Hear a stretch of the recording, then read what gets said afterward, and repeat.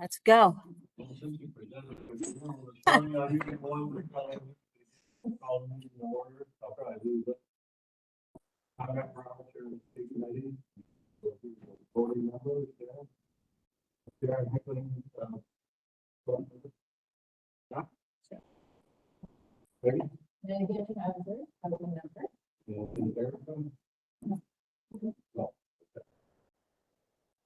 That, I'll turn over to you, Bethany, and you can get the rest of the, I don't know if you're going to put it online or you to. Just in person today. So I'm Bethany Bisnu. I'm the Executive Director of the New York State Soil and Water Conservation Committee. We'll start with Brendan. We'll go around the room. That's the part of the year we're going to do.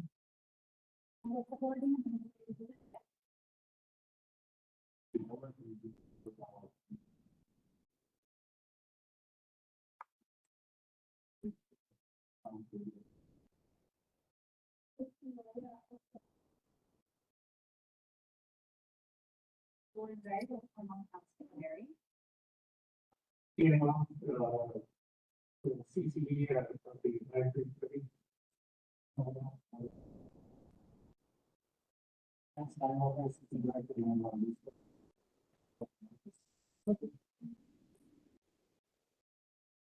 If you don't know, they can use that for the.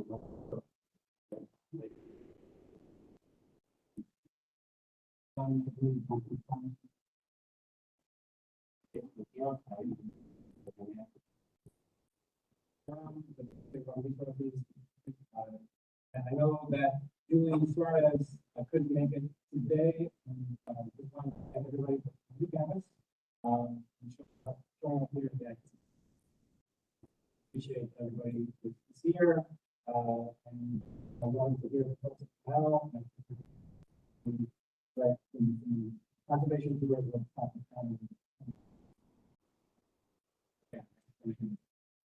everyone,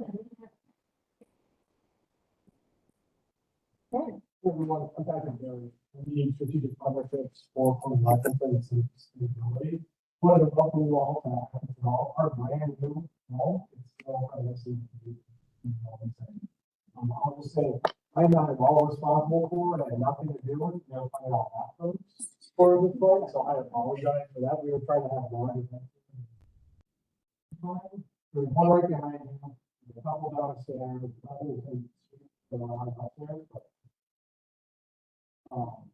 but yeah, Julie reached out to me if you guys are looking for a place, and we would want to work on sustainability of water, like the climate change, food security, water health, and business. We have a lot of projects because working on agriculture in New York. I'm really thrilled to have this group here. If you need anything, also more of the suite, also a store, or what actually be teaching.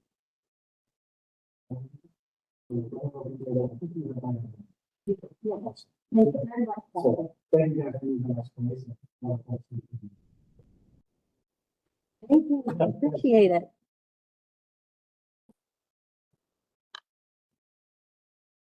I want to thank everybody who was involved in putting this together.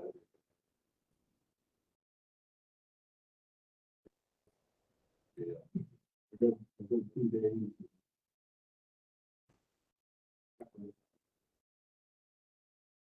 Plan.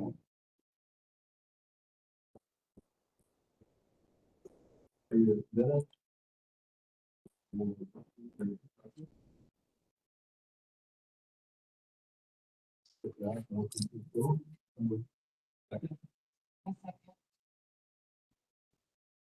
No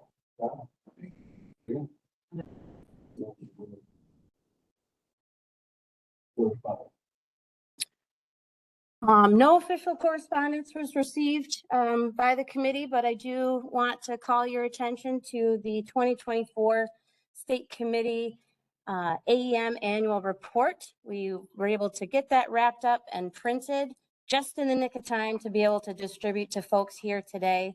That is an annual report. We have to put it together.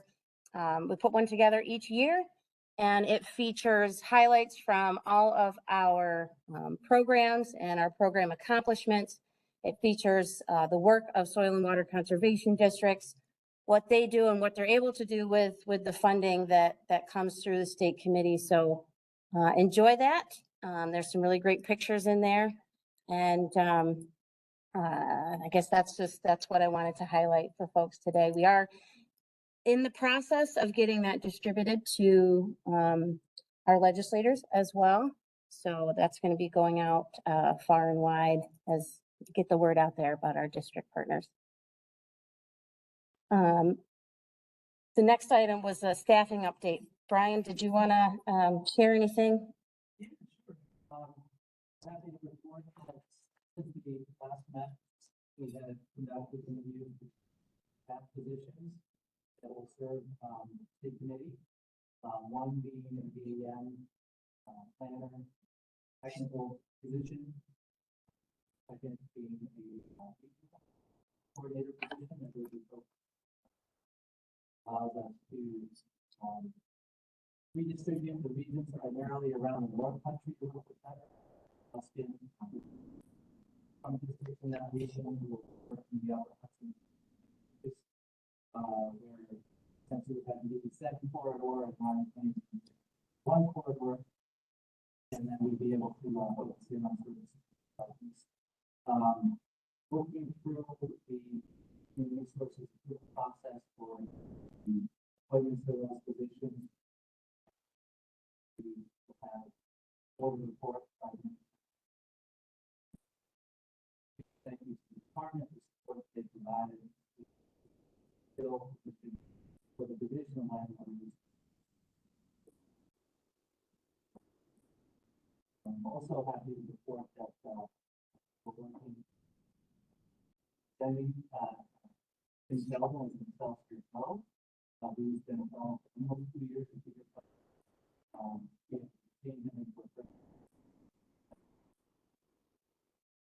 good to be here today, but overseeing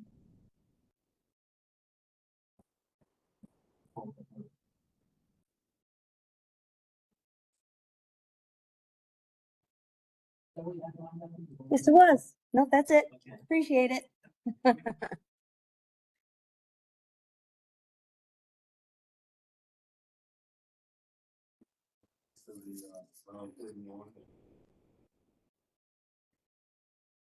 So we do, yeah. John, I think he's the only district folks here today. So for this portion of the agenda, because we do have to vote on an RFP that we're going to be releasing, we have to ask all district representatives and farmers who may be attending us today to recuse from this discussion, with the exception of our CDEA representative. So I think we are all set. Jason, you want to come on up? Let me pull up your slides for you.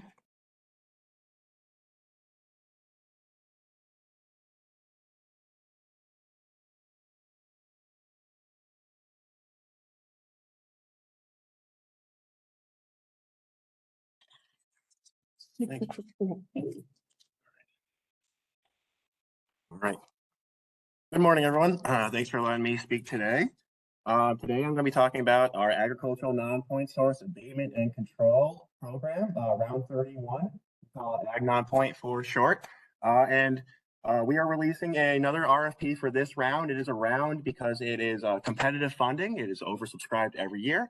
And so this year, with the latest budget release and our allocation of funding, we try to improve our programs year to year. And so we have to present on what we're changing and seek your approval. So I like to communicate things by the STAR method. It's situation, task, action, result. Situation, we got that funding from the budget coming down, and a new RFP coming. Task, we're seeking approval by state committee. Action, if that were to be approved, we move it forward through our department, through the department processes of council approval. And result, we would have a functioning RFP for round 31 for districts to apply and to push forward new projects across the state.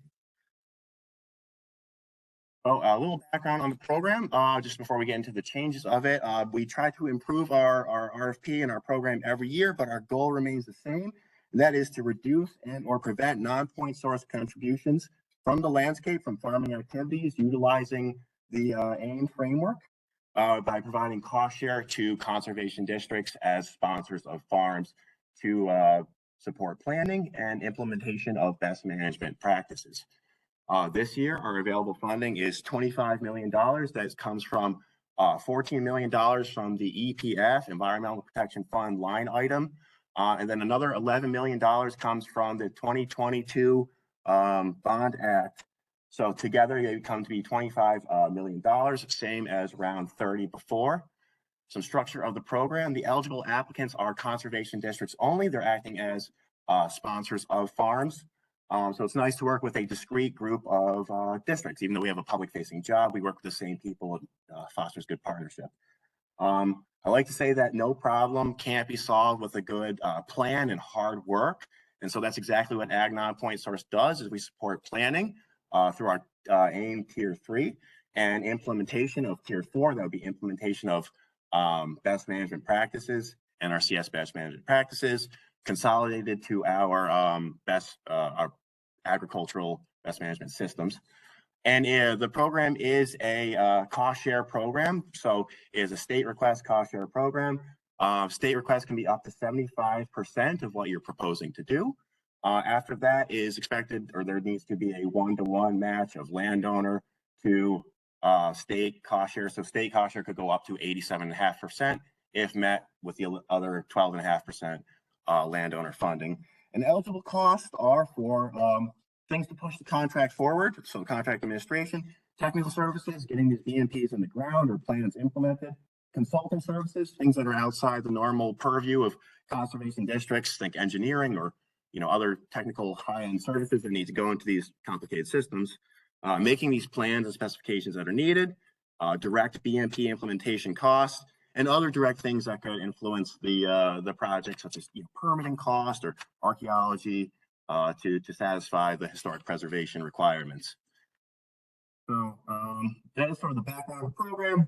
As we know, I just wanted to share that. I know a lot of us are familiar with it. Some new faces, new to me.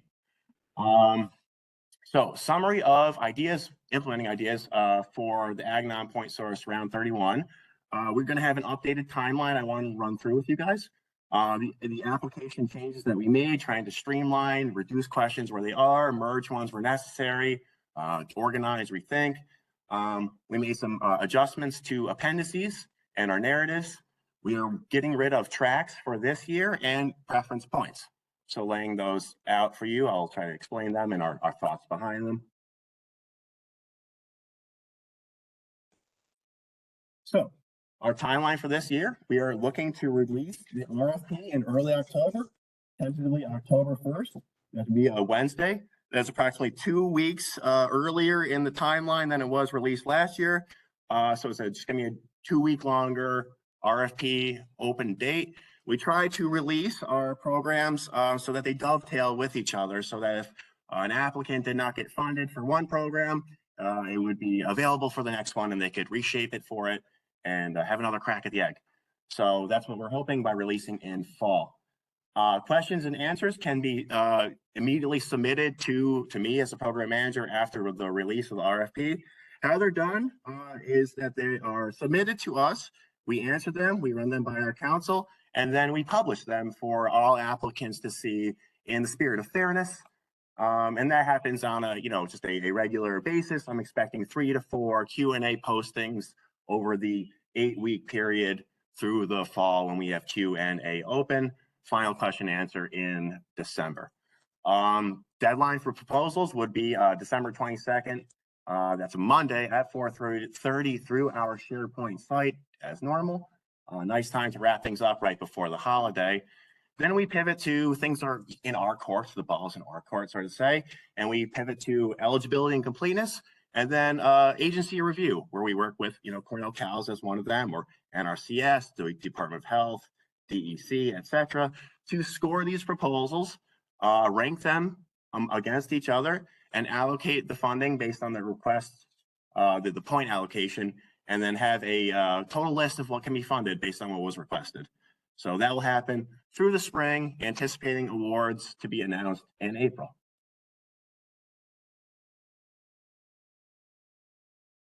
Okay, jumping into our application updates. Notes here. So a goal of our application update was to clarify and simplify things without losing relevant information for the proposal review of the reviewers. So we were able to reduce questions by either removing them entirely or merging them or reordering them from 33 down to 23, hoping that attention could be focused in less places where there was redundancy and maybe more on narratives or on highlight questions that are most important. I can explain to you why, where we move things as such, but we were able to remove 3 eligibility questions. They were asking whether CAFOs were compliant and whether eligible farms have completed the correct AIM tier 1 and 2 required tracks to move them forward to this part, the tier 4, tier 3 application. That was just a binary selection, either yes or no. If no, not eligible. So we just moved them to the eligibility checklist at the end of the RFP, just to cut down on redundancy and the amount of page flipping to go through. Just a functional change to it. Another area where we were able to remove questions was on proposed systems and personnel and budget questions. So we have an Excel workbook that houses a lot of data, and a lot of our reviewers are pretty versed on how to go through it and how to identify those things on there, the BMPs that are being implemented, the personnel, the budget. So instead of highlighting in the question and also in the workbook form, instead of adding that extra emphasis of having them as a separate question, we just are going to direct reviewers to the SW form, less needed there. The reason they were there in the first place was for our own personal tracking reasons, wanting to know how many waste storages there were, wanting to know how many of a certain person or cost share there is. That's all available to us internally through the workbooks also. And as I previewed before, we are doing away with preference points this year, pending approval from the committee. So that question was able to be removed. So it wasn't all removal. There were some additions and some clarifications and some merger of questions too.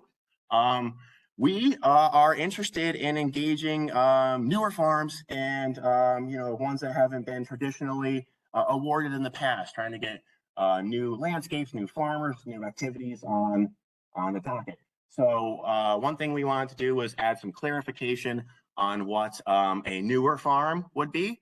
So, new to the program, we asked what are the number of farms by their AIM ID, which is given to them to the AIM program, did not receive an ag non-point source in the last 5 rounds. So a new farm, new program participant can be kind of ambiguous. Putting an actual ID number and number of years to check should hopefully help applicants and reviewers know how fresh these farms are. On the flip side of that, we also wanted to know the number of farms that did receive in the past 5 years, if they're getting a lot of grants, and if it was an implementation grant, what systems were proposed. The fact that they got a grant recently doesn't mean that they're a repeat customer coming back for the same BMP over and over again. They might just be good at coming and applying for this or have good projects lined up. 2 questions that I want to add for our own tracking purposes and to draw attention to reviewers are asking about repeat BMP systems. So how many BMP systems are the same as was done in the past 5 rounds, and how many BMP systems are expansion related? So, how many applicants are proposing systems that are related to growing their farm operation size, perhaps thinking that would weigh differently on a reviewer than one that is not expansion related, maybe fixing an existing problem instead of, going down further growth. So those are good for tracking and just for identification of reviewers. Also in the application, we have narratives, and this is where like the meat of the information comes for reviewers that we've gathered from feedback from them. And something we did over the past couple of rounds was take aquatic resource information that was originally in round 29 in a series of questions and tables, and try to weave it together into a narrative more. Hopefully this can allow applicants to describe their setting. Even just driving here today, it struck me how, it's vast and beautiful our state is. And, if you could put that into words, I think that can really sell your application. So we moved in round 29 to 30 into a more narrative base of the aquatic resource you're working in. And here we are going to just merge it. This is based on feedback from applicants. Merge it with the existing problem statement and what is the existing farm conditions. So it was 3 narratives last year. Now it's reduced to 2 narratives, sort of with the first narrative having a part 1, part 2. Set the stage, and then what is the issue? What is the problem? Hopefully that helps with organization and flow, and just not running up on redundancy and trying to reset the stage, so to speak. In the problem project objective, this is a more significant structural change. It was we decided to, based on district feedback from our feedback sessions, do away with our screening tools. These are appendices to the RFP that they would submit if applicants were pursuing a roofed heavy use area or a waste storage. So these are intensive best management practices. They can be kind of expensive. So we were asking districts just to take a pausing step before looking them and determine whether if it was the best practice. So the heavy use area screening tool, we did away with it as an appendix in whole, but we took the spirit of the question and wove it into the project objective, asking them to explain for their best management practice what was the cost of it, what are the alternatives explored, and why, like a feasibility consideration, why this one was chosen, why the roofed heavy use area was chosen. And we wanted to, just by the language, have that be for all BMPs. If it was an expensive BMP, support your narrative by explaining why it was chosen and why it was chosen over other alternatives. The second screening tool was for waste storages, and that was just making sure that in the appendix that the relevant information about waste storages was present. So like, what are they currently doing for their waste storage? What is the type of storage they have? What is their spreading? And what was the volume? What is the time duration that can spread, things like this? And what are they proposing to do? This is all stuff that would be in their CNMP, which would be required for them before they pursue that system. But it's putting it front and center for reviewers. So without having that extra appendix, we just have them explain it in their narrative, which we just figured that many of them were just doing anyways, because that's where the technical review happens. So going through their proposals, it just seemed redundant to have this screening tool that they were already weaving into their narrative already. Got feedback. It was just one more step for applicants. And so we decided to weave it into our project objective narrative. Okay. Another change to the narrative we had was for districts to, and this, if it helps their narrative for that project, explain the priority ranking that they assigned to it. So explaining why it was higher on your list, if that helps or not, or what thought went behind giving it a higher ranking at the district level. Maybe that helps district reviewers, sort out where to allocate points and have like more insight into how districts were thinking about posing these forward. Okay. Next change we made, also based on feedback from various groups, was preference points. Preference points have evolved through the years. There were times that we would, we as the committee have preference points for applications that had inclusion in, a priority water body list or a drinking water plan. And other times we had preference points for more highlighted BMPs. Most recently, it was for implementation of buffers. And this just adds points, you know, to a district, to a proposal. It kind of adds an additional weight to something. And we already, just by the structure of the grant, give emphasis to these types of things. So our scoring criteria, which you guys have reviewed, already asks reviewers to positively consider a plan if it is in one of these watersheds with a clean water plan, or if it's just doing something that would be really impactful, such as a buffer would do. So doubling down on them with preference points just seemed like a unnecessary complication, and, you know, open for, you know, just ways to push proposals forward, and when they, you know, everything should just maybe scored equally. Now that is to say, you know, like I kind of touched on this before, these things are still prioritized. So we work with partners, DEC and things like this, that have these water plans and things like that. We highlight in section 4.1 of the RFP that we do provide you know, preference to these, but just we're not going to give points. So we still want reviewers to prefer these, to score them favorably, but we are doing away with an additional scaling of points. Okay. So this year, this is a good one for me. No separate funding tracks. We pursued separate funding tracks last year due to separate funding sources. We thought that Bond Act track might have some requirements for prevailing wage attached to it, which would result in much different budgets across the two. So we did get exemption from that from our council last year, so we can have everything be the same budget. So we'll have one single funding track. If there needs to be adjustment on the back end on what's a bondable practices to be funded, we can do that.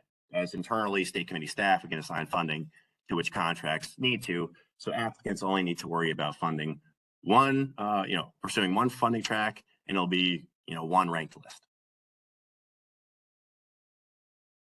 Some other things that we changed was a definition for what a farm operation is. This was consistent with CRF and AIM, so hopefully this gets, you know, more farms participating that wouldn't, you know if they were meeting that definition. We updated our personnel rates as we do every year. The big change on this is the $15 overhead that we are offering. This comes after research from one of our regional AEAs, Ben Luskin. It was $5 overhead previously, and so that's just a big jump to add to this. And we touched on scoring criteria a little bit. We did that mostly last year, so there wasn't much to change after digging through it, but we did want to format it correctly so it's easier to digest and put the most relevant, you know, criteria up front. Through editing over the years, things got kind of disjumbled, if that's a word. And we wanted to put similar questions together and more project pertinent questions at the top and more nuanced questions at the bottom.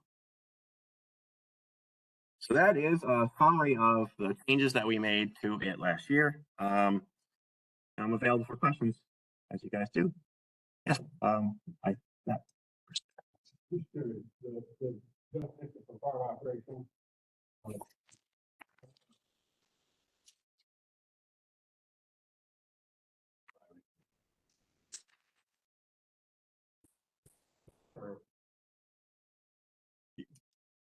Yeah. I think we built it off. We pretty much just copy and pasted from CRF and AIM. So whatever thought went to that is, yeah. Right. Can we use that definition before? Because I don't know what source when we've gotten a question.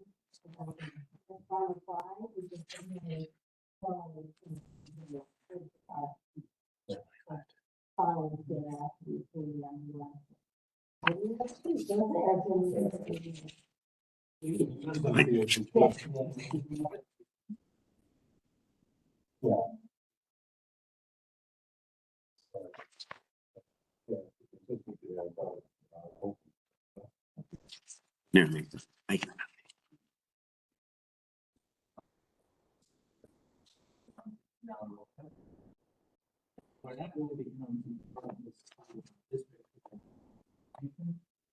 That's not something that we support. Based on shareholders. And, the entire life of the program. No. And we look back at historical records, correcting that. Our was developed, it was kind of a multiplier. Divided by the basically established. SWCC over time. Tripling that rate of $5.50.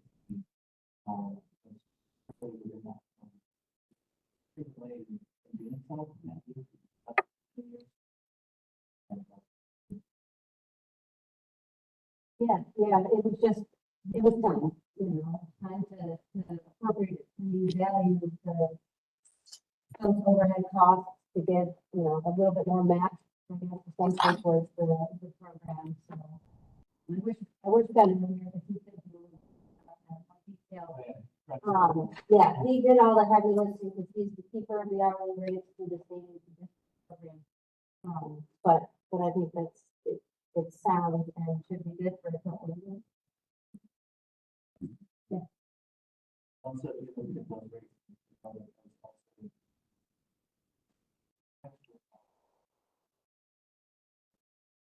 across the state. Have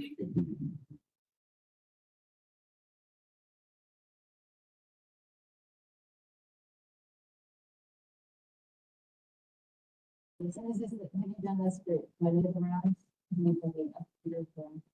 This will be my second round on the program. Yep.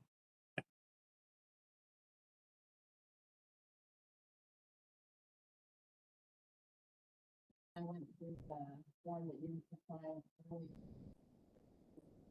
That talked about that. This form's probably not too hard to fill out for someone who's been doing it. I look back to when we did one in 2000. Very happy with the role. I think that happens. Looking at these forms, how to submit. Maybe in this area. Be technical. Yep.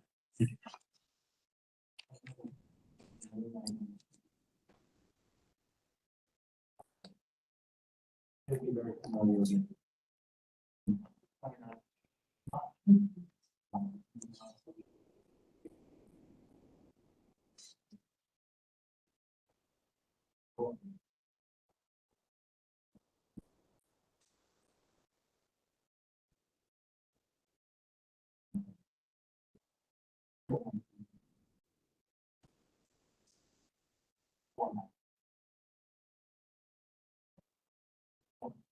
Also, I think this is much better than the last one.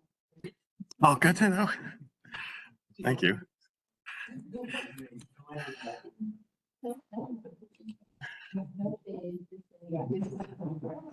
to know. I know I didn't think a lot.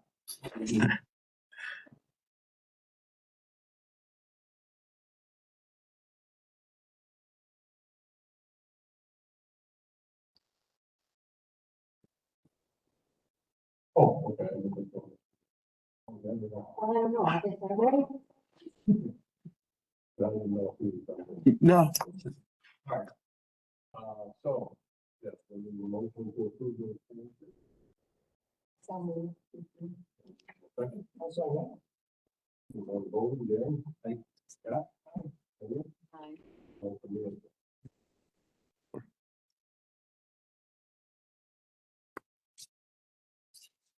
Right.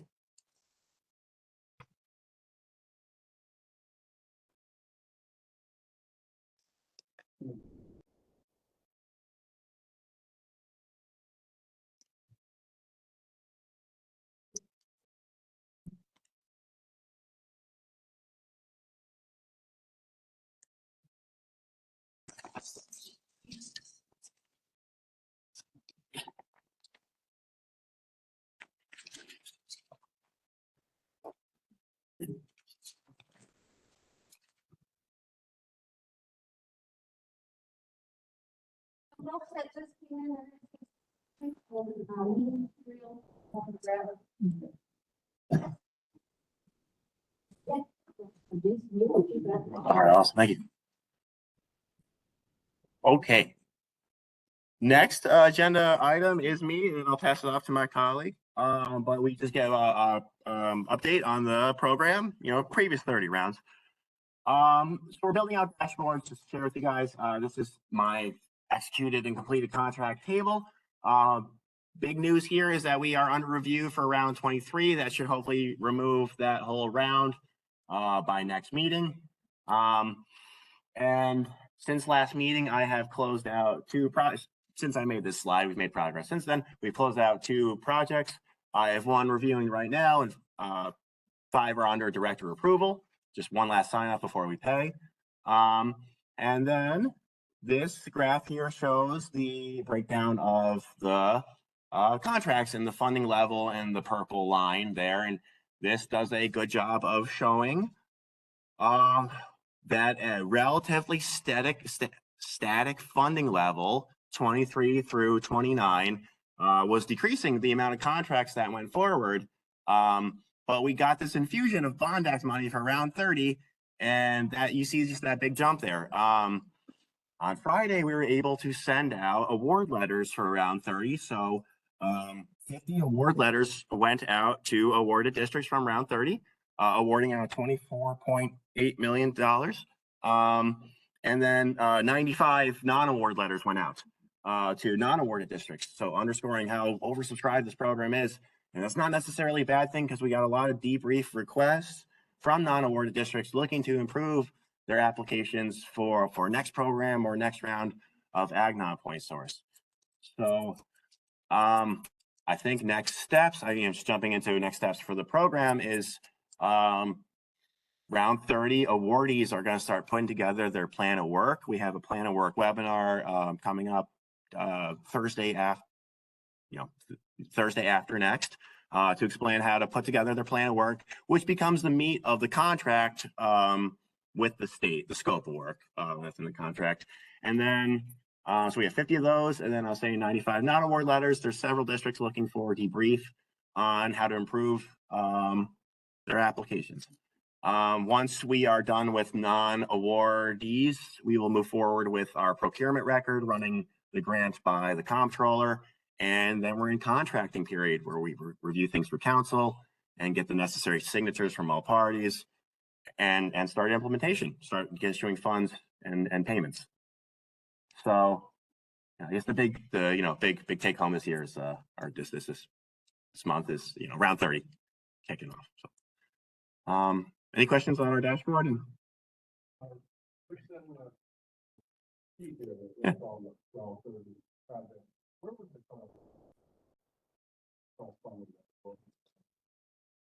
The last project? Oh, well, it was at 10.9 for Bond Act and 13.9.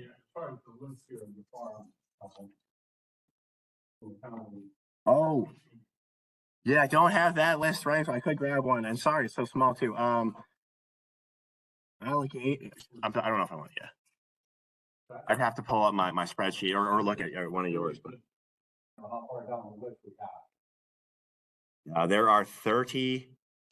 No, there are 24 Bond Act and 26 EPF. So it's 24 and 26.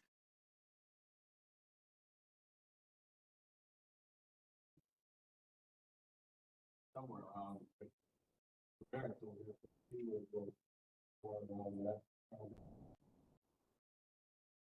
Number 50.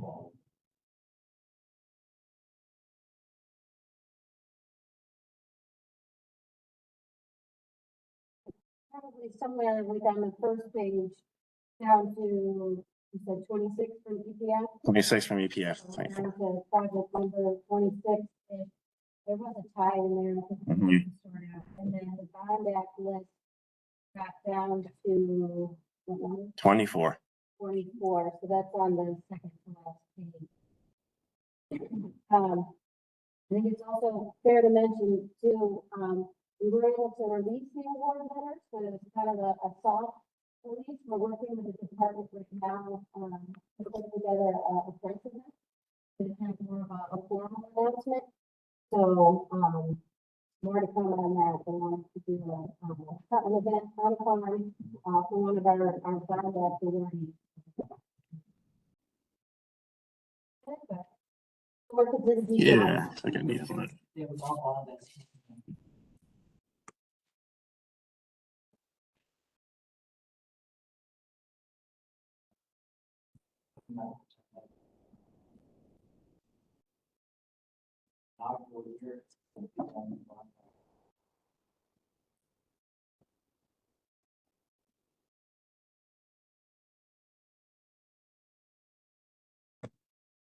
That's it for me. All right, thanks everyone.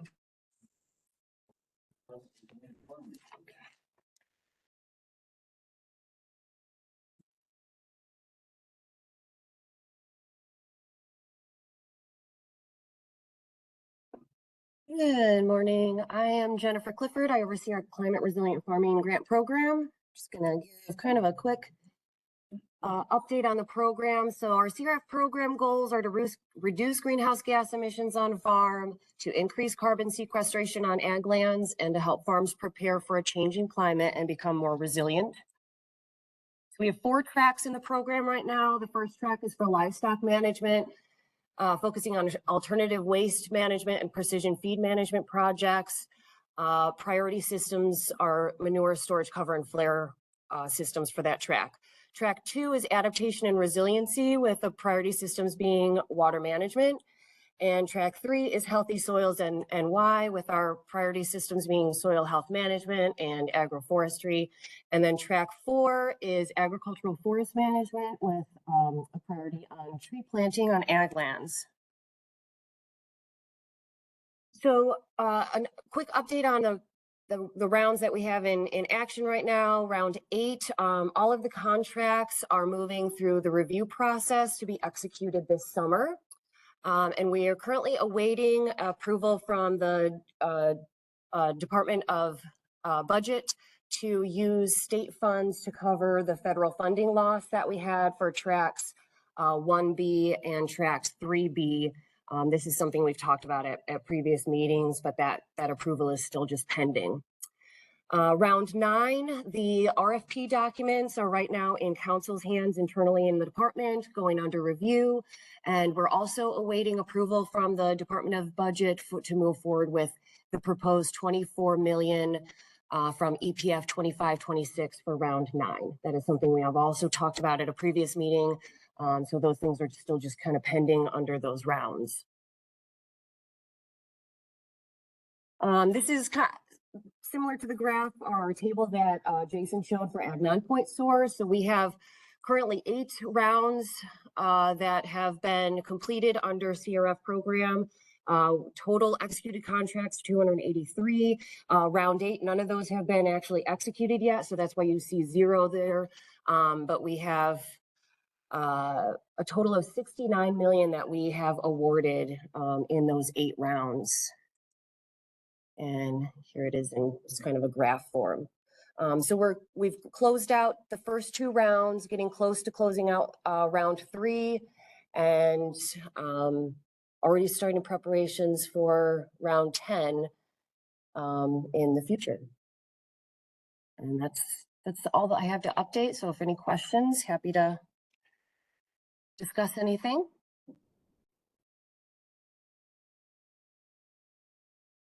Quick and easy. All right, thank you.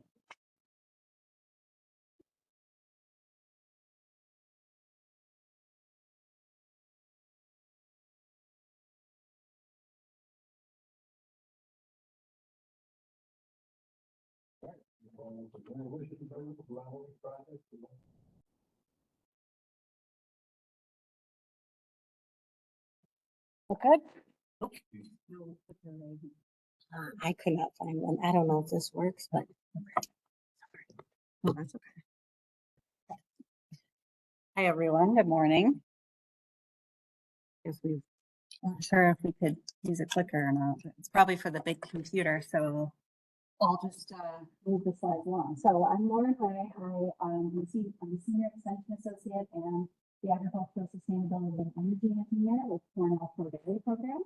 So we're going to kind of kick off this morning. I know there's a whole bunch of presentations today from folks at Cornell, and this will focus on dairy farms and emissions measurement and monitoring that we've been working on. Myself and Jason Oliver, as kind of the focus of this discussion will be on the manure management side of things for the most part. But I wanted to set the stage really for everyone, and I know a lot of us this may be a review, but when we talk about dairy farm emissions, greenhouse gas emissions in particular, we think about it as in footprints, right, and different sources, really 4 buckets. So we have the enteric greenhouse gas emissions, which are from the animals themselves. Those are all 100% methane emissions, mostly from birds, horses. Then we have the manure print, manure management, which also can predominantly be methane, and it can also include nitrous oxide as a greenhouse gas emission. And then we have the feed print, which is associated with the farms growing forage, growing, and also purchasing feed, right? So what the animals are eating and how that's brought into the farm. So this is really cradle to farm-based emissions. And then finally, the energy use associated with the farm stead as well.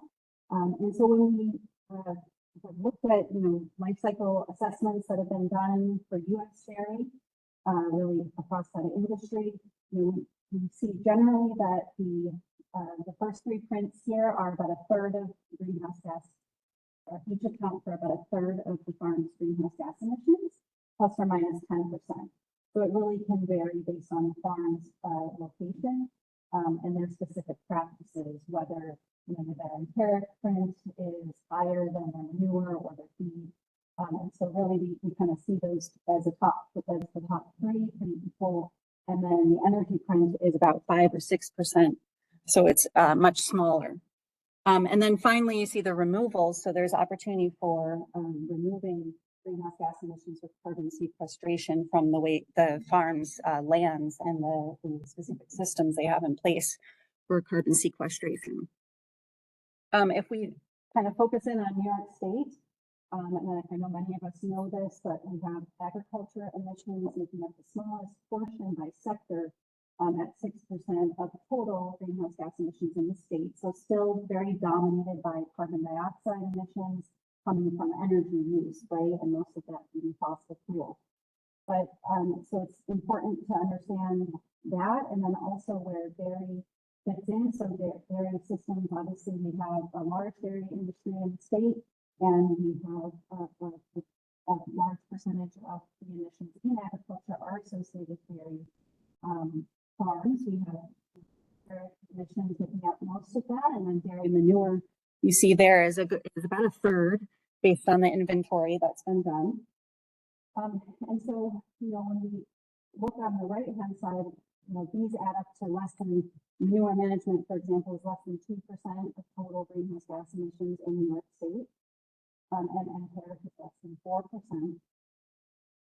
But what we want to also consider is the impact that this sector and these systems have on methane in the state, and there they have a more significant contribution. So when we look at just methane, which is on the right-hand side there, 8.4, that's where we see now enteric emissions are about 10% of total New York State methane emissions, and manure is about 5%. And then, these still really pale in comparison to waste management. So from landfilling, we have 30% of the methane in the state is coming from waste management, solid waste management. And then it's 55% from fossil fuel extraction, mostly is where we've got methane losses. And then some down the line with using fossil fuels for energy. So we do want to be aware of all of the ways we can tackle methane as well as carbon dioxide, right, in these different sectors. And it's important to mitigate methane because we know that can actually slow near-term warming. That when we reduce methane in combination with carbon dioxide. So carbon dioxide is really the majority of the greenhouse gas emissions that we have, and they're long lasting. So we need to tackle those aggressively. But if we also reduce methane, what we can do is then better slow the impact of warming. So these charts are from the University of Oxford's research that was done on the impacts of different rates of change of emissions for both carbon dioxide and methane. So if emissions are both increasing of carbon dioxide and methane, which is kind of historically what we have, that's where you get that exponential impact of warming that you see at the bottom here. If emissions of CO2 and methane are held constant, then we would still have accumulation of carbon dioxide in the atmosphere, and that would give us a more linear warming impact. And so really the best case is when we can reduce both carbon dioxide and methane at the same time, and effectively, so that we can have a real leveling out of warming impacts from both of those gases. And so that's really the goal that we want to keep our eye on. So one thing, that we've obviously focused in on with the livestock emissions in the state is understanding, okay, how have they changed over time? So we have this showing the breakdown really of New York State's agricultural greenhouse gas emissions total. But you see at the top, animal feeding emissions really have not changed substantially from 1990 to where we are today. And again, that's all methane emission there from the enteric emissions. Manure management, on the other hand, we do see a pretty substantial increase, right, of about what we were at in 1990. And that's really based on the management practices that have been put in place to protect water quality. What we have is a lot of liquid storage of manure that allows us to apply it at the right time of year.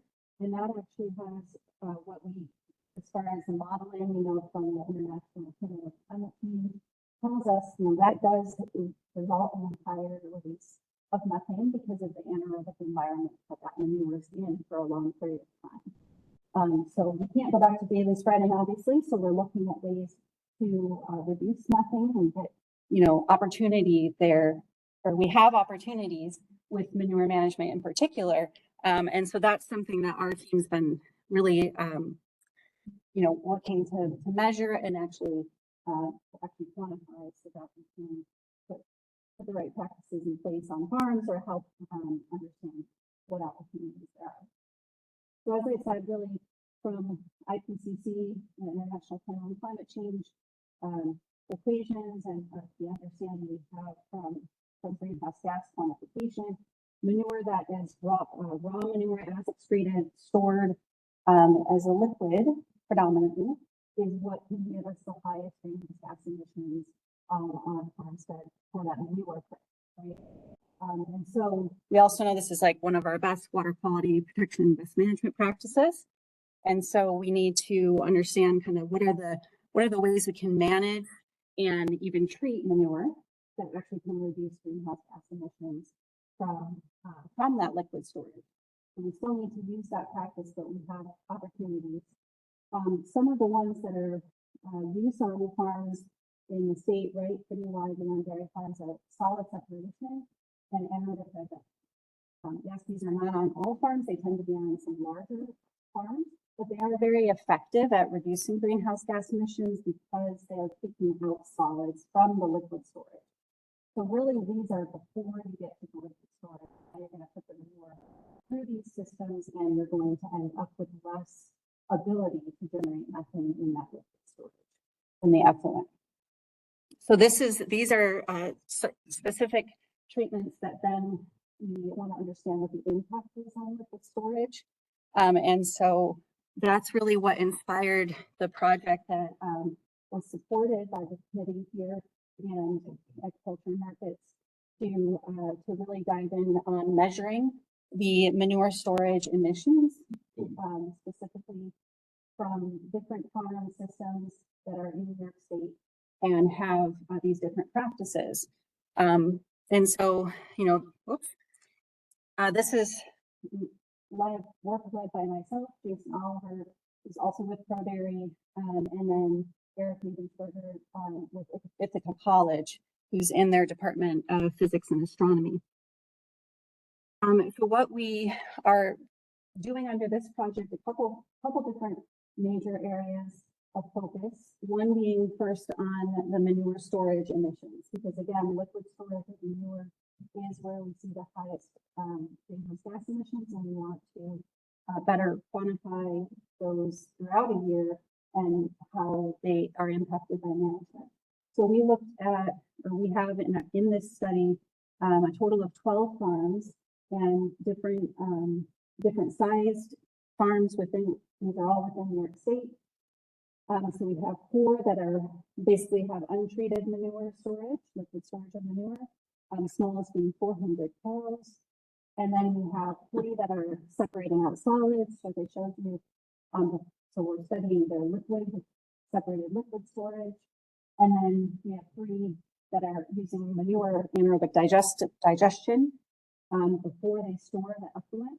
And then 2 that are actually doing manure food waste co-digestion before they store the effluent. So the largest farm being about 3,800 lactating cows, smallest 400 cows. And what we're doing here is we've developed a way to measure greenhouse gas emissions around or from that storage of manure. And so what is done is actually using a trace gas analyzer that's on a backpack that's mounted on the backpack. So we can encircle the manure storage and do that once a month, 10 different laps or 10 laps, so that we're getting kind of a full period of measurement and also repeating that measurement. So what we're able to do is get the methane concentration, and when we combine that concentration, so at the top you see methane parts per billion from the trace gas analyzer. We have upwind and downwind, so you see a peak when you go around the storage, and we have higher emission on one side where the wind is pointing, and then we have a lower emission on the upwind side. And so we are using the methane concentration, the position data, and the wind speed to set up a anemometer to measure wind for each visit. And so through under the action of Eric Liebensberger, we have a Gauss's theorem model that really can allow us to get a methane emission flux from the storage. And that can be calculated again, because we're encircling that source. So the other piece of the work that ties in with the model, with the quantification of emissions, is also the height of the methane plume. So we have, for this, we used a drone-mounted methane analyzer to understand how high the emission can go. And so what we see here is generally we're within 10 meters is where we have peak emission, or the methane emission rate, or I'm sorry, the methane being emitted, sometimes up to 15 meters. So that's part of what's used in the model, because we're able to measure right around this 2 to 3 meter position with the backpack. And so we do account for that height distribution in the model. So just to give you an idea of what data looks like that we can get out of this, I'm showing you all of the 12 farms, and this is a set of months. So what we're able to do is, since we make these measurements monthly, once per month, we're getting a methane flux for that month. And it's telling us really, obviously, for that period that we were there, which is during the day, fair weather. So we do have to consider that the flux rates can change for nighttime and for rain events and things where we're not measuring. But what we're looking at is the colored bars are all of the observed measurements, and then the gray bars are modeled, but that are using IPCC methods to model emissions. And so what we're going to, so This has been collected over a period of, we're now at about 2 years. So we're still working through a lot of data processing to kind of continue comparing with the modeled results and the observed results here. So, in some cases, we're seeing very good agreement with the models, and like at the top, and a few farms here. And then in others, we see a very big difference. So some of this, we know we can, we need to look at other data specific to the farm. So the collection of manure characteristics and also temperature of the storage are playing into this. Other things, we have farms that are managing manure, sometimes with an additive, or something where we can understand, dive in a little deeper on why we might see this discrepancy where the observed is lower than the model. So these are all things that we are working through with the data analysis. Another thing that's important is that was showing you a flux, like a methane flux rate, so a kilogram per hour, and that's going to really vary, right, based on the farm's size and their manure storage characteristics. So what we want to understand too is maybe what are the comparisons by treatment type. So we need to look at the rates of methane per unit of volume that's in storage. So we're trying to kind of normalize the results to be able to compare across treatments. So that's what this is showing you an example of. So these are our no treatment raw manure storage farms, and you see that we have generally a higher methane flux per unit volume, especially in the fall. So that's something that's important. We've seen higher emissions in the fall, not even in the summer. And that's maybe right before the storage is empty. So that's kind of how it's maximum volume back. And then here's solid separations, separated liquid. Methane emission by volume is a little lower. Still kind of has that fall peak. And then anaerobic digestion systems on farms, they're storing digestate, so we're looking at the emissions there, and we see that we are getting most of the farms are showing emissions that are below the solid separation and the raw manure, which is what we would expect, right? Some residual methane, but it should be lower. However, we also see that it's a little more consistent through the year, so it's not as variable. So these things can help us with better understanding what management opportunities, especially if we're considering a cover and flare, and how the gas production can change over the year. And so again, I mentioned the manure characteristic data. We have measurements of temperature within the storage, and also volatile solids and total solids in the manure, as well as nutrients. So these are all aspects that we're bringing into the analysis, and we need to kind of work through a lot of that data as well. And I want to transition into the second part of the project, which is working a little more with the actual systems that are capturing methane from manure. So biogas capture systems is what we refer to them as, or control systems. We have anaerobic digester to energy systems, and also manure storage cover and flare systems. And so these are what we want to understand their performance in capturing methane, and whether there's like leaks and losses, and maybe the extent of those. So these systems are designed obviously to capture methane. They're each different, right? Anaerobic digester systems have a lot more infrastructure to kind of optimize that capture. So they're able to process manure more quickly, and that's why it comes out as digestate typically. So they kind of have an optimum environment for microbial populations to thrive on that volatile solid destruction. And that's also why they can be used for energy, because we have a more consistent delivery of biogas that's happening. Manure storage cover and flares is when we're able to cover the manure storage with storage of liquid with a plastic cover and avoid gas escape and also keep rainwater out. So it's a lower cost opportunity to really capture methane, but because it doesn't have that mixed kind of warm environment, that's ideal for microbes to thrive year round. We don't have as much biogas production, and that means that we'll not recover for energy generally, although there could be opportunities for that.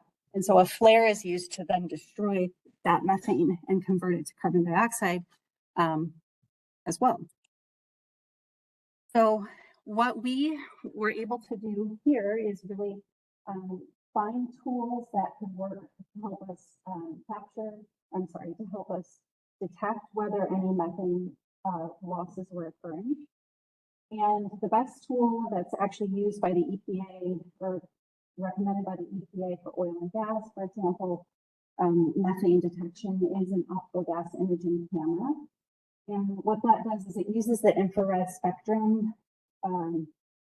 So the lens can visualize the infrared spectrum and is filtered to be able to see where methane absorbs.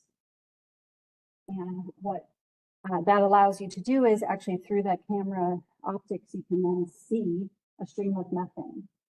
It does do point source only, so you can't see a dispersed amount of methane in the air, something you would have from storage, for example, but you can see point source loss. So if you have a capture system, so anywhere where biogas is being held, and then you have a leak, right, or some hole or something, you would be able to see a stream of methane, even on a very small scale. It's very sensitive.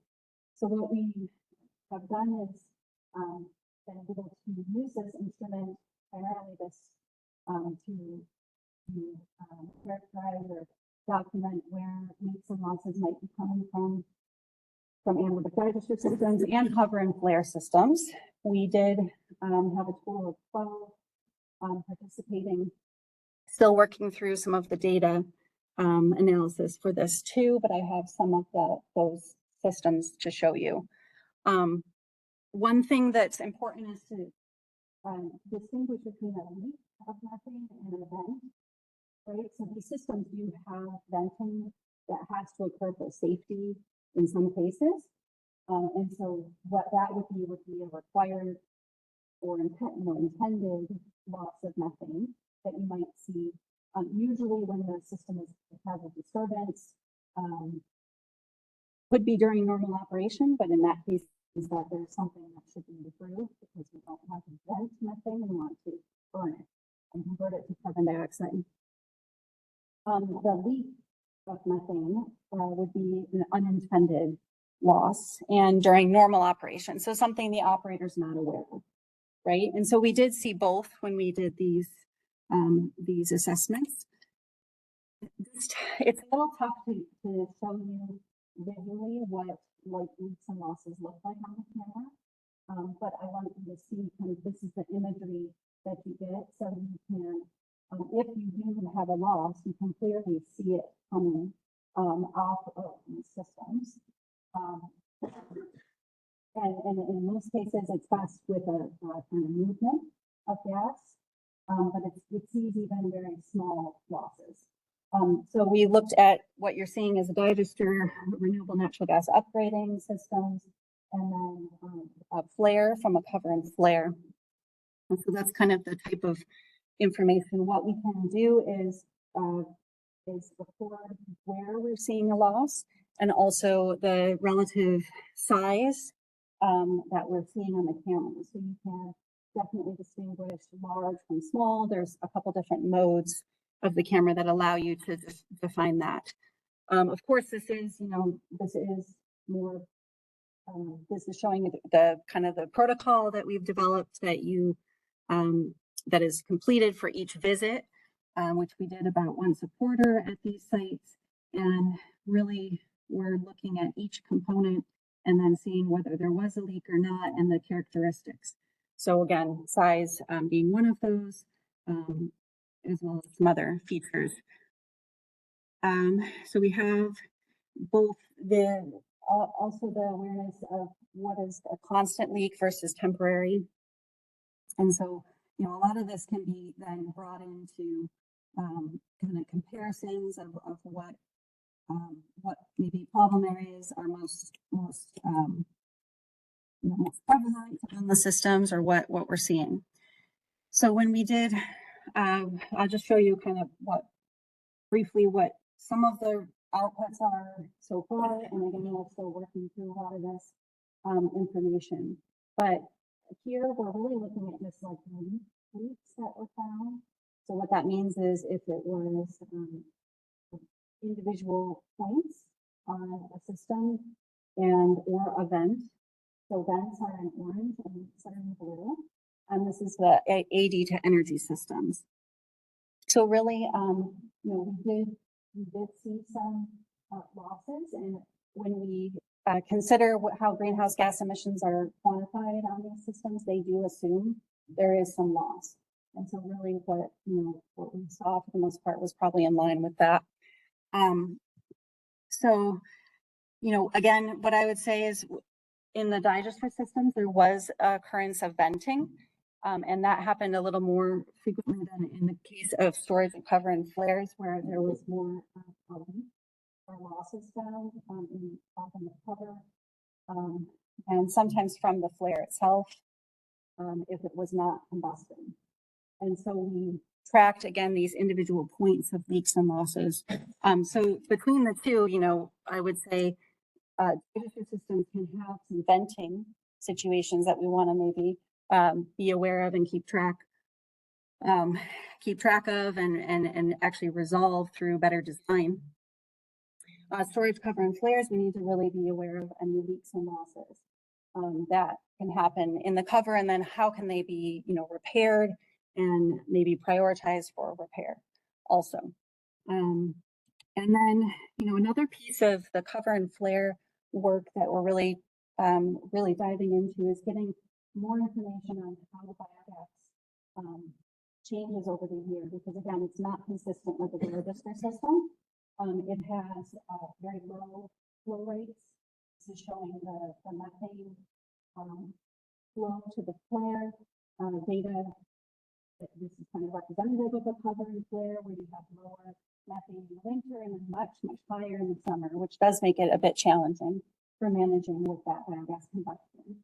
So sometimes you have where the flare in the winter and it can have losses.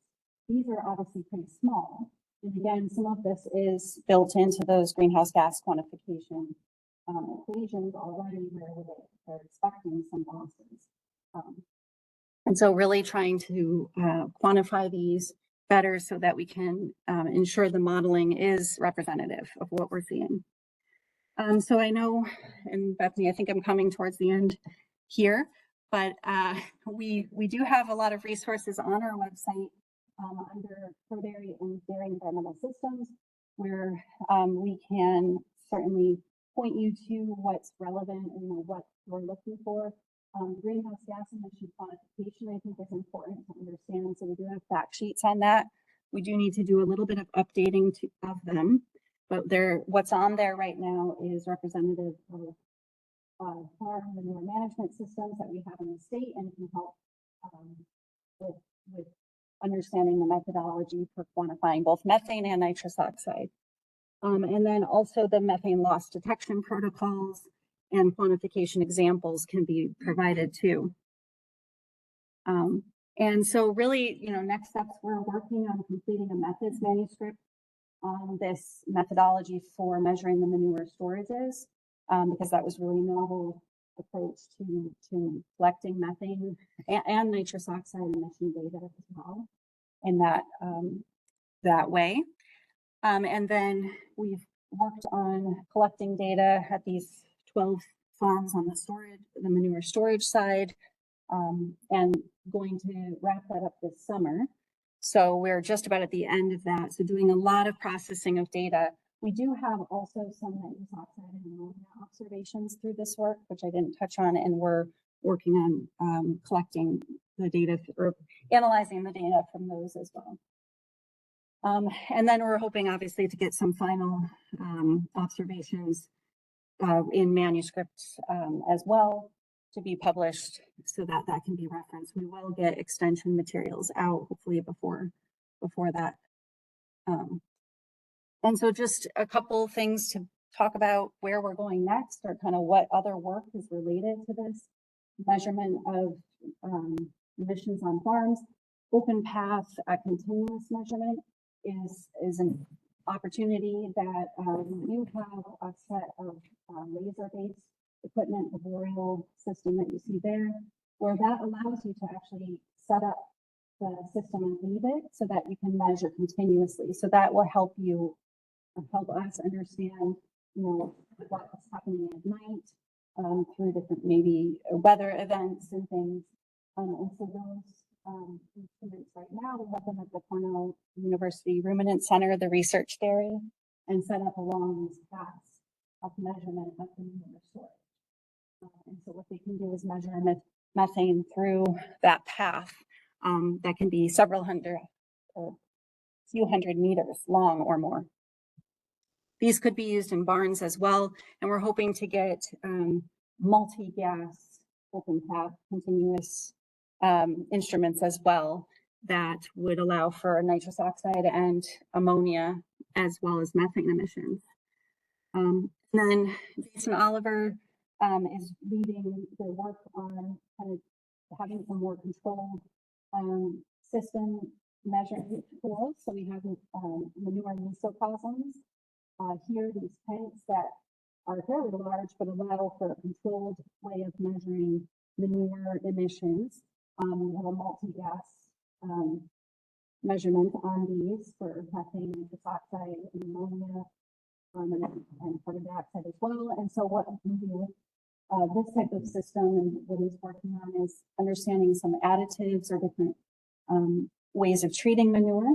Like we saw with the one farm, there can be some potential lower emissions if there's additives that are used, but we need to kind of distinguish between what might be snake oil and what's, kind of real.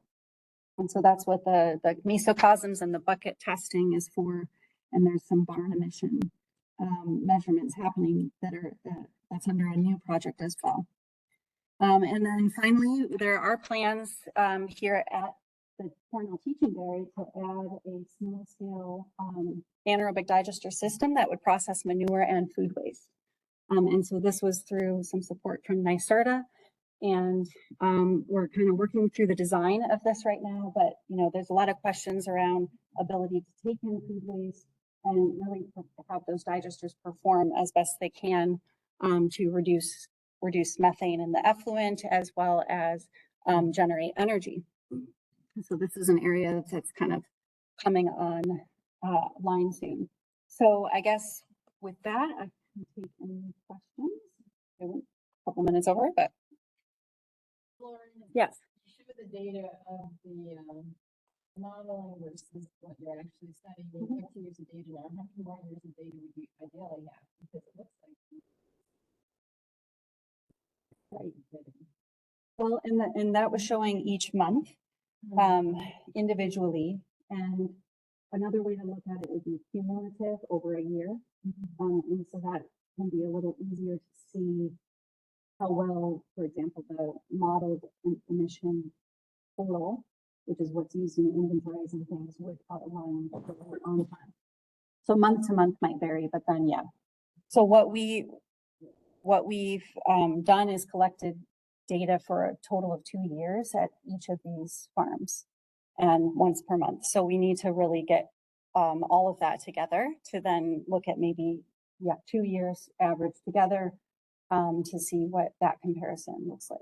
And you're right, when it's all over so if there have been, I would say from at least the preliminary data we've looked at, multiple farms have within, I would say 5 or 10% of what modeled emission rate is, which is pretty good on an annual total basis. But then where there are some anomalies, we want to understand what that could be from by looking at the manure data, specifically volatile solids being maybe very different than what would be via the farm, or what's expected for as excreted, and some of those characteristics. So yeah, more to come on kind of get a full picture there, but Are you running new digesters going in or? so there has been some growth definitely in adding digester systems, some new, and then upgrading or changing, kind of updating, I guess I should say, refurbishing existing ones in the state. So we've had much of that happening in the last like 4 to 5 years. And right now, from what we've assessed, from our understanding of the farms that have anaerobic digesters, there's at least 12% of the dairy herd that has an anaerobic digester system on site. And it may even be a little more. Many of them have gone to renewable natural gas production because there is a higher energy value that's available from markets for that than electricity. So that's kind of one shift also. But the same digester systems for those that have happened before. So, Follow up on that? yeah. So no, they have not been yet. And so, yeah, so when we look at the state inventory, the assumptions that are used are that a dairy farm for manure management might have a liquid storage of manure or a solid management of manure that is obviously not key, or is daily spreading. And with the liquid storage, that's kind of where we have these impacts of treatments that are not captured yet into the inventory. So the assumption in the inventory is really that it's raw manure being stored, which would have a higher level than what we would expect from after taking solids away in the digestion of separated solids. Separation process. Yeah. So that's part of what this work is trying to inform too, is how well the measurements align with the models that are available for digester systems or separators, coupling flares, this one. So, yeah. How much are you sharing your information with other commissions of methane in the state? Or is it just this thing? I mean, with other methane emission sources? Yes, or within the state. So you show that graph. Yes. Yeah. Right. So there has been work like through, NYSERDA actually has a methane monitoring research group that's been active.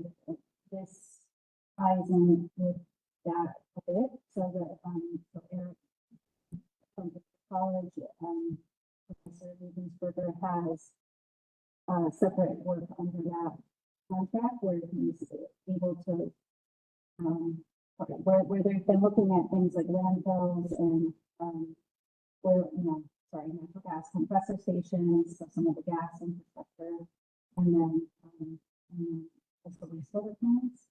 And so there is kind of a working group under NYSERDA that is looking at those systems and then in comparison with dairy measurements where that plays in. So I think that's, I think that should be kind of expanded or more discussions happening, among the sectors, like you said, to understand in context. That is all the time we have for Yeah. questions. Thank you so much. Luann. Sure, feel free to follow up.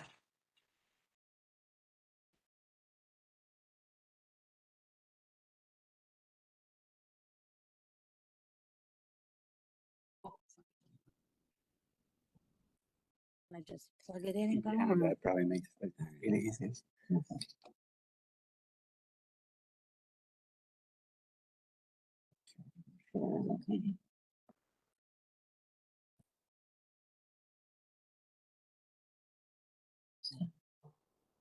Pull it up. I'm gonna have you. Let's hit share down here when it boots up.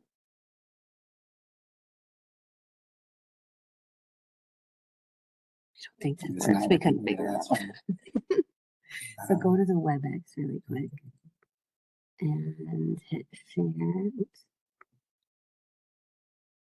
And then you go up with it. Okay. 'Cause that's all being recorded for the minute. That makes sense. And then just.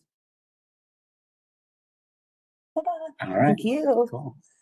Well, thank you. It's great to be here and great to present to this group as the first time as the director of the New York Soil Health Program. We have a small but mighty team, so I've tried to encapsulate some of the different stuff we've been doing. Kristen Laurie is here from our group as well, and representing Matt Ryan's group and the wonderful sustainable cropping systems work that they do. This is going to be kind of an extension and research update, kind of a survey of a lot of different things we do. So hopefully, we'll have time for questions and we'll be talking lunch as well. So really, I guess the vision is to support education, outreach, and applied research across commodities and across the state related to soil health and the different management practices. And obviously, we know not just enough to study the system, we also have to work on the systems level approach, which is what Kristen Lauria and Matt's group really focus on.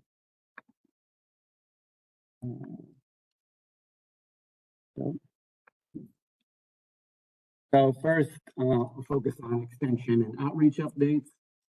One of the core activities we've been doing is coordinating this New York Soil Health Alliance group with about 148 contractors, not everyone participates, but a really great alliance that meets in the spring and the fall and brings together folks from Soil Water District, CC, NRCS, private sector. We collaborate a lot with district partners, Jason, Paul, as well. And this kind of acts as an advisory group, helps us brainstorm ideas, bounce ideas off for our research and extension. And even if folks aren't collaborating with us, it's a great network to just connect with each other, see if there's opportunities. The first half of the meeting is just updates from all the partners across the state. So if you know, this is just managed by me. So if you want to join this list or you know someone that probably should be on it, just let me know. And I think after having in 2022, we started this New York Soil Health Climate Resiliency Field-Based Series, which has really become a flagship program. We used to work with Greg Albrecht and Amy Langer and NRCS, put on a 3-day show at Empire Farm Days, and we really decided we wanted to focus on spreading out the activities across the state, across commodities, across different types of agriculture. And this has really grown. A lot of partners have collaborated with us. I keep saying that I don't want to have any more events, but we keep on adding them. So there's maybe 15 or 16 this year, all over the state. We're actually adding one in New York City.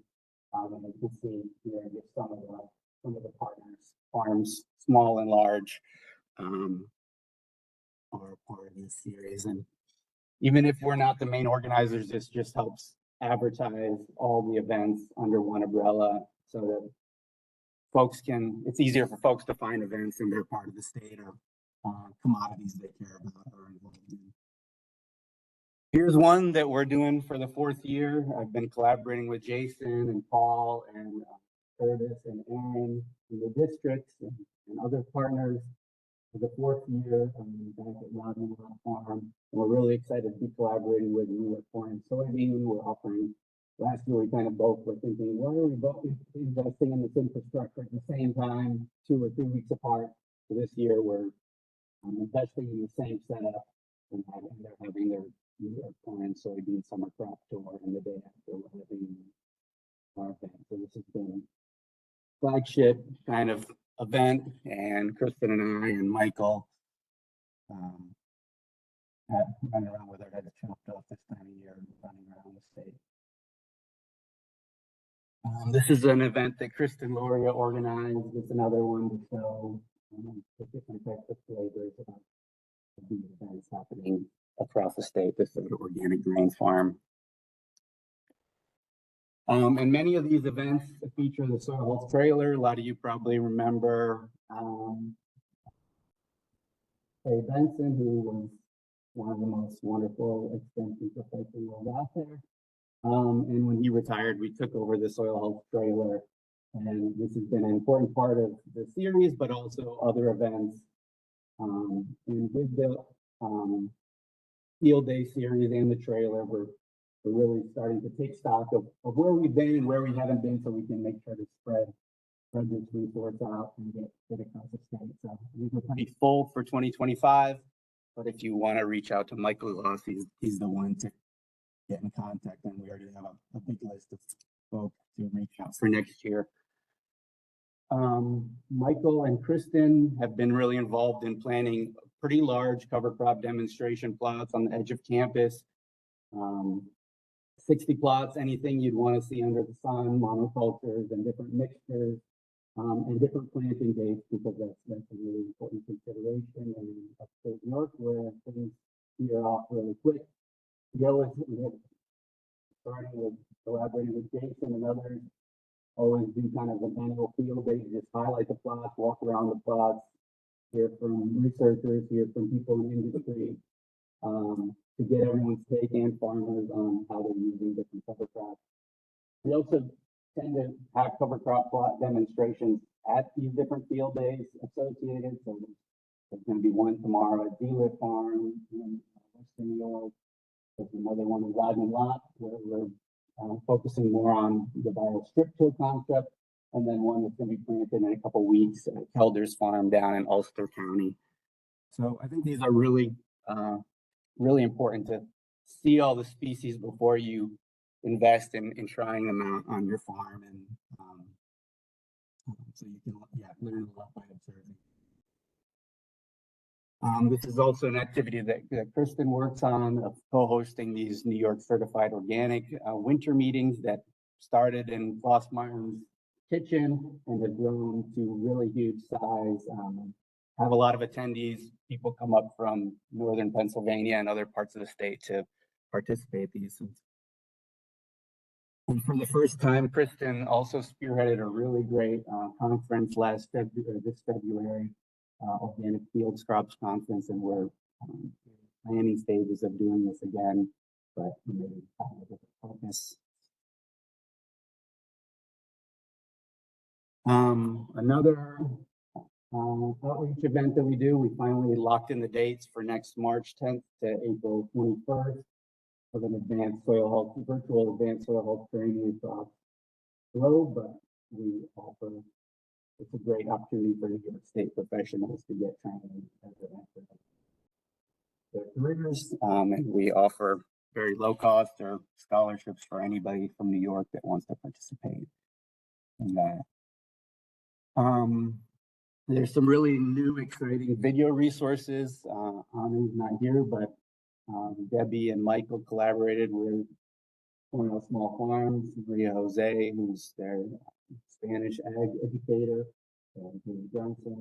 We made 4 really nice videos, both in English and Spanish, that are on the website on basics of some of these soil health concepts, how to collect soil samples, but also in Spanish, which is, I think, the more important part. Kristen also worked on some really cool reducing tillage videos and profiles of farmers in New York State. Also with some down at Farm Hub and collaborators down in the Hudson Valley to also have some videos in English and Spanish, explaining no-till planters and farmer experiences with no-till, some really cool resources that I encourage folks to check out. One thing that's been exciting, and the reason maybe hopefully not sick of me yet, is we just had the Soil Water Conservation Committee benchmark approved by the Soil Water Conservation Committee in March. So this presented in January to this committee as well. But this is really the culmination of a long process of working on the New York State Soil Health Climate Resiliency legislation that was passed in December 2021 and had written to establish appropriate soil health benchmarks. It's been a long process, all the details, but we're really excited that those have been approved, so we can collaborate with Ag and Markets to work on rolling those out. So in addition, as part of that, we've been working with an advisory group from Ag and Markets, Greg Albright, Jason, CC nonprofits to help refine this design. So basically the idea is this is a report that would be given to a farmer or ag professional that interprets your soil health in the context of the production environment. Considers where you are from in the state, what soil type you have, and what type of cropping system you're kind of agriculture are doing, because we've shown that that has huge impacts on soil health outcomes. This is more for the farmer professional that cares about the nitty gritty details of all the field level. But we've also been working on some soil health benchmarking infographics for those farms that are more consumer facing. Here's an example of a local beef producer, where this is something that might be shared on a website, at a farmer's market. The buyers of just a really quick 2 sentences about their commitment to their practices, their story, and then hearing how their soil health outcomes, soil health and carbon levels compare to similar soil types and similar types of cropping systems. So I think this type of information, as the consumers are getting more interested in soil health and carbon farming, is an important part of the story to tell that outcomes. It's not just the story, but the numbers are there to back it up. So now I'm going to go into some of our research updates that really span a huge range. Maybe I should have been a little bit more specific with my presentation like Lauren was, but I think it's going to take do a survey of things. So many of you folks are familiar with the comprehensive assessment of soil health. It definitely forms the foundation for a lot of our research. It launched in 2006, measures important physical, biological, chemical indicators. And a big aspect is that a huge number of samples have been moved through the soil health lab, analyzed by the soil health lab, and we've been learning about key aspects of this. I'm just familiar if the measured values are interpreted in the context of soil type. Provide some interpreted information, because stopping at the measured values is definitely not sufficient. We've been really thinking through this framework of thinking of major factors impacting soil health of the inherent. This is something, as all soil scientists we learn, the soil forming factors create things like soil texture, impenetrable layers in the soil, drainage conditions that we have no control over. And then there's also cropping systems. New York State has tremendous diversity of agriculture across the landscape, and that also sets you up for certain types of crop rotations, tillage, disturbance regimes, or lack of. So those are also things that we go. We're not going to expect the farmer to switch over, or an annual grain farmer to switch over all his acres to pasture beef. The farm we're going to tomorrow, he has 50 acres that he's having a mixture, which is pretty cool. But and really the whole idea of interpreting soil health within this in production environment, which brings together these site inherent properties and also the cropping system, which we know, or the land use, is really important for interpreting soil health in this context. And then obviously within each cropping system, farmers can really improve soil health, degrade soil health, lots of different types of practices, cover crops, crop rotation, fertility, tillage, you name it. Farming is beautiful because of the creativity too. So with inherent, this is just one example of how soil type and climate shape soil health outcomes. New York State has very diverse climates. You have a humid subtropical climate in Long Island versus more temperate climate in the rest of the state. This is a European classification system, but a nice map. And one thing that we learned early on that really resonated with folks down on Long Island is that the outcomes are really different depending on where you are in the state. You have measured on average across these three different soil texture groups. And this was keeping cropping system constant, almost on average, 1% lower organic matter on Long Island than the rest of the state. So this really argues that you really need to dial in soil health interpretation based on what's those inherent drivers in different parts of the state. Yeah, so Long Island also has quite close to 60 soils on average and quite a warmer climate than the rest of New York State. So this is just the first regional trend that really popped out and was like, you have to treat these regions differently because there's a lot, the soil, inherent soil is hugely different. Inherent soil and climate is hugely different across these two regions. And I think the more novel thing is we've really gotten a better handle on the cropping system effects. New York, tremendous diversity in agriculture. And a lot of our research is really dialed into the effects of biomass amounts on driving soil health trends, which I think is really important. We've kind of focused on the no tillage piece, but I think we also really need to focus on telling that story as a two-part thing that you need to have the biomass inputs as well to drive soil health. So we did a huge survey when I started this job in 2018, just looking at all the data across New York State. Here, we're comparing apples to apples. By that, I'm looking alone and looking at all these different cropping systems. We found a pasture and smaller scale diverse vegetable farms had the highest soil health outcomes. Dairy crop kind of intermediate, and our systems we use most intensively for agriculture, annual grain, crops, and vegetables. On average, have lower soil health, and the average part is important because it's pushing the envelope with long histories of reduced tillage and cover cropping. So it's important to note that this is on average, but it's also important to note that on average we were able to capture these differences. That research really fed into the work to develop these production environment soil health benchmarks and interpretation that interprets soil health in the context of these what we're calling production environments, which really encapsulates the soil type, the region, and the cropping system. So we've decided to define these benchmarks as the 90th percentile, showing that the realistic goal is that 10% of the farmers within farmers field within that production environment have been able to achieve. And as you can see, this is animated.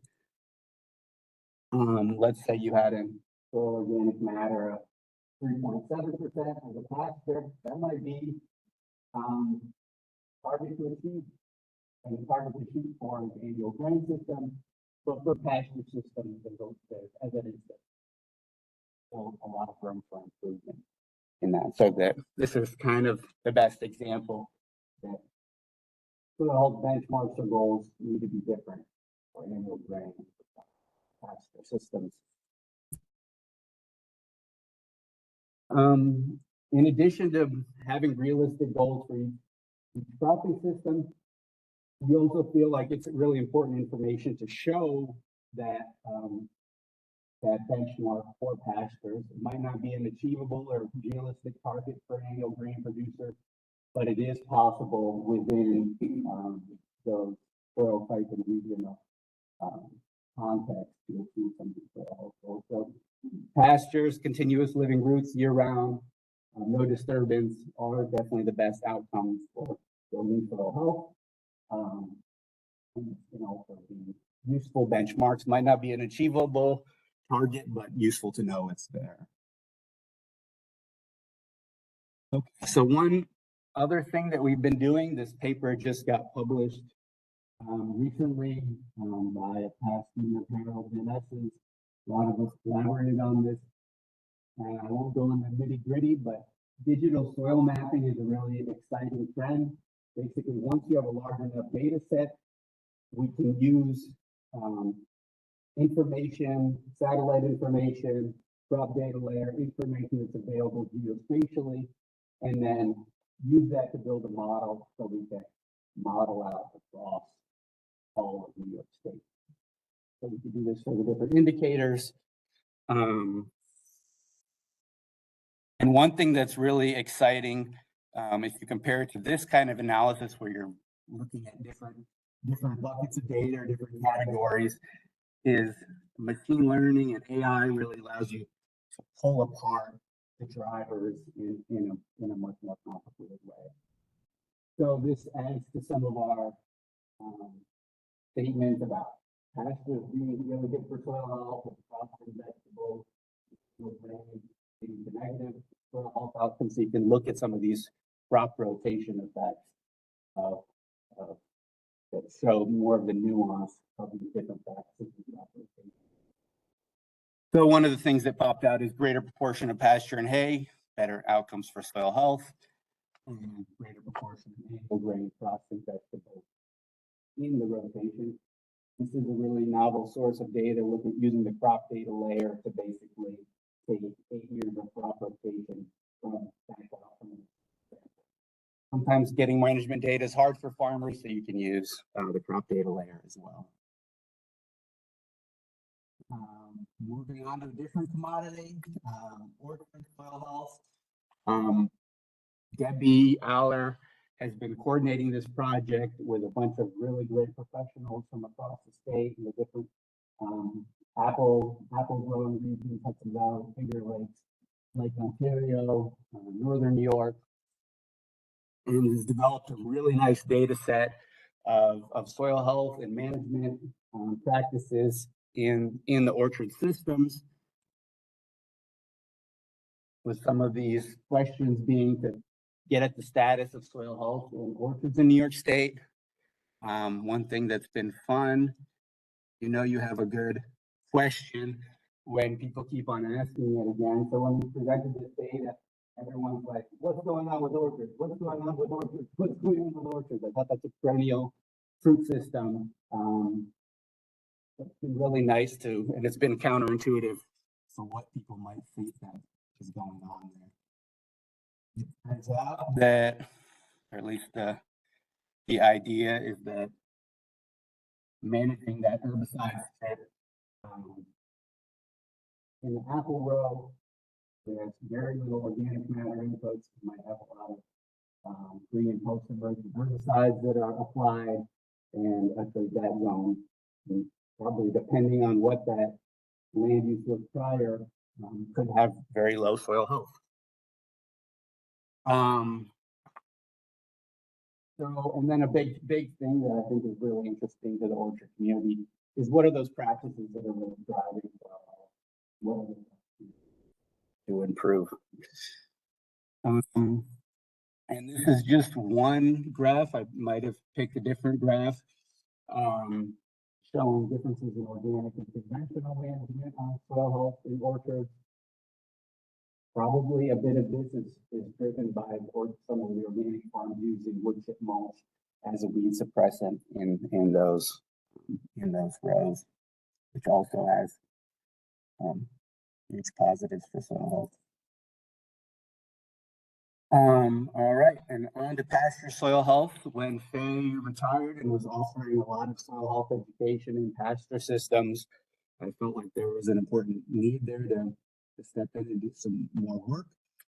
So, copying Debbie, but doing some additional work in pastures, especially on-farm assessment of soil health across livestock farms that are doing pasture management.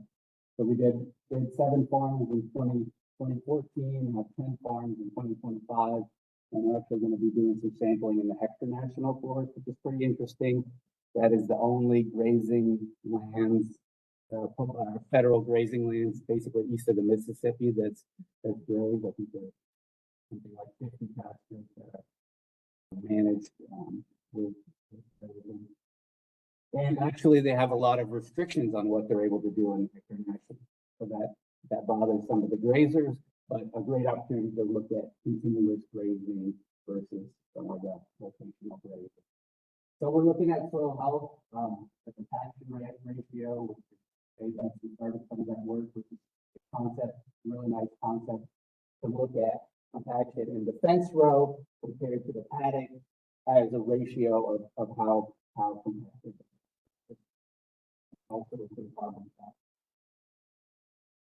Providing farmers with these custom soil health benchmarking infographics and working with a really wonderful group of professionals across the state.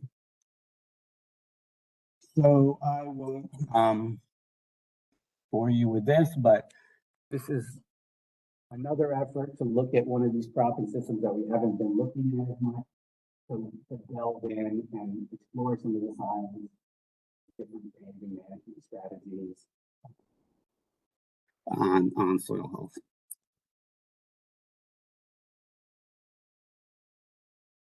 So here is some of the work that Matt Ryan and Kristen Laurie have been doing, looking at sustainable cropping systems. There's 3 really beautiful pictures of no-till soybeans, no-till wheat, and no-till corn, which are all have their nuances in terms of management, but we know are, especially our cover crop-based rotational no-till in these systems, will have a lot of different management considerations to get all the fruits out. And we know that on-farm research is really a great tool to meet farmers where they are. Farmers are more likely to be excited about the results and use those results and have those inform their management if it's happening on farm. Research station. So Chris is doing some really nice work on farm, reducing tillage in different field fronts. We're finding best practices for cover crop based no-till. And also a lot of new digital technologies have enabled that. Is also really keen on of combining data you collect, the satellite data, yield data to kind of transform experimentation on farm. So I think one thing that's really important is telling these stories. Kristen does a really good job of having some really nice interviews with farmers, documenting innovations, because as we know, a lot of the innovations happen on farms, and then we try to catch up and study what's going on there. Here's a really cool project that's happening at research farms as well as on farm, looking at different fall cover crops for early no-till spring wheat. Lots of promise for better weed management. And so reducing herbicide or no herbicide. Some of the grain protein that this is used for milling for bread. Another aspect is soil health and solar. There's a lot of solar farms popping up across New York State and a lot of concerns, but also potential benefits for soil health. This has been a really nice example and use of our soil health benchmarks to gauge the soil health at these solar sites. That say, does the soil health on the solar site look like an annual grain or crusting veg soil, or is it looks like a really nice pasture soil or a poorer pasture soil? So with a one-time sampling, you're able to get a lot of information about the soil health status of that solar site. And the benchmarks can be used for other purposes as well. We've done some work that I'm wrapping up on effects of long-term management on soil organic carbon stocks at 3 of the longest term crop experiments in New York State, 2 up in Willsboro, 1 at Musgrave, comparing 30 years of plow till versus no-till. The one at Musgrave also had 7 years of cover crop versus no cover crop. And the science is really changing, or not changing, but being updated on whether no-till, we know it leads to improved soil health. We've been good at measuring stuff in the top 6 inches or foot.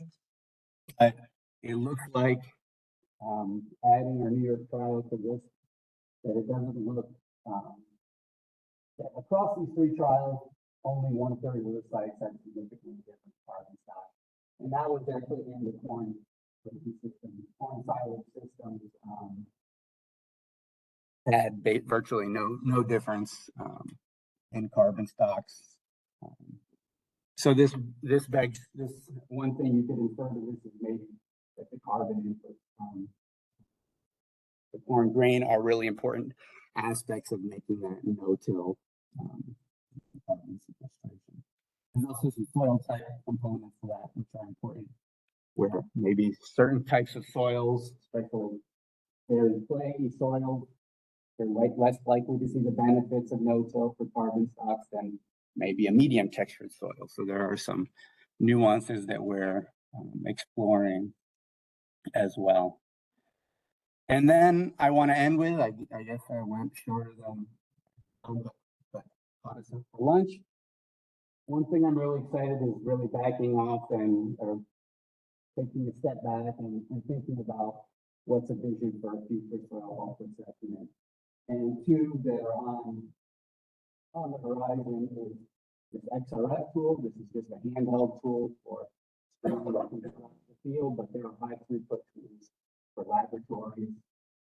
And another one is the soil microbiome. There's tests like DCROP and other ones that farmers are paying for that have, let's say, not as trustworthy, or interpretations aren't there yet with that, so they provide you all these different functional interpretations, but I don't think any microbiologist believes what they're saying just yet. So I think what's really important is building these databases so we can relate going from the characterization of the soil microbiome to different things that could be functional. This is something we've been working on a lot. We've been screening over 1,000 samples that didn't pass for heavy metal analysis, but we're just screening it with this tool that uses X-rays to just see where are we missing something that we didn't know about in terms of certain types of commodities, certain parts of the state that we should be potentially concerned. We know urban areas, we know orchards, some lead arsenic, but I think there might be some different regional awareness. On the microbiome side, all samples that we're supporting through our New York Soil Health program, we're starting to subsample. We've already had 60 or 70. So to Dan Buckley, with a soil microbiologist on campus.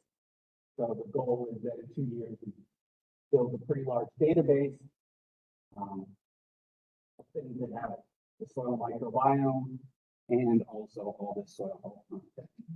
I criticize the soil microbiologists, so they can do a lot of sampling of soil microbiome, but it's really important to have the soil properties to understand what's driving. So this is really exciting. So any samples that are part of our project will get a small scoop, and we'll be analyzing those, and hopefully in 2 years we'll have I think that's all I have.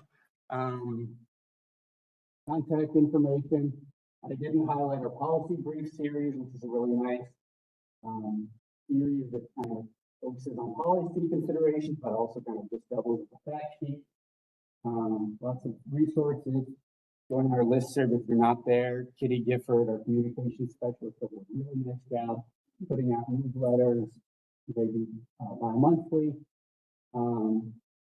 Kristen Loria, he's here in the room, he's going to be playing with an active role in the Soil Michael Boss, and this is, and Debbie Aller, don't want to steal her thunder, but the positive music to come out for the next leadership position. So with that, I can answer any questions. Did you explain the figure of the solar panels and soil health? Yeah. Yeah, thanks. And a little fast. So here are just some different solar sites across the state that have been characterized. Looking at different locations with the panels. I believe these are all,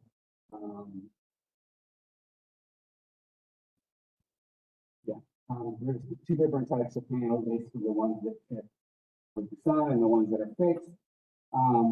There's really importances for doing kind of sampling like this, because if, especially if you have a fixed panel, that one, the drip line and the between row is receiving huge amounts of rainfall, whereas underneath. So that's why we have this sampling scheme to look at those different locations from hydrology perspective. One thing that's interesting that we found at the sites that have sheep, if the sheep can just hang out in the shade, poop in the shade, so under the panels have much start to get better soil health than other parts.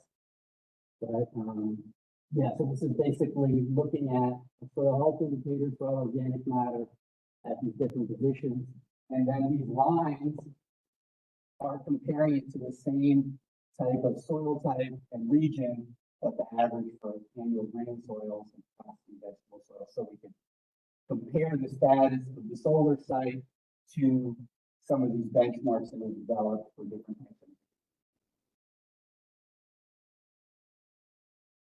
So these solar panels have more organic matter than typical agriculture. Yeah, some, and I think basically the story here is, it really depends on what the land is that the solar site's being developed. So from early on, this site was just developed on tax training ground, and planting area. So it still reflects the soil health status, maybe under the average.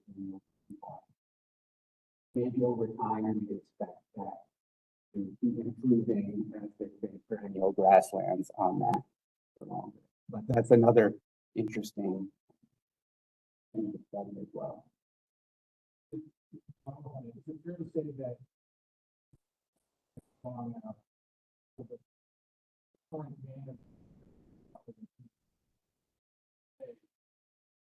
Yes. Some of the fixed sites have been longer, but that's another thing we have, how long these solar panels have been in place to understand some of that as well. But yeah, a lot of the systems are pretty new, which is really important to get this baseline information so that we can understand these changes over time. Thanks. Yeah. you had a slide.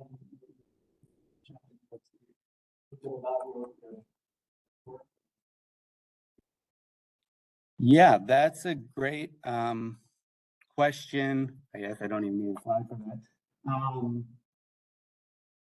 The XRF has been a great tool for facilitating that. Michael has, and I think actually there is a lot of support in New York City and a lot of really great professionals in CCE, Judy Brooklyn, Chang, who was there. So I think one, well, obviously supporting New York City is really important, but also other Rust Belt cities. There's going to be a nice event in Rochester in September.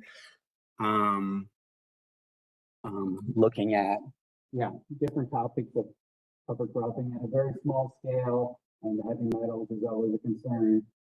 So Michael's been doing a lot of these, collaborating with Department of Health and other folks that have developed a protocol for these soil shops where you get your soil screening there, and you can have someone talk about the results. One thing that's really tricky with that is sending results over the mail, and then you open up a can of worms for someone that's really scared about all those implications.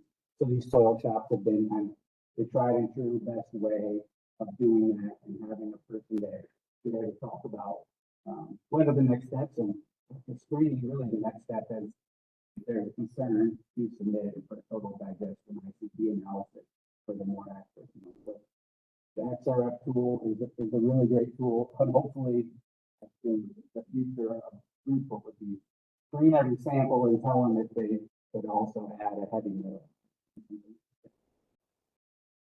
Yeah, Michael's been doing some really great work, and I think there's a lot more work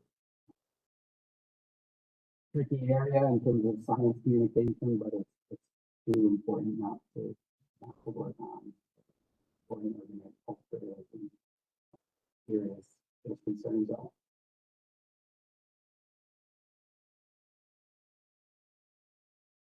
Do you see someday as a benchmark? Getting into maybe soil health with agroforestry or forest plant breeding? Yeah, definitely the agroforestry, there's a lot of interest, as I'm sure you're aware. Here we got the agroforestry specialist about to walk in the door.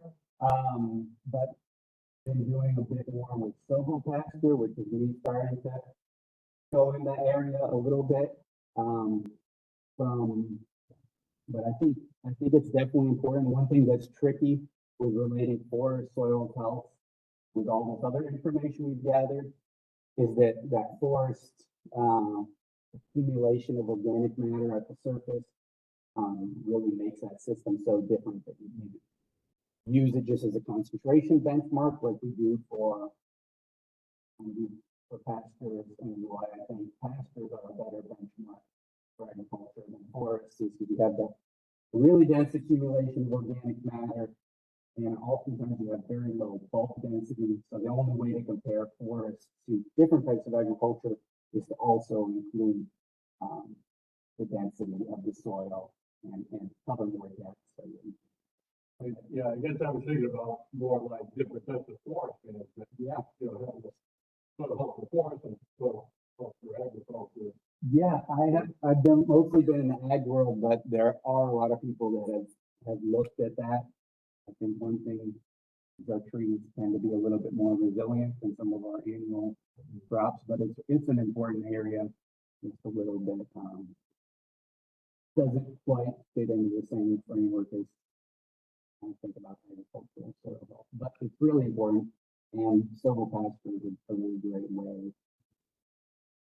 A really great strategy. We're going to have a really nice silvopasture rotational grazing field day on September 23rd in the Steuben County area. And looking at some very large silvopasture systems, the first time you walk into some of those, just taking it back, it looks like nothing you've seen in New York State before. So it's a really nice system people are developing. It's really cool.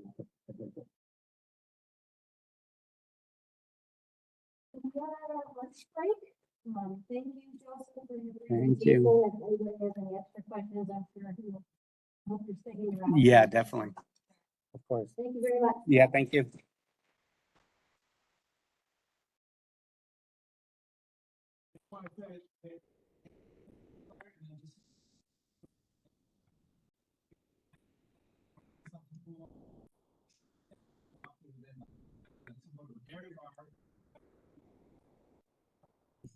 Right outside the building, down the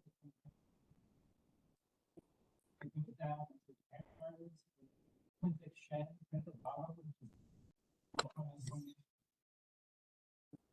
That's work and agriculture down there. Then just down the street this way, like greenhouses, actually the side bait. Gotta go to plant sciences to get.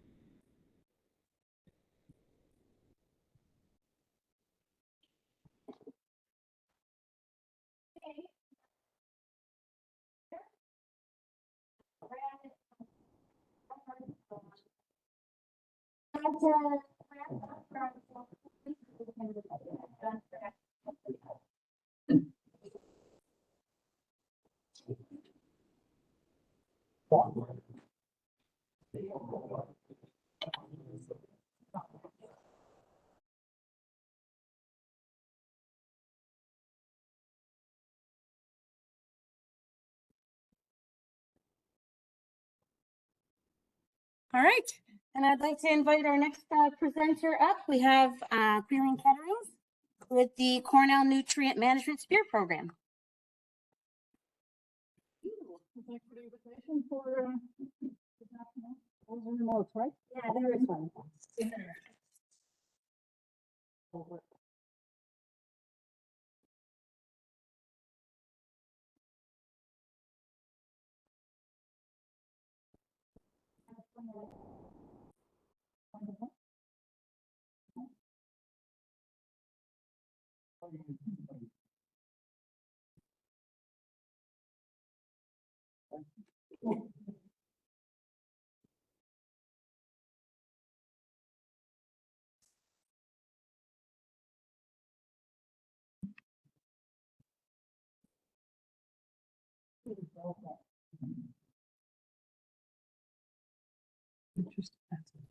It's just the reset. No, it doesn't. That's it. Try it now. Let's try this.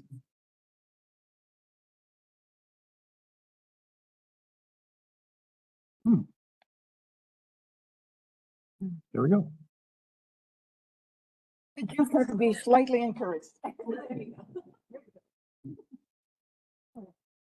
Nice to meet you all. I recognize a lot of the audience, know what you're doing.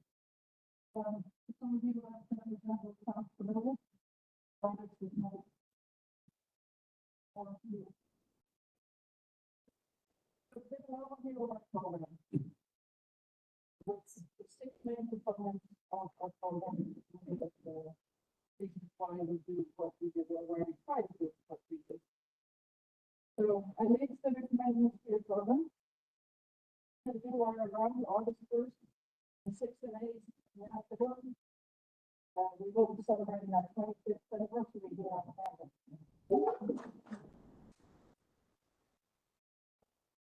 So it came 25 years ago. I had a job description at that time that said this: 40% extension, 40% research. How was that? How we come back to the first job description. But risk management, agricultural systems, 70% extension, 30% research, faculty positions, and practice at that time. And I was supposed to provide leadership for the information and extension program of the college. And the program should improve grower and agricultural industry awareness of cognitive needs for quality, management of organic waste, environmentally sound management practices, and overall quality management. That was deemed relevant 25 years ago. I think right now is relevant now as well. So a lot in the last 25 years, but it's still a top priority for this college and the college trust to support us in this mission. There's one word in this description that I would change now.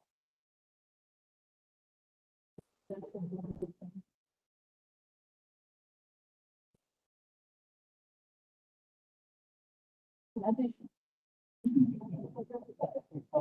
It's not about technicalities. Yeah, that might be true. The word on the change. What was that? Waste. What are our things that is it? Oh. I would change the word waste. Big job is not the bulk of waste. It's a movement of research. One of our program has been a key component for the past 5 years and continues for the current programming to be. The mirror is a tremendous resource. All the nutrients and the plant will ever need. People learn how to better manage it. Across the one and reduce the environmental footprint associated. All right, so the ultimate goal of our program is impact. Commercial law. We have 60-something peer-reviewed publications now. That's all important because the science is really important. But the ultimate outcome of the program, the vision of the program, is to work visual changes at the farm level, at the state level. So not just the development of better management practices, but official management practices we call them now, and also the implementation of that. Not just the research, but the development and implementation of better management practices, both at the field and at the whole farm level. Want to contribute to agriculture and environmental management policy. The approaches that make sense, we want to be able to sit down with people and talk about that. Work. We want to engage farmers and on-farm research, and we'll see that as one of the components of our program is on-farm research. and then involve as many students as we can, convince the journalists to be part of it. Because we no longer need just the agronomy students. We also need animal science students, the environmental sciences students, computer science, and other students, the statistics students. We need them all to help us move forward with, finding better ways to approach sustainability in the long. Actually, open to all impacts, not so much the peer-reviewed journal articles, even though fully recognize how important that is. One of the good science. We integrate our three missions, extension, research, and teaching all in one. This is our goal, both our extension and research activities. Very often our research we integrate on a partner approach, working with partners, having discussions about how to go about in a place. For example, assembly, working together. So in all of the reports, you'll see that integration is shining through, hopefully. A couple of years ago, we put together this flyer. I brought a few, but apparently I was totally able of sort of fumbling the pieces of paper in my backpack. So we don't dare to hand it out anymore. The outline of the program is about, and it shows the 6 pillars. I just wrote it around, so famous person on that.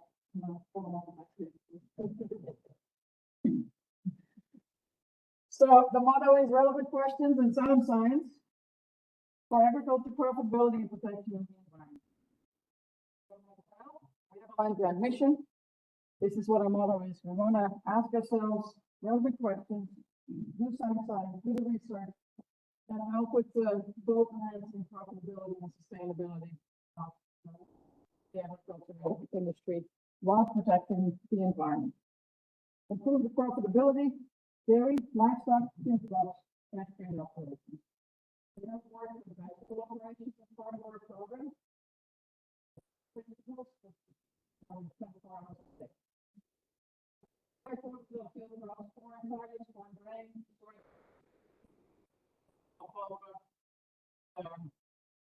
things that are grown on livestock operations. Top number here, the 1 million. Number of acres impacted by our land grant efficiency guidelines. So regulations and okay. So our rich management guidelines are impacting acres of cropland in the area.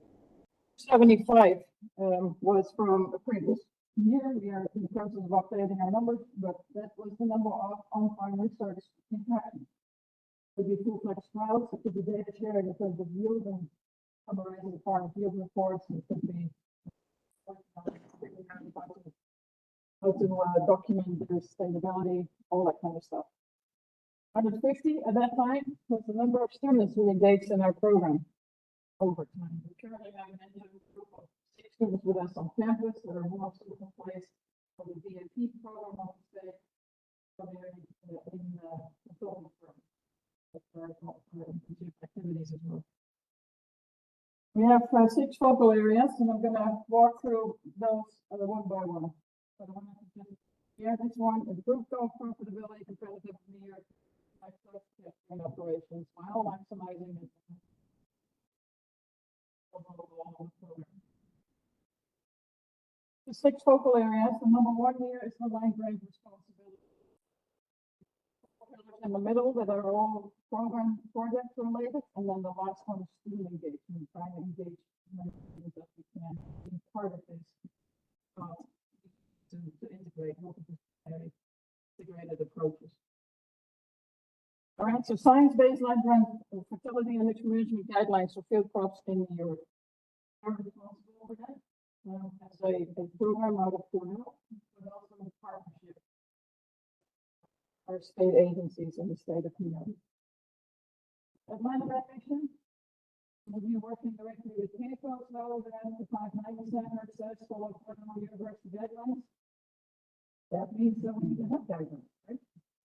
and that we not choose type of guidelines, but actually make them available through documents, through software, through spreadsheets and whatever else we need to make that provide. So our program, our information sharing program website has a page that is designated to the hosting of all the regulatory documents, all the guidance documents that the rules and regulations in the state of New York refers to. Those are basic agronomic guidelines, nitrogen guidelines for field crops in New York, phosphorus, potassium, lime guidelines, also the risk assessment indicators like the phosphorus index, the nitrogen leaching index. The process-based, approach-based document for adaptive nitrogen management for field crops. We have some considerations for manure use and nitrogen crops and things like that. The mixture of agronomy and environmental protection. Tools for identifying high-risk areas and reduce that risk as well as the basic agronomy. Over the past 5 years, we've been really busy trying to update all the documents. And as you can see, maybe from the back, the dates are now, most of the documents are now updated. 2025, 2025, 3 documents so far, nitrogen guidelines, manure use, adaptive management. Potassium was updated in 24. Work with Steve Ryers in horticulture for the vegetable guidelines got updated. We're working our way down this.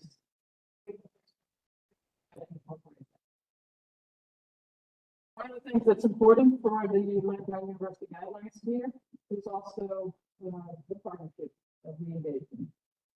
So the agronomy stuff, the straightforward agronomy stuff, we can do, but the risk assessment indicators, we try to make sure we partner with our state agencies, Market, CDC, and NRCS. So we're not working in a vacuum. We also have an external advisory committee to help us with that. The other thing on our website that is actually the most popular thing on our website is a series of fact sheets. This page started back in 2005. That's the first one. We have number 130, 131, 132 on the way right now. This keeps growing. This is a blow up of the Cornell guideline documents that we have right now. As things unfold, and that again, documents are needed and will be added to this. The spreadsheet solutions, the latest ones posted last year, and we currently have 3 students working on spreadsheets to add it. One of which is on sustainability.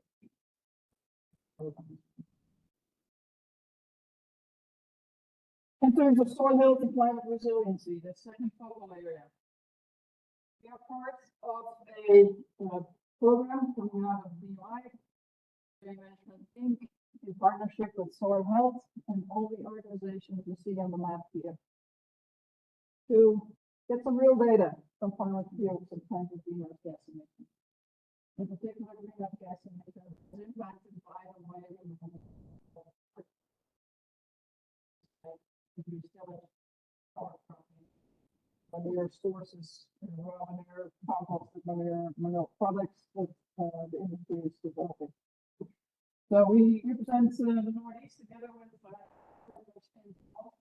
support of this larger project. All the farm measurements remain fit.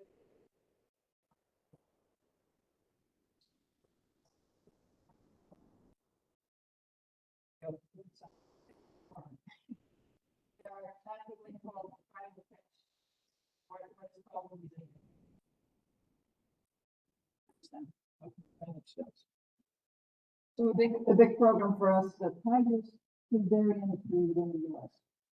We're not just working in New York.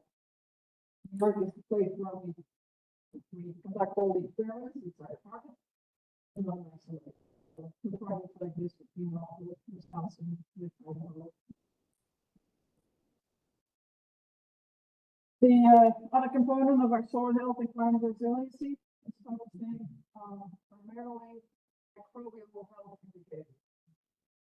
First 23 years or so of our program, we focus a lot on nutrients, phosphorus, nitrogen, potassium, sulfur, all the other good stuff.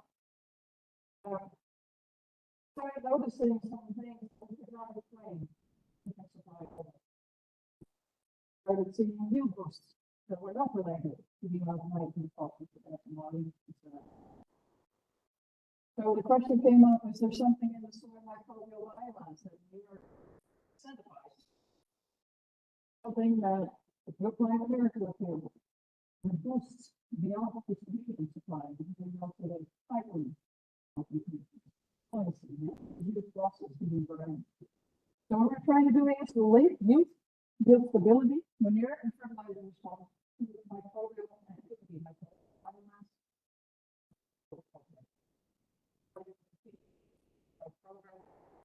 We use different technologies to try things out. One of them is the microbiometer kit, where the first database for a freeze field for that manure for the knowing.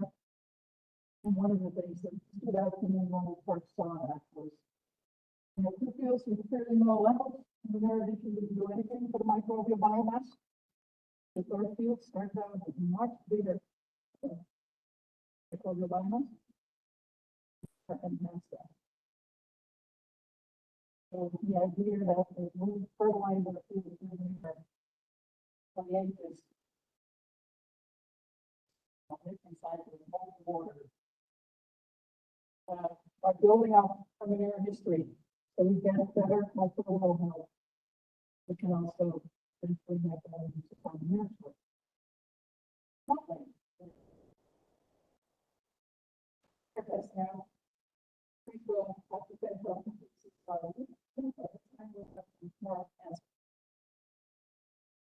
third pillar here is precision ag. This is the idea that if we can manage within the level, we have a better chance of matching supply with demand from a crop. Started out by one rate for the whole part, one rate per field, better. We can start matching our related variability. We have an opportunity to further that. We started looking at yield monitoring data. And it took a while for the industry to come up with reliable ways of getting yield monitoring data. We have reliable yield monitoring data maps now. The monitors calibrated. We developed in our team a data cleaning process, and here's the reason why. There's a satellite imagery of the field. There is a road rally through it. The raw data. Most of you would probably not recognize that field. Data cleaning. You see the road map. It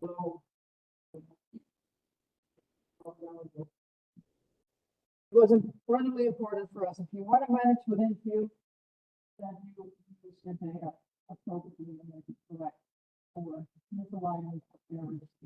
That technology is not big enough to be put out there.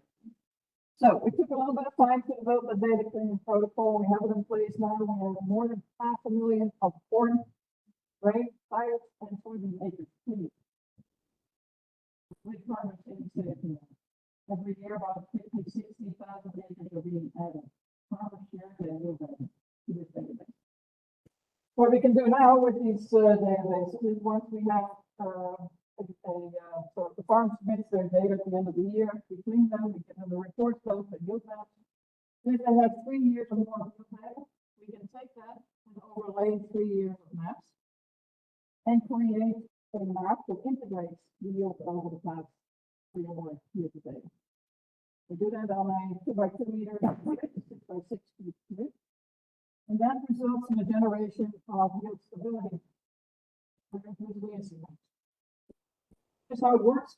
We take all the farm data, all the yield data, all the years of data, and we calculate the average weighted farm B yield. How much is the average yield of that farm out of these last 3, 4, 5 years? We do the same thing, but now with the average standard deviation in yield over time. So how variable is it from 1 year to the next year? On average for this time.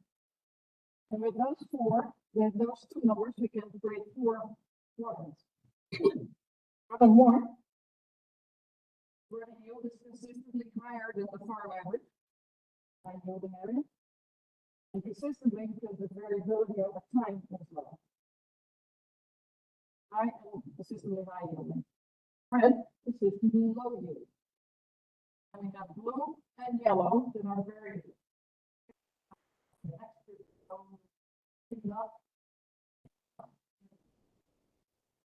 in a sense, right?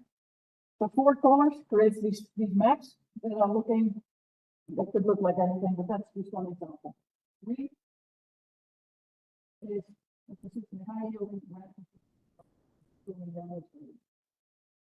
If I can predict roughly what the yield's gotta be, my chances of managing that is much better. If I don't know what the yield is gonna be, I need other resources to help manage.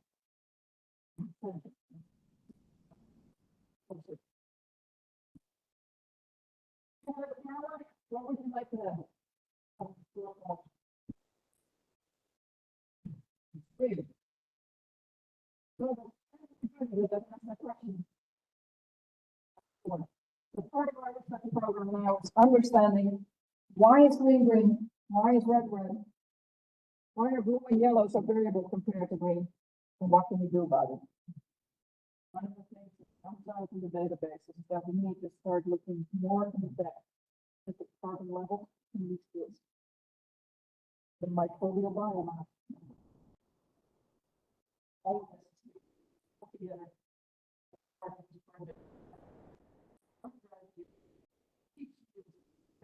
Higher or more stable. In our precision ag program, we're also trying to do this remotely. Now, what I do will fully recognize the things well. Oops, I do not trust information. So part of our program now is also looking at what can we do to generate these elements, and then also to learn about the all of that is ongoing in our precision ag program. There's sustainability. Really big important component for us. Whole farm scale analysis. This is what we are working with the dairy industry on assessing whole farm nutrient footprint and carbon footprint. And then also measuring the biodiversity footprint. There is a fourth one, water use. Start for us as well.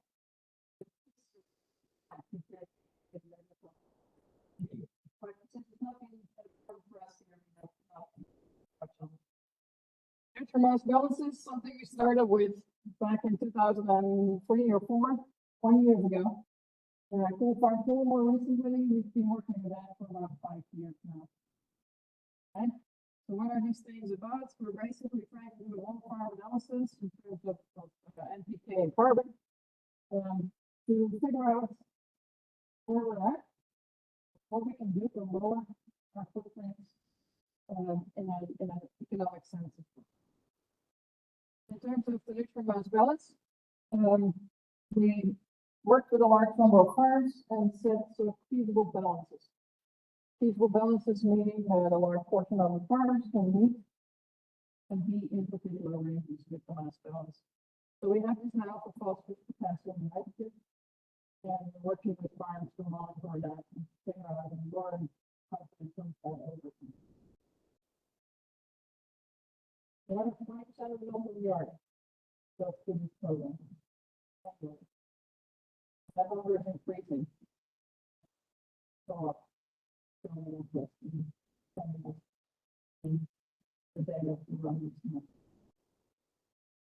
it's a totally free program. And then the change is going to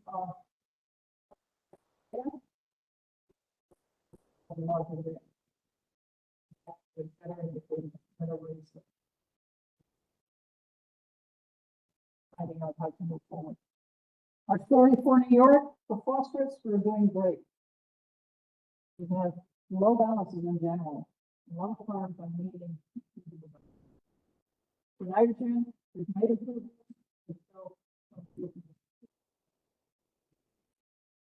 terms of the carbon footprinting, so far to participate in the Amazons, they get the report, they get where they're at, they get the translators to show how they have developed over time. They get what we call an opportunity to try to figure out where the opportunities are.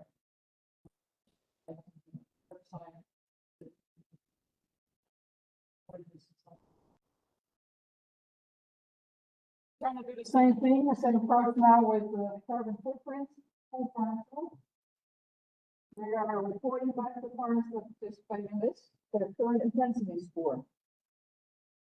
So that is greenhouse gas emission intensity, pounds of CO2 equivalent per pound of food protein.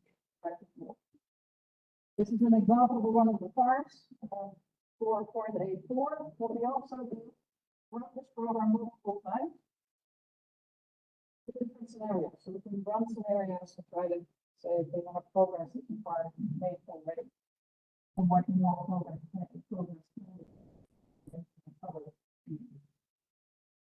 So this is an important figure for us, partly because now we can summarize the farms that we have. And for 2.2, we are currently around 17–18% of the milk, just below our farms. Most farms in the last are not also doing 2.2%. So when you have our numbers for the state of New York, and you can compare that to reported values, they look really good. That's an important aspect of what we do. We're being able to benchmark ourselves against other areas as well. We can also go back and say, if I didn't do any B&B, no cover cropping, no reduced tillage, nothing, and I didn't grow any non-ground forage, what would my footprint be? So we can start benchmarking against not a year in time, but a practice approach. And that's much more meaningful than to say, we're going to make programs from 2020 onward. So people make programs before 2020, and I'll get rewarded for that. But if we say we're going to make progress against our benchmark of no non-ground forage, then we have an actual actionable benchmark to compare ourselves to and fill our progress over time. And then the software that we use has different options that we can then also model out and say how low can we go. 0.6 probably a reasonable average. How low we can go. So that is also ongoing. Lots of farms are participating. We're always asking for more information to be shared.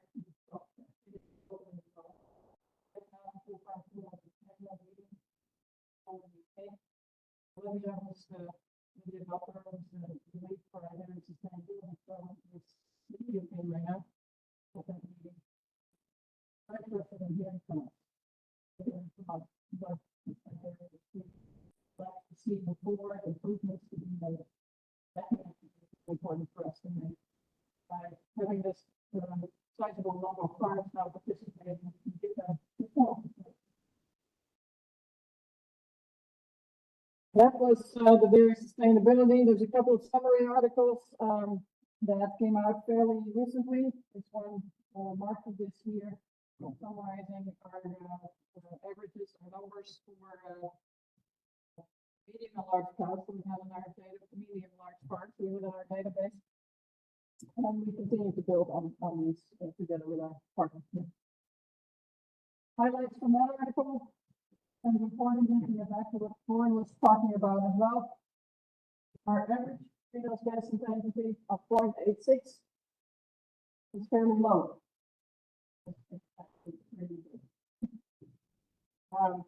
Much lower than the national average.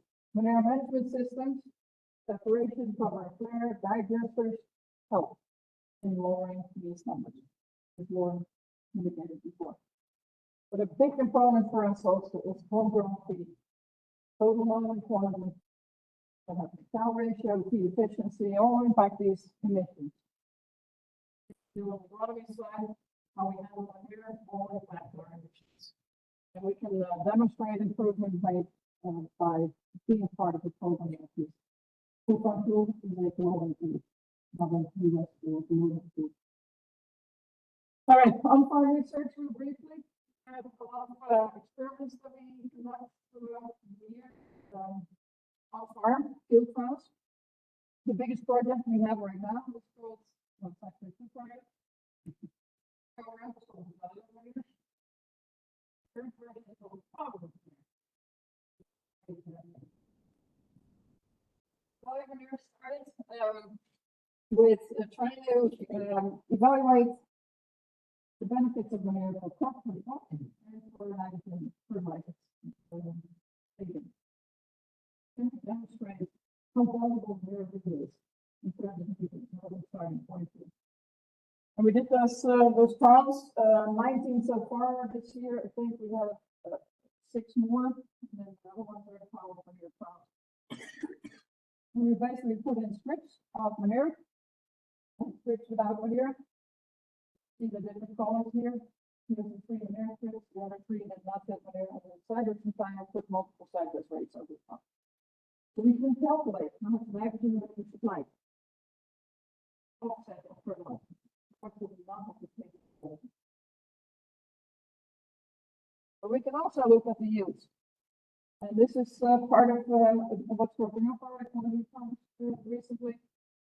Looking at 2 sites, 2 years in a row, looking at the benefits in terms of the yield boost. So brown is the manure block, and gray is where there was no manure. You will see for all 4, the brown line is above the gray line. Yield increase beyond what manure, beyond what could be attained with fertilizer only. Something boosting the yield beyond the nutrients that we supplied. And the upside of fertilizer was sizable as well. So for these farms, overall economic gain, 160 pounds and a little over 200 pounds, excluding the actual application. Those are sizable numbers.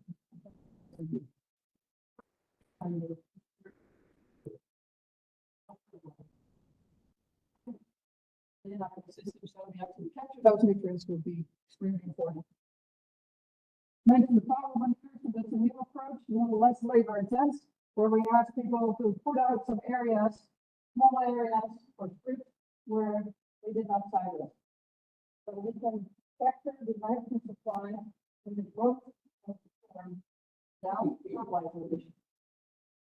And find out back to the history of that field. So we're trying to document the soil nitrogen supply, not impacted by fertilizer use with this project. And we are doing all the microbial assessment with this as well.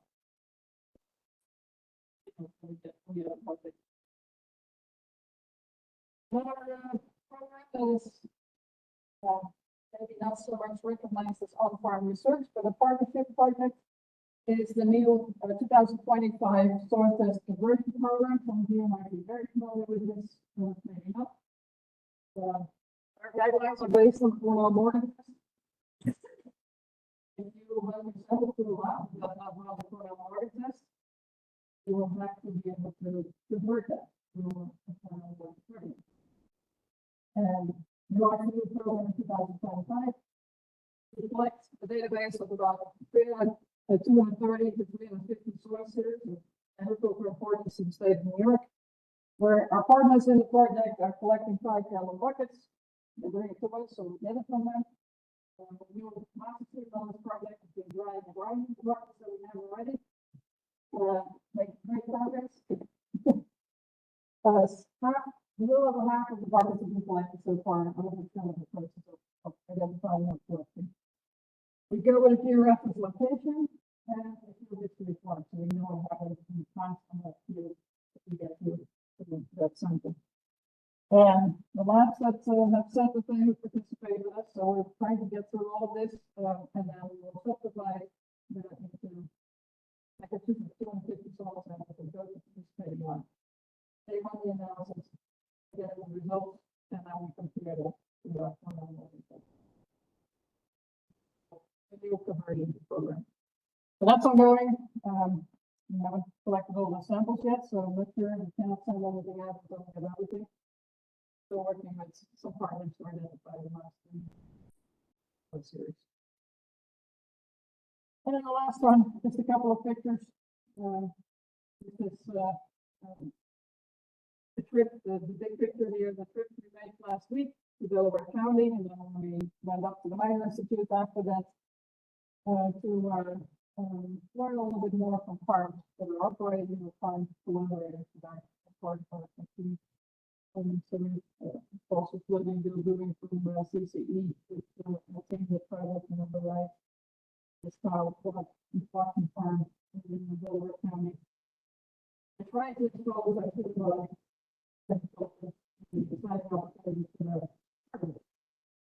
it's really nice to be able to bring a few of these students there that have never sent the food from farm. And it's really good to realize that we're all getting technology centers to that type of stuff. In addition to mostly growing and medical science that I'm more familiar with this. So yeah, we continue to engage students. We also have an exchange program with Sonora University in Honduras, where we have had some outstanding students also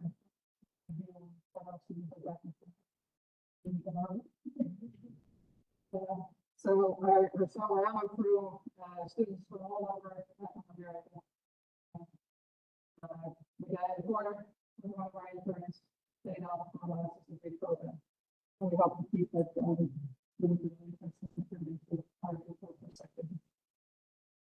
All right.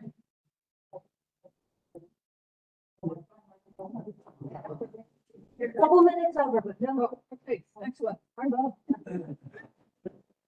Well, this is back to the beginning. This is what we want to do. Want to recognize that we owe a big thank you to all 25 years, hopefully, not 25 years, but some more years.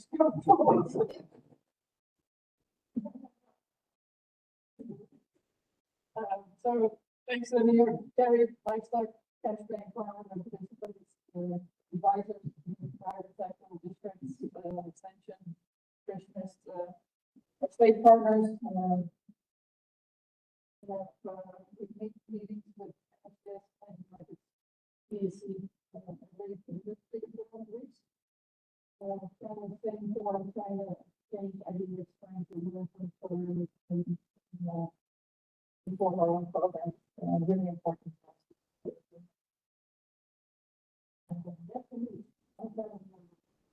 University. So make those connections that we have here. The way we communicate. Then I was agreeing to show up. And we talked to each other. There's respectful collaboration going on there.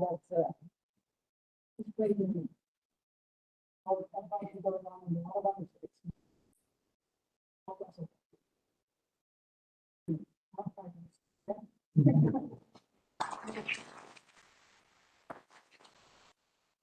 We're pulling up the next presentation. Just curious. In terms of you have to follow up to see if any of our techniques and stuff.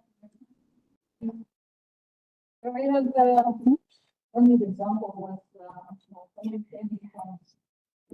hard to see that, but we didn't say.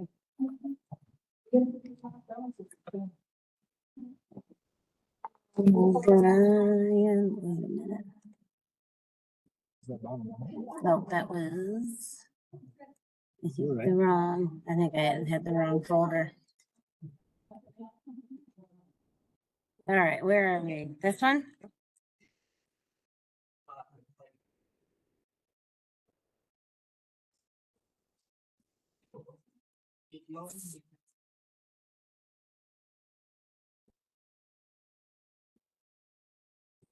So.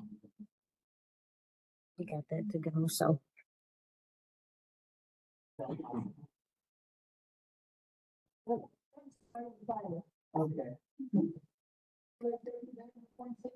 Yeah. That's pretty good. That's pretty good.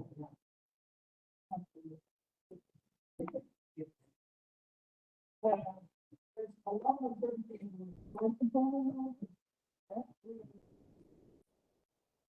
You're gonna go to the same thing again, huh? Seems to. Yeah. And I can get it. okay. I get his attention. So the fundamentals are always on.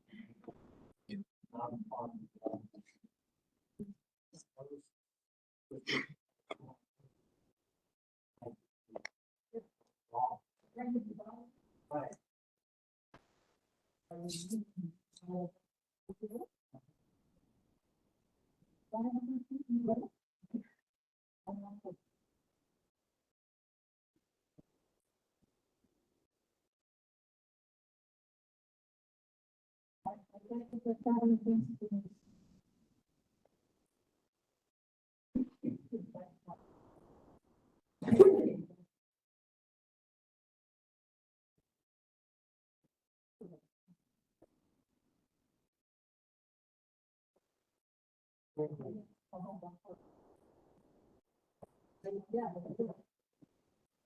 So all form with the notion of that, we can never be of a group. Let's be a organized.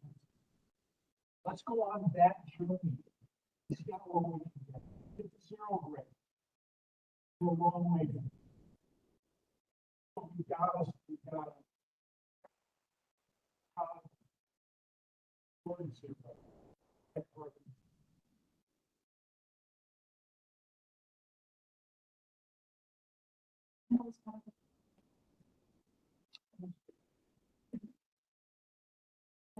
Thank you very much.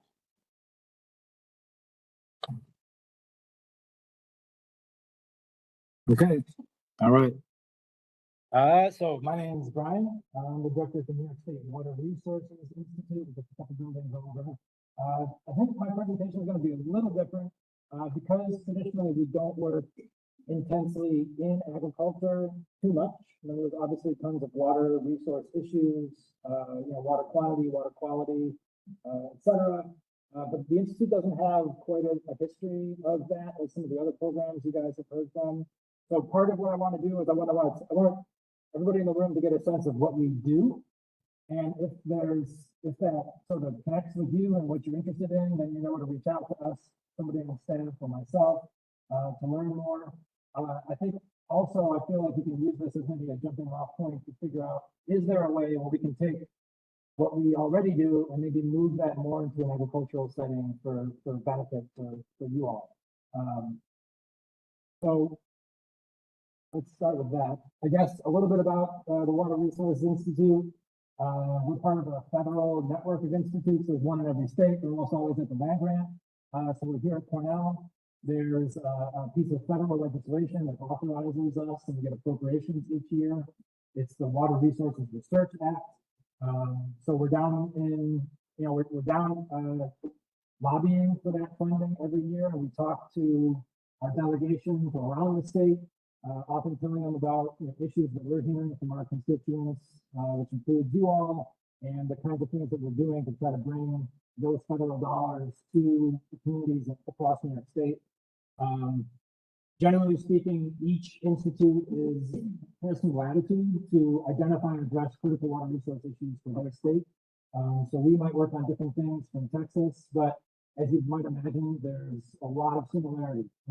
Drought, flooding, water quality, surface water quality, groundwater availability. These are the kinds of things that every state struggles with, but water is always local or regional, depending on what we're talking about. So we all have to kind of approach it a little bit differently.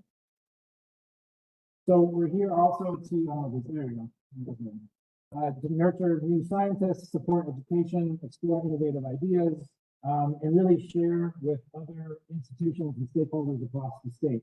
One thing you'll see in the presentation that I'll get to is that we get supported from a variety of ways. It's actually largely state dollars. We work with the DEC a lot. We get a number of federal sponsors as well. And we end up reflecting that money back out to different partners across the state, whether those are other academic institutions, contractors, NGOs, artists, municipalities. A lot of the money that we get ends up somewhere else eventually. At the state level, there's actually a state law that establishes the Institute at Cornell University. And it just kind of reiterates some of the things that the federal legislation guides us to go into. Okay.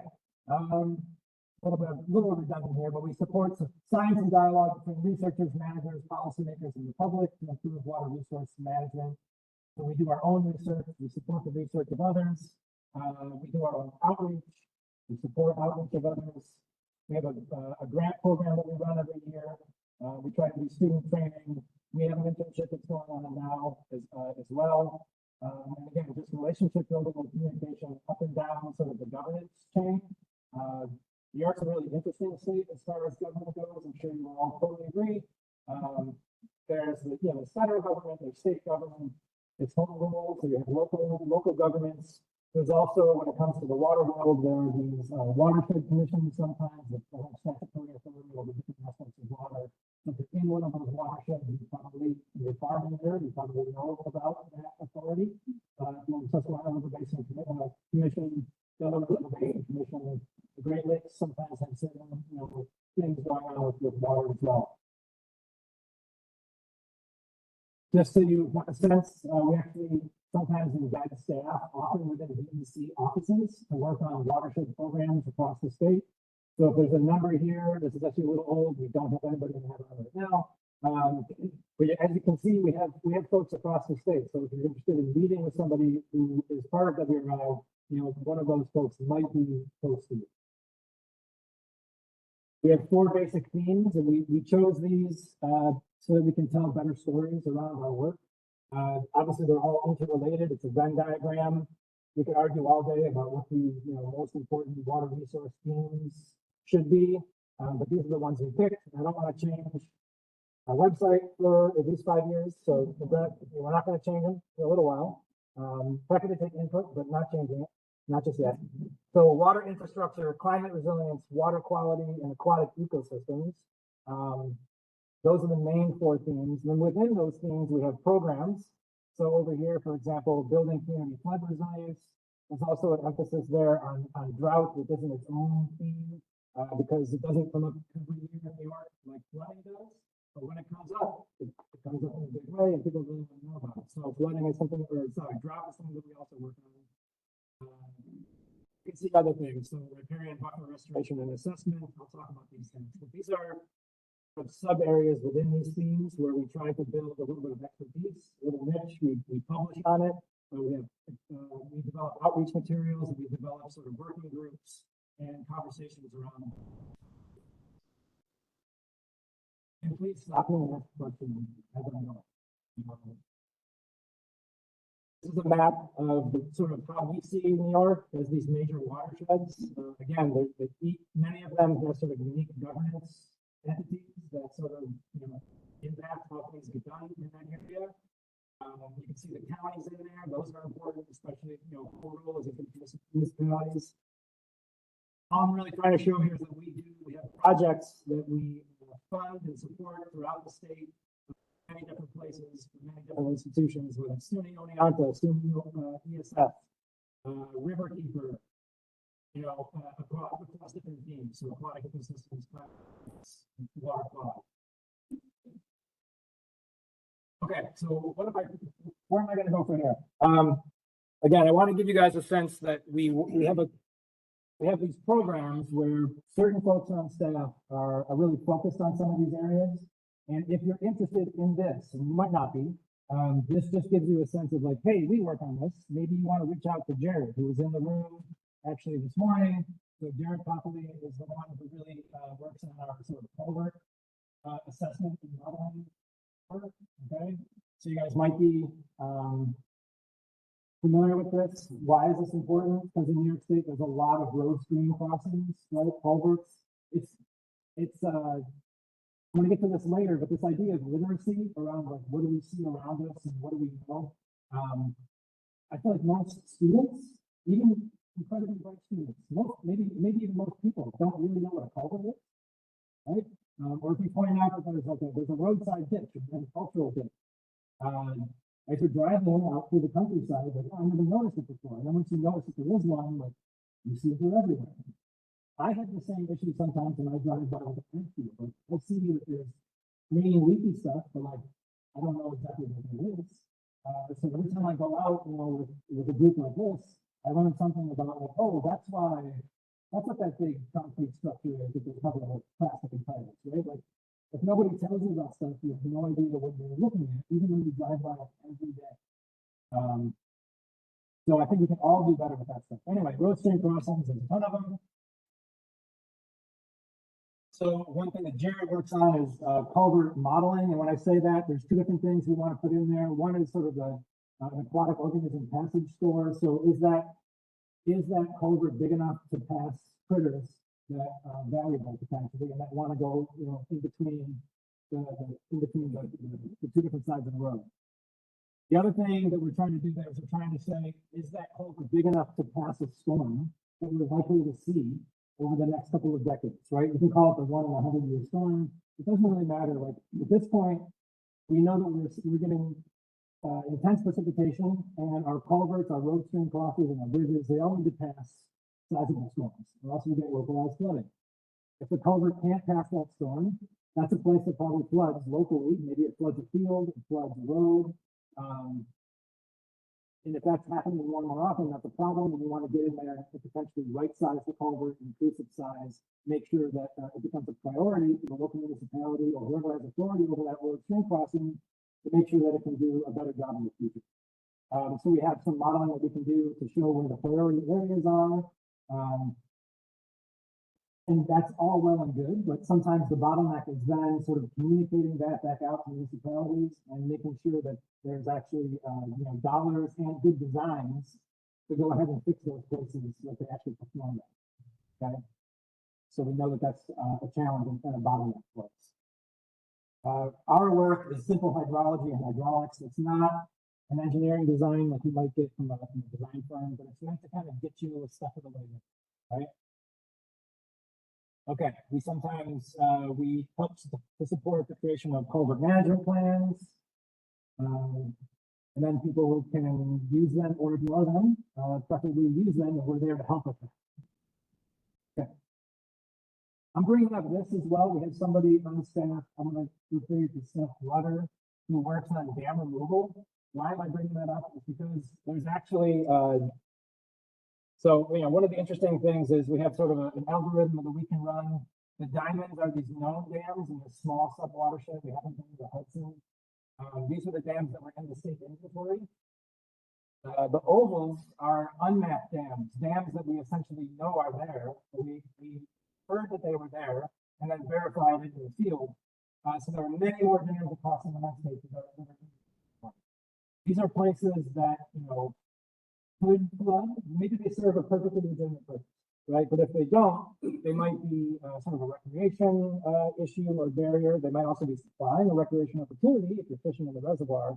But the bottom line is that you don't know whether there's an opportunity to manage something better if you didn't know that that infrastructure was even there. If you're a landowner and you have a dam on your property and you want to remove it, whether you have maybe you have a liability that's been deemed to be unsafe, and you're like, wow, how do I go through this process? That's something that potentially we could at least help people with. Okay, so that's why I'm bringing it up to this group. A lot of times the owners of these locations have a liability that they may or may not know about, and if they're interested in removing the dam, it's can be a very huge and onerous process. And so, getting some help for those people might be of interest. Okay. If you're interested in this topic, so again, I don't know if anybody wants to talk about culverts or climate connectivity dams anymore. So that's no question now. You want to be part of an ongoing conversation with a lot of different stakeholders who are interested in these topics. We have an aquatic connectivity working group, and I would encourage you to get in touch and just be a part of that. We'll be staying in the meeting once a month. Join as you like, you know, learn about things as they come up. Is that, Yeah. Is that something that we could share out with districts? Because there is likely districts out there who, I mean, there are districts out there who are engaging with the actual column Sure. assessment. Yep. That might be interested in something we can share out with that. Yeah, absolutely. You know, I know there's a big effort in the Mohawk watershed. They've been sort of contracted to do a lot of the NAC assessments. The Lower Hudson has done it historically as well, the Lower Hudson Coalition. Okay. So yes. Thank you. And I'm going to refer all that to Jared anyway. So he's got to go through all the work. Yeah. I just talk about it as if somehow I didn't. Okay, I'm gonna move through these kind of fast. We also do riparian restoration. Okay, this is our Trees for Tribs program. It really started in the Hudson. Beth Ressler, some of you may know her, has been doing it there. There's also a great resource in the Upper Susquehanna Coalition, right? Olivia Brinkley, you speak to her with soil coalition districts there. She's another great resource and expert in the state of New York on how to do riparian restoration to prioritize places and then get trees in the ground and they actually survive. That's work. If you're interested in that, again, we can talk more about our or if you know somebody who wants to be plugged into this network, I would just refer you to that.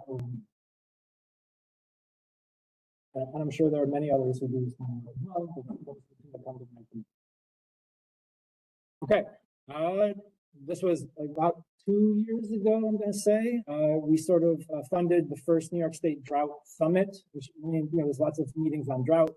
We had a drought summit that was actually here in Ithaca. I'm just bringing this up because there were a number of different stakeholders there talking about how to forecast drought a little bit better. We're currently, well, I guess I'm currently on a committee, perhaps with, could be for working with the DEC, who has contracted the Northeast Regional Climate Center, which is here at Cornell, to do better forecasting of surface and groundwater drought. The idea being that, like, when we're in sort of, we want to be able to see a drought coming from as far as once it's hitting, we want to have some sense of how to communicate the likelihood that we'll get out of that drought sometime soon. And it all seems far away until it's out there. And that's like the #1 question we face. Right?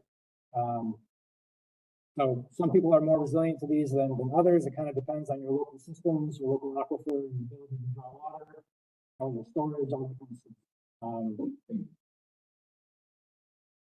Okay, going to go over to flooding. This is something that we are interested in cooperation with Sea Grant, and we do this with some NOAA funding and FEMA funding. MyCoast is actually an app, right? So you download the app, and the target audience here is sort of municipal managers, but it can be anybody. So the idea here is that, like, when you see flooding, you take a picture of it. Okay, it goes into the app.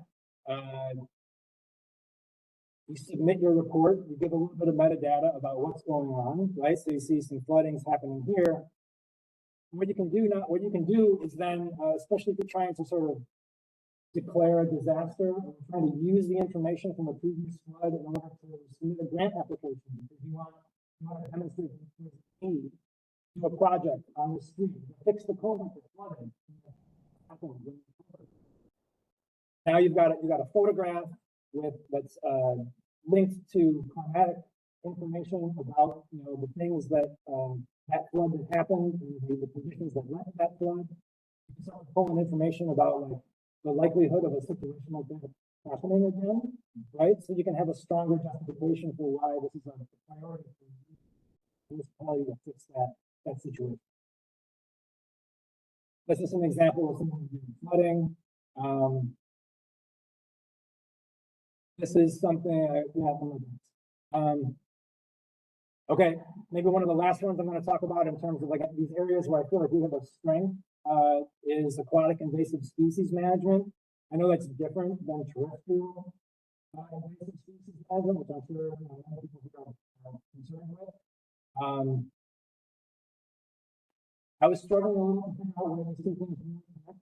I'm not always too sure. Farm ponds. Maybe you have a stream on a property and it's getting choked with knotweed. Right, the idea of this continuum of, like, terrestrial invasive species moving to aquatic invasive species, at some point it becomes something our staff might have expertise in. And actually, we have regional aquatic invasive species coordinators to help to manage these areas, and they're in different stages.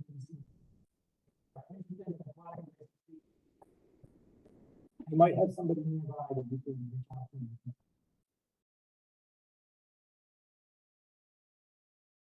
Okay, I'm gonna transition a little bit different, but try something. How many people in this room? So this is Chris Bowser. He's on staff. Right? He educates, he works down at the Story Point. Yeah, right, eels. They're you don't like eels, right? The slimy. Okay? Yeah. I guarantee you, in like 1 hour with Chris Bowser, you'll never think of eels the same. Yeah. So as an educator, he really tries to get people to understand eels and to sort of be wonder about eels, understand how their life cycle up and down the Hudson River and how the SWCC and the Ocean is really like amazing, right? And something that what I would say is like I mean, there's no way to reproduce this Bowser in the way that he sort of educates people about this topic. But I've really seen the idea of education and excitement and reaching out to people. You can take something like general reaction is like TV.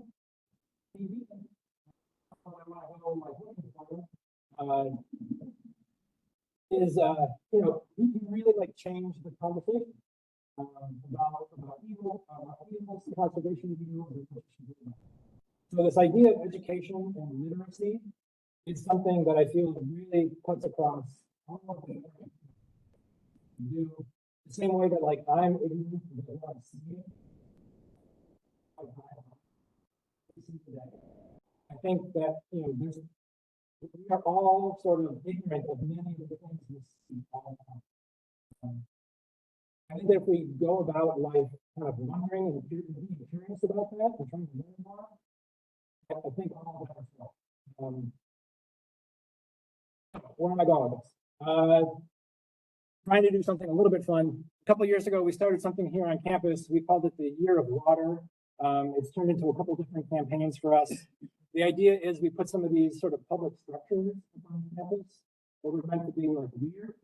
So this is one of the main footbridges between where students live during the semester in the main campus. So they walk by and they just see this big blue dot with a question mark on it. The idea was like, well, what is that? Walk up to it, learn something.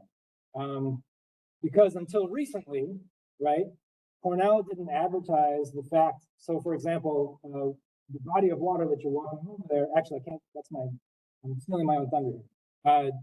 We wanted people to be curious about water and what was around them. What are you seeing all the time? What are you walking over? Like, what are those, what's that box on the telephone pole in your house? Like, what does it do? Right? These are the things that are, they're valuable to you in some way, but you don't really know anything about them. Okay. So super fast water trivia. If you go outside and you drink the water from the tap, where's the water coming from? Anybody know? Yell it out. Fall Creek. All right. 6 miles, another good choice. 6 miles, the city of Ithaca. There's 3 different public water systems. So 2. When you flush the toilet in the bathroom, where does it eventually go? Anybody know? It's in Cuba Lake. Okay. So I'm asking these questions. While I'm doing this, I want you to think about, do you know the answers? If you were in your home, right, or in your hometown, would you know the answer? Maybe, maybe not. In general, does Cayuga Lake flow south or north? Okay, it flows north. Okay, all the Finger Lakes flow north. Where does the town of Ithaca get its tap water from? Town of Ithaca. That comes from Cayuga Lake. Yep. What percentage of the U.S. population relies on sewer?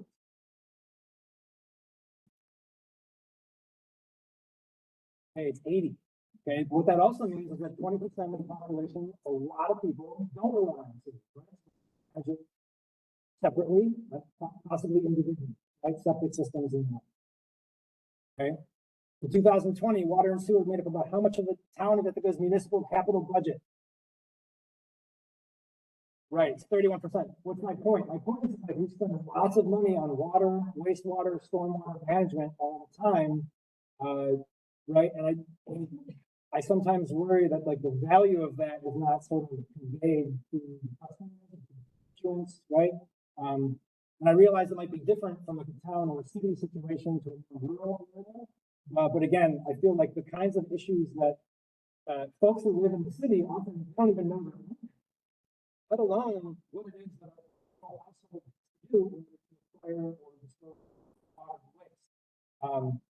So again, I just think there's a lot of there are a lot of gaps in what we know about each other and what we know about our own sort of water and natural systems. Okay, and this one probably seems confusing, but like within a 10-mile radius of where we are right now, how many active mines, oil and gas wells, and dams are there? Any? Some people, you know, the answer to this ranges widely between like, oh, I'm sure there's no mines.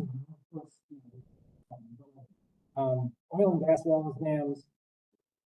So I'll come back to that in a second. Water falling on New York State makes its way into which major river? Hudson, Delaware, Susquehanna, or Mississippi? It's all of the above. So my points here are that an awareness of how we're connected, which way the water flows, right? If I'm on Fall Creek, Cornell's getting its drinking water from Fall Creek, which is downstream from the village of driving into this wastewater treatment plant. Our drinking water goes into the so then the town of Ithaca takes out of for its drinking water, right? So like one after another, we're all using the resource that's already been used. Okay, having a little bit of knowledge of that, I think, just helps us try to tackle big problems. Yep. How many Finger Lakes are there? 11 Finger Lakes. All right. Bonus points if you can name them all. So I'm not going to go through these. I'm going to skip a lot of time.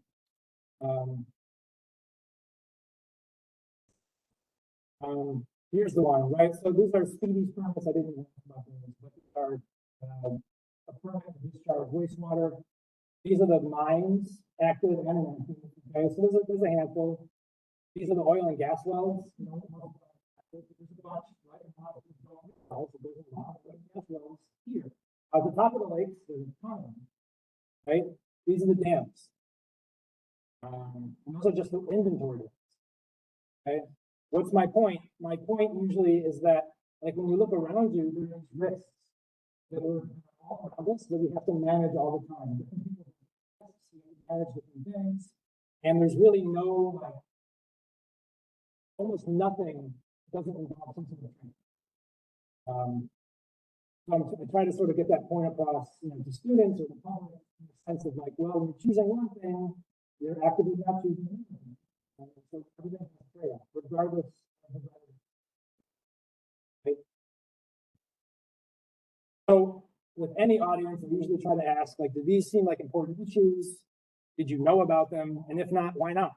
Right? Make the answer match. If it was important, how can we know about it? And I think part of that reason is like we're just never really taught. So if you have questions about any of the topics and you want to get in touch, please do that. And if you want to explore ways to sort of build this general education and literacy into programming, especially for agricultural communities, I would love to talk more with you. So thank you.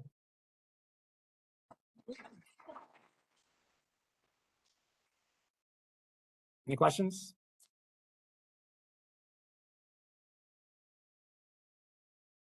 Okay. Brian. Sure.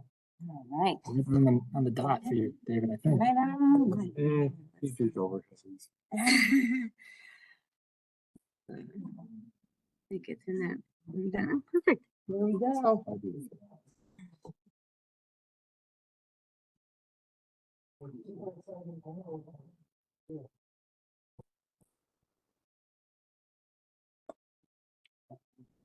Okay. Oh, it's interesting to see how different people do it.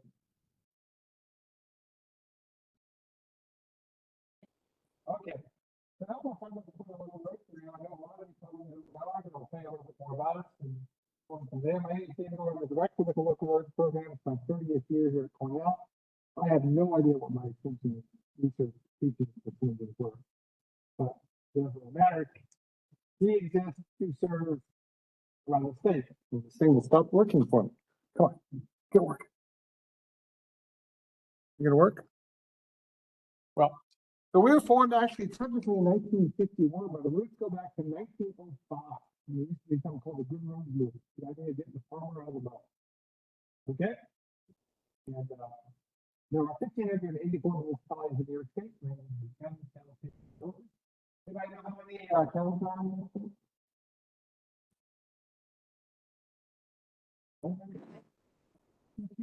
57 towns.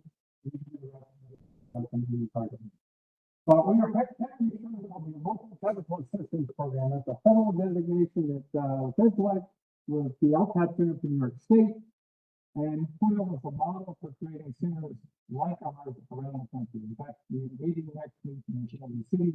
I'll be flying down on Saturday and hopefully I'll have better travel than I had last year because I flew over there in Palestine, if you remember that. So, we're getting the farmer out of the bottom. And certainly there's a huge overlap with what happens with solar and water, and we can talk a little bit about some of that overlap. And in terms of the national program and the national impact, there are 58 centers. There's 51 in each state. There's one serving Puerto Rico and the Virgin Islands. And must have turned the timing on, there's 7 tribal centers. And last year we had about 4 million training hours a month. So we take every person in the class, today it'd be 20, if I get an hour, it'd be 20. What do? We do everything from newsletters to direct technical assistance. So I go through a few of those things and then end with a quick idea of what we do. We do a couple of newsletters, including a printed quarterly and a monthly e-newsletter. Okay. If you're not on the mailing list, we can get you on it. We do workshops around the state. This is our map for the spring. And we also do some special ones on work zones. We are currently developing our plans for next year. You will see if it doesn't get forward on me, we have classes on stormwater, drainage, and of course, road-related activities as well. Okay. Now, we also added something. This is one of those things you need to adapt. We tried doing webinars prior to COVID, and I might as well have a hanger on a gold bar. Nobody showed. COVID yet, people got used to being online. Now they're really popular. We had a session today on equipment. And we had 50 people show up. No professionals over an hour, no continuation credit, it was just an interest thing. The guy who was doing it with a last minute substitute, he ran over by 15 minutes. Nobody lost. I mean, that's a good sign. So there's an interest, and you can see this is just the kind of things we're doing this summer. We'll do subjects on every subject you can name, including one on drainage law, which I'm going to end with. Not the whole of it. Now, if you haven't been, you're welcome to come next year to the annual highway school here in Ithaca. We get 730, got 750 folks. We've got plenty of space. We'd love to have more. And we have people from Florida come almost every other pop-up thing. So we had Megan Webster this year talking to someone from DEC on COVID issues. We've had Mark Payne, we've had Angel Hangelfolk from the various folks come in all the time. That's a good sense to see Mark and Kyle. The point is, we love that interaction. We send people all the time to, I must have turned on my time.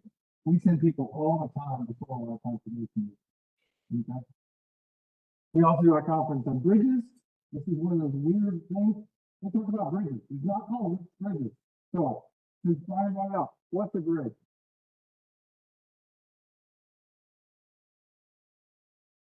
What do you think a bridge is? How would you define a bridge? The state would say something bigger than 20 feet. The New York State Court of Appeals just says if it carries the stream under the road at the culvert, it carries the road over the stream at the bridge. Literally, that's the New York Court of Appeals. Yeah.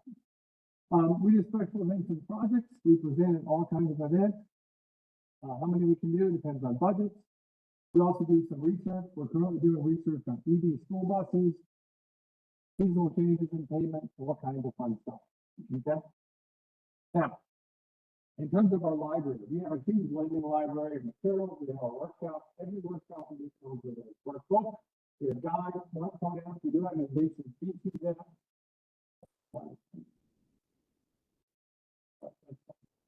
We have a website, a very simple website. We have some handouts on what we do, including information on who we are,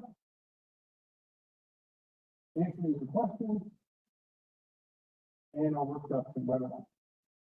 Okay. Now, the thing we do that I really like, is we get information to people. So we, for instance, do quick answers, as we call them. Just quick one simple thing aimed at probably everyone in that case. And people are going to do the same thing. If you have someone pitching BNP to do this tobacco flag, you know. You think that's a good niche, by the way, right there? What's wrong with that niche? It's shooting it. It needs to be happy. It's still not doing the job. Safety is too, to care about lots and going over to get home safely, but it's also a problem because it necessarily isn't necessarily needs to be that case. Okay, this is an overlap with the stuff that Brian does with WRR. We do technical assistance. The picture on the left was taken this morning. Any issues with it? Picture on the left. Oh, not the other. I gotta give the lady an answer. She wants to. Yes,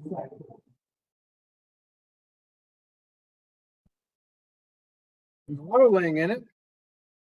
Not really much. It's sort of flat. I'm going to actually do something here because I can.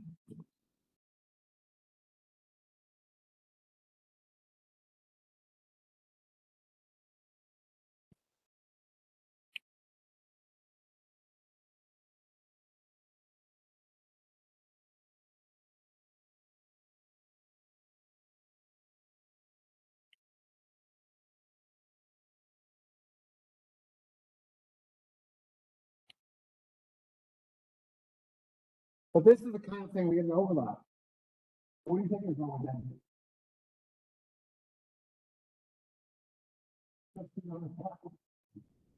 It's great, it's less than percent, in fact, it's closer to 0.5%. Okay. There's that balancing act between what the installer can afford and what they can do. The one on the bottom right is actually much easier. That's just common water. We can deal with that much easier. Now that's another, and I've also a couple of them. I did not believe them. I don't know if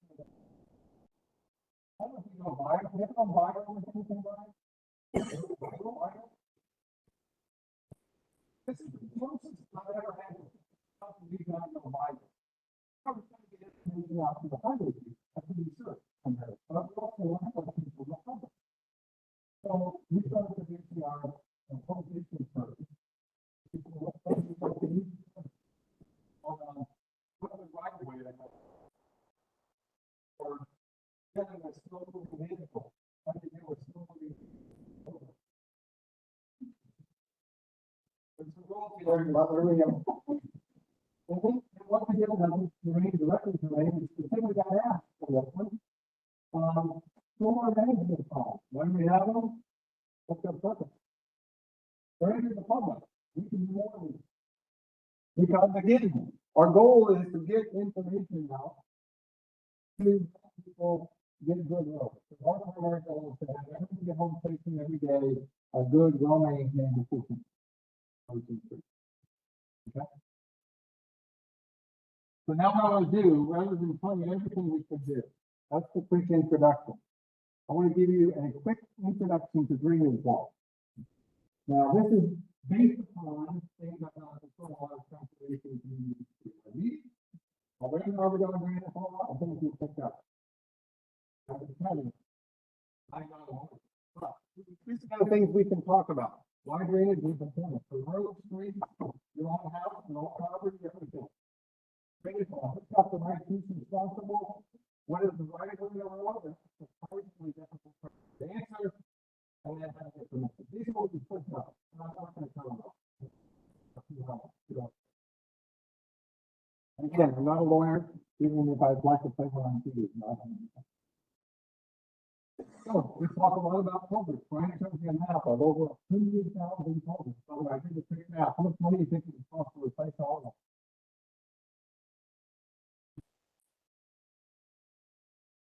That's a road stream crossing that we use for technical. What do you think it would cost to replace all of them? We have to replace them all right now. Yeah, throughout the state, every one of them has to be replaced. Yeah, it'd be good. It's about $10,000 for a small pipe. So, those both dimensions you earlier, obviously they're great resources. So, we have both have rights and responsibilities for highway officials. We have a roadside drainage book. There's someone on landfill, and then what? If I could take the one out, then it's the one that's the one box. Some of our workbooks, where the document is produced, that look at drainage law and drainage situations and problems in your state. It's like a case study. Okay? It's written by a former lead attorney for the state DOT. And we still come to the out with that. You give people advice on what's critical with that problem. So in terms of drainage law, we have common law. You guys know common law and water, right? You know water, everybody has water. So, the civil law. Civil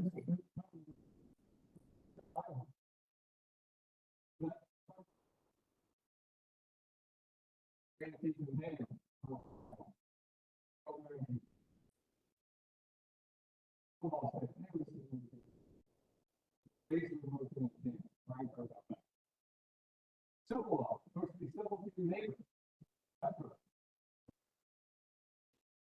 Yeah, Katrina. What size storm was Katrina in the world? Under rainfall, not wind, rainfall.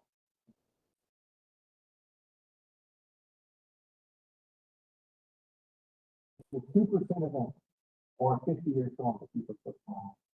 Now, eastern side of the storm is 1.6, but the western side, New Orleans, is only a 50-year event. Percent event. Okay? So, under civil law, which is a New Orleans thing, because they have a French background, we're supposed to not move where the water no matter what, right? Let it do what it wants to do. Well, that's not reasonable either. So what the court all said? Reasonable use. And in our webinar, and when we talk to highway agencies, we talk about the fact that 90% of the time reasonable use works, and that is what the court says. Okay? I'd love to say 100%, but there are lawyers involved. You always have to do it that way. We want to make people understand this, because what is the single most important thing to do with grant issues? You know that. I mentioned it.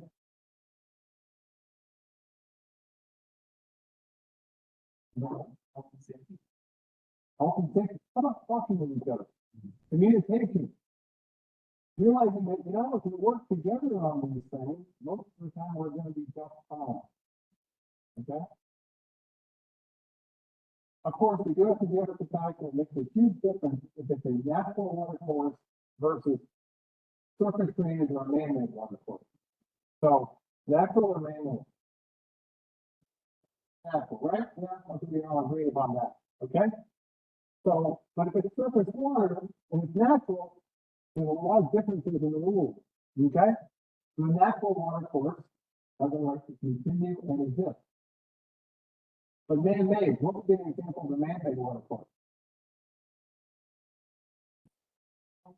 Reversing it. Yep. Stormwater system. How about culvert pipe? Yeah. A culvert pipe is placed in a natural stream in a normal, reasonable way. It's been there a long time. The court pretty much rule. It's a natural water course system.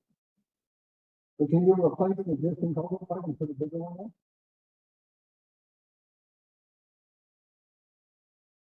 Yes, if you're reasonable about it. That's the key.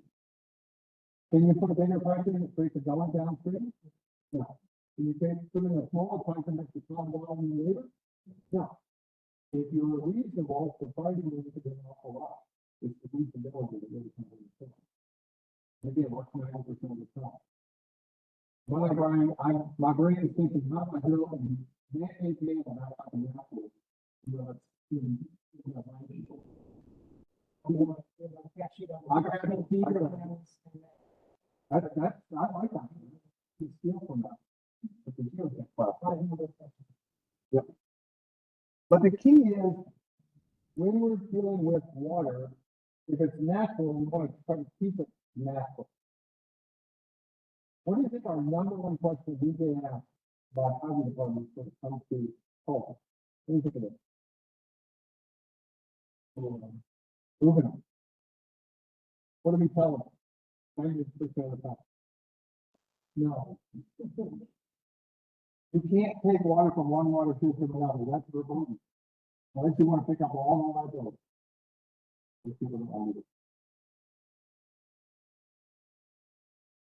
So this would obviously be anyway more than that. We're dealing with everything else. Okay, we start concentrating, so we start changing, now we're going to a little bit, before we get back to the natural condition. We put in dams, and we put in storm sewer systems. We can talk about that. So, is that a natural water source right there or a man-made? No considered natural. Reasonable. Why do you think it's not the bottom of the deep sea rather than the earth? What's the slow recovery because this particular structure is designed to float. So in the swampy area, below the bottom, that's the helpful thing float.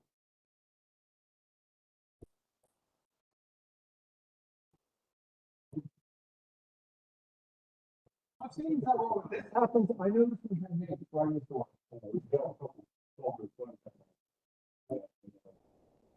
And then on the bottom, you can design a lot of volume. There's all kinds of fun things you can do. And help with the water capacity. It's on the table. Now, I want to make sure we all understand, so on the same page, what's the road? How do you acquire the road? What's the right of way? Communicate that to people.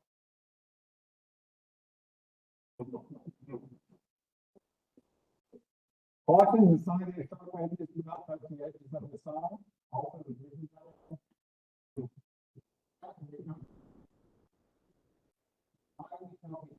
Again, you can spend a lot more time with the actual webinar in person. But what I want to concentrate on is what is the road. That's what I love about it, my darling. That's a big job. Like that,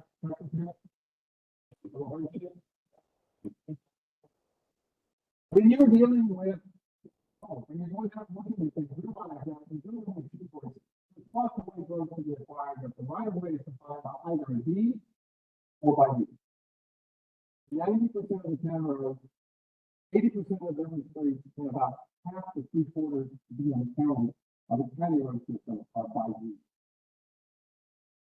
Okay? First thing is, boards have the authority to control things. They set a consistent policy. That means the boards have to do it. Not boards do. And of course, folks are figuring it out. So what do you find deeds?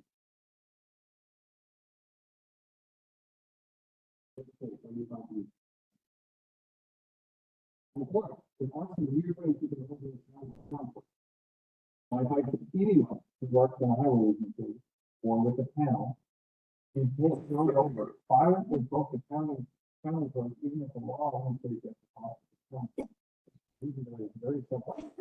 How is it stoppable otherwise? Can you find it later on? Let's use you to find it. In fact, tie it to the deed. By use means public use of the driveway and municipally maintained. Okay, so there's 50 houses on it. Is that a public use? No. What if there's a church or a business on it? Probably. What if it's 4 houses? What if it's 1 house? 1 house, 2, 3. Here's the problem. They don't define what it goes from being just a driveway to being a road. That's the issue. In terms of municipal maintained, do they actually have to do the digging?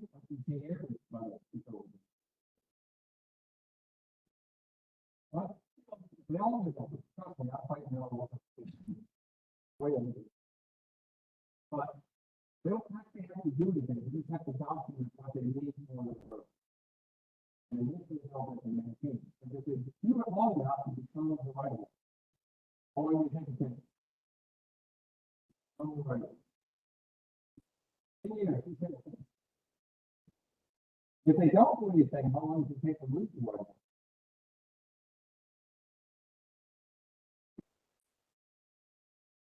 Beginning, then you lose it in this. The best, most common way that you lose right of way on public road, the trees are up, it's dangerous, don't stop it.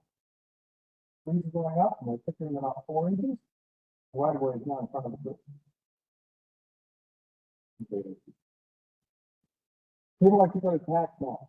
Never go to tax maps. Don't use the free log rule. It's in the law, but don't use it. Law says free log. Person says, okay. Then it goes back to a federal law called the Uniform Act. You can't take land from someone without compensating for it. Otherwise, it's constitutional taking and it violates the U.S. Constitution. You have to compensate someone for it. So let's just end with a couple of examples, and we would go through, if we could get longer, and go through all the things that define the right of way. Based on what you told me, I told you. Finally. Was actually the edge where they stopped me again.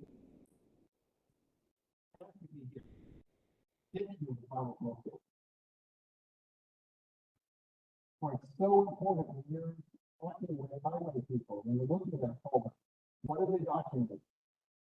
Well, valuable thing they can do is write things down. Expecting a fight that goes up 45 feet, and they said every year, hey, we check the end of it, we make sure the 10 feet are removed from a drainage standpoint and for water passage is in good shape. That actually can define the right of way. If they don't inspect it, they don't check the aquatic passage, guess what? That's something that's in place. By the way, that was a problem.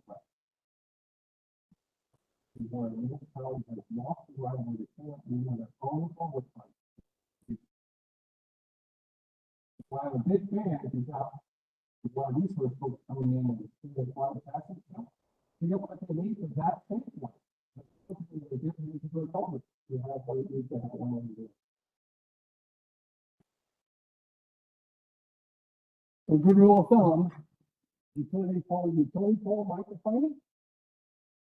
This line, the dip line, 49.5 feet, or none of the above. Which one do you think would be most likely to succeed in court?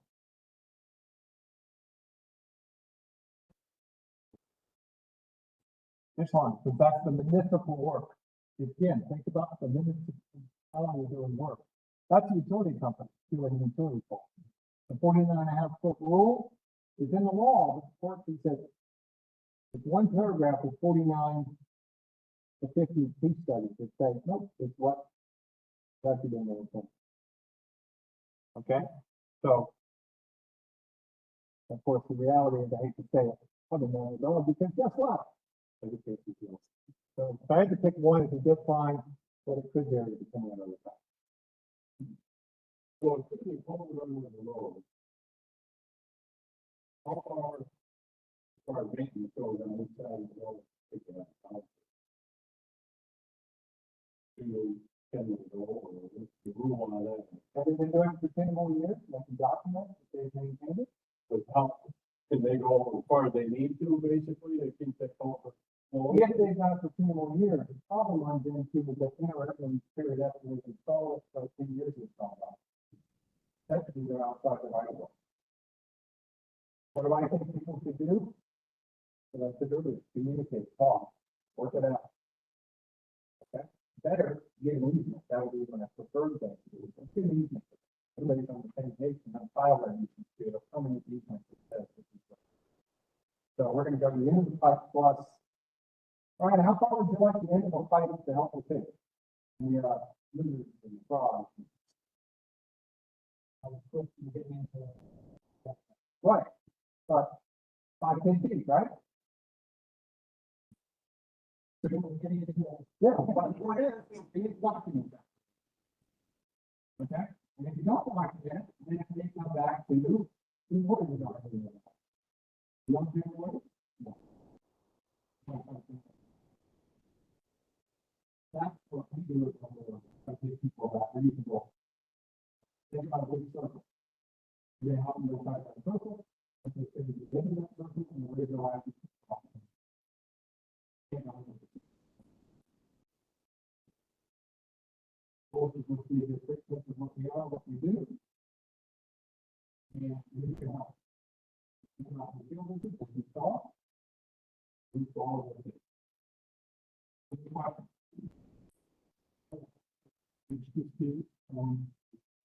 What I was doing this morning. I love working with solar, we've done a lot. And our goal is to have a good road. Yeah, we've got a goal. One issue we were talking about during one conversation we had 4 years ago. And I wonder if you could talk about that, because I think the district probably won't for that time. In that situation, you were advising the farm and the county the highway superintendent about what conditions the farm should be to stay off the road. Can you talk a little bit about that? You guys probably be able to come out to a farming community where there's a balancing act between the hundred farmers to maintain the road, but it's not supposed to. Well, then it's a traffic. Farmer wants to get on that field when they need to get on the field, right? Balance those things. So what would be the two times a year roads in the road danger of being damaged by heavy equipment? What is that? Rainfall off. By the way, since we're a history, it depends on completely on whether it's just a fixed day, I don't like this person. And every time. Right now. This week, and we're using that time for holding that asphalt roadway. Sit on those roads, we make the barrier higher. It's getting really soft. Come across that with high pressure fire, what are you gonna do? So working with the farming community, stay off of it during the period of time, or use a lower pressure tire, or drive early in the morning when it's still cool and high sun. And that's what we try to advise. And you can usually do a pretty good job of balancing the need for the local use, farming, industry, whatever, and you need to maintain that road to limit the cost. Ryan told the 31% of the time that they goes to water and sewer. Statewide, what do you think the largest department is? Over 80% of the towns in the state. Some kind of highway or EPW. Water, sewer, and roads together, 80% of the town is the largest part of that. Yeah. Yeah. I think it's kind of interesting. I ran into the same problem. I think on the street. Trafficking down off the big road, like something that is probably. But you just happen to see the crews coming up. A doctor who has an ongoing zero.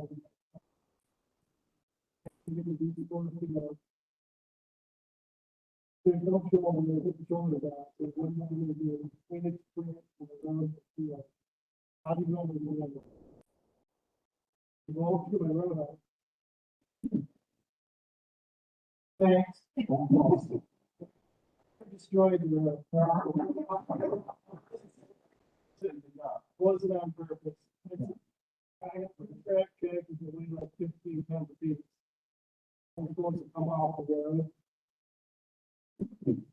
They had a few choices. I think there are 4 other things that we could have done. First off, obviously, one of the best things to do is to do a little bit of communication of what we're going to do in work like that. Like the first time on the one, we said, hey, we're going to be paving in a few weeks. We'll play with the first time on one, but they were actually paving. Two, put the pavement in. The outside is, there's a special way to do it on the outside. It is the safety and durability. You can actually drive the truck on off of that for a 30 seconds. It actually be the same as on safety standpoint. If you think about that. If we knew that was happening, maybe we could coordinate, that's what we were talking here earlier. Maybe we don't pave your road for a little bit of time, do it a little bit later. Or do it early. We'll take a week or two to figure it out. Some of the problem is it's like the towns have, I mean, some of my crossings are 40 feet from road to field. If I'm 100 feet long, I have to turn in the road in the field without being in that first stage you showed with the mail stuff. So my roads are bitches are that way. Why I don't we have have a choice. the third thing is to figure out how we get farm access. What's the width we need, what's the radius, the turn radius, we have things called turn radius, that's what we can use. Do that with people. The towns have been great with that. You call them up, Say, okay, we'll be out the next 10 days, we'll put that on the pipe for local towns.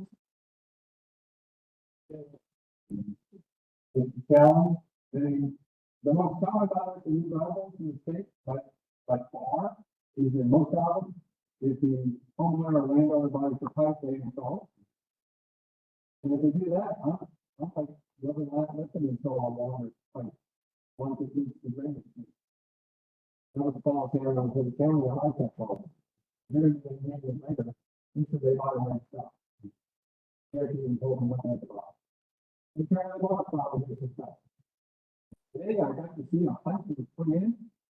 It was, green plastic pipe. Almost something like green plastic pipe off in the sun. It's been about 5 years. I went to black. You know why that pipe is black and stuff like that? Because it's black and black.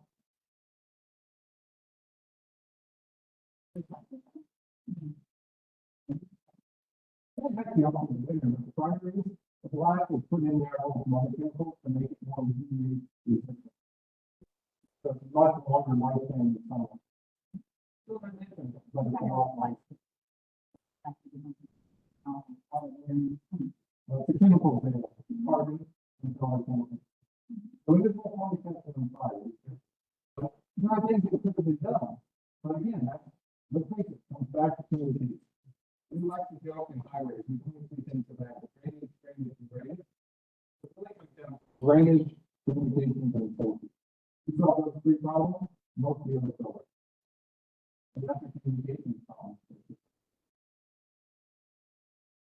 Yeah, Like the dark that you talked about earlier, what's like advertising on their website?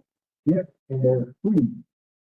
And about half of them, actually about 3/4 of them are working on period for. Go back and pull that up. And that's what I want.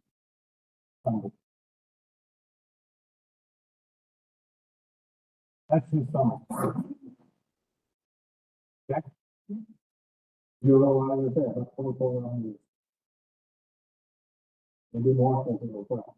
So if you get one drainage wall, I'm actually gonna put into rotation that particular level. Okay? Thank you. You're welcome. And guess what? We're right on schedule. Very nice. Wonderful. Thank you so much.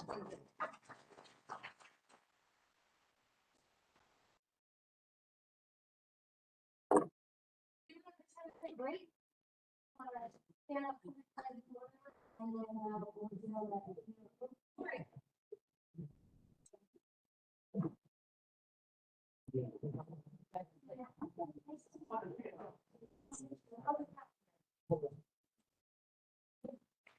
Thanks for joining. All right, let me close some of these windows here. Stop sharing for just a second. All right, here we go. So we can pull it up. Hi, Anu. Nice to meet you in person. You too. Thanks for joining. Thank you so much. Appreciate it. Yeah, safe travels down the highway. All right. I learned something new. So I've done 2 of my 3 things for you. Have a great day. I have to do 3 things. Have a great day. Teach something, learn something, have fun. Good. Having a good fun. Have a good day. You did an awesome job. Thank you so much. I appreciate it.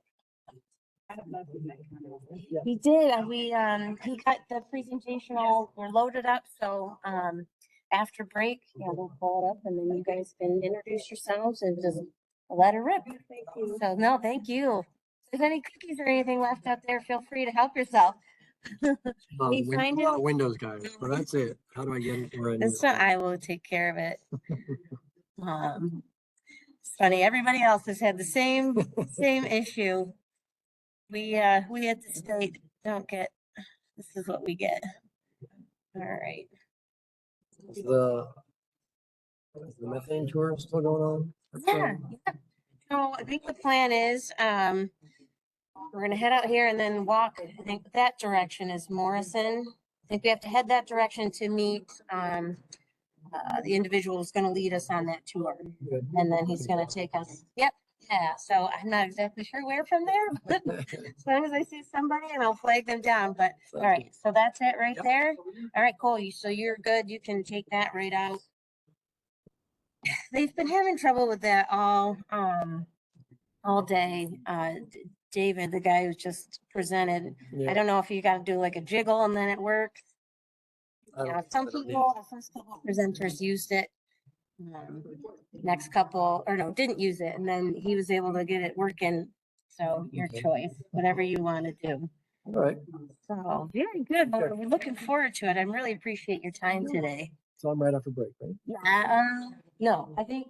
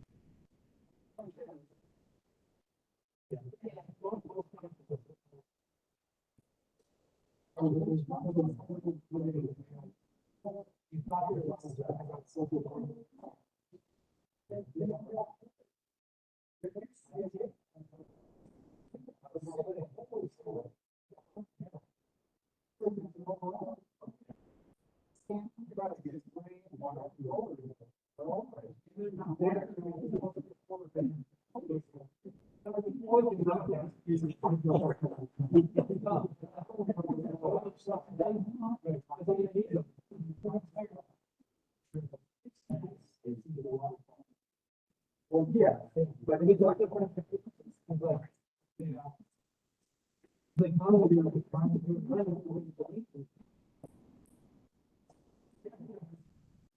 and have my son. The actual purposes don't make it. That also.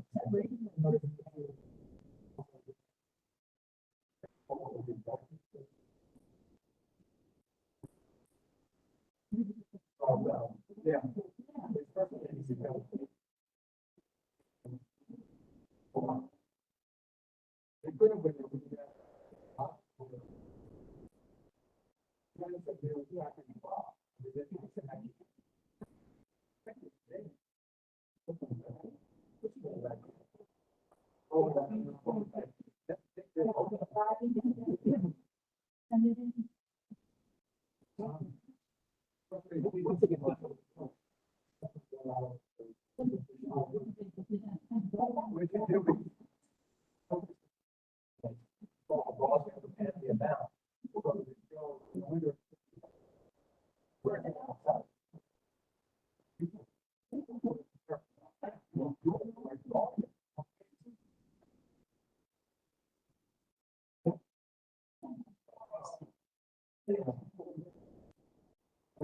I like that picture.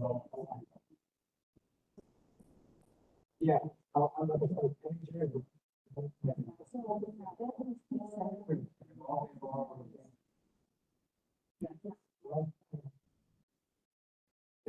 to like we got everyone that you walk. More and more. No, I'm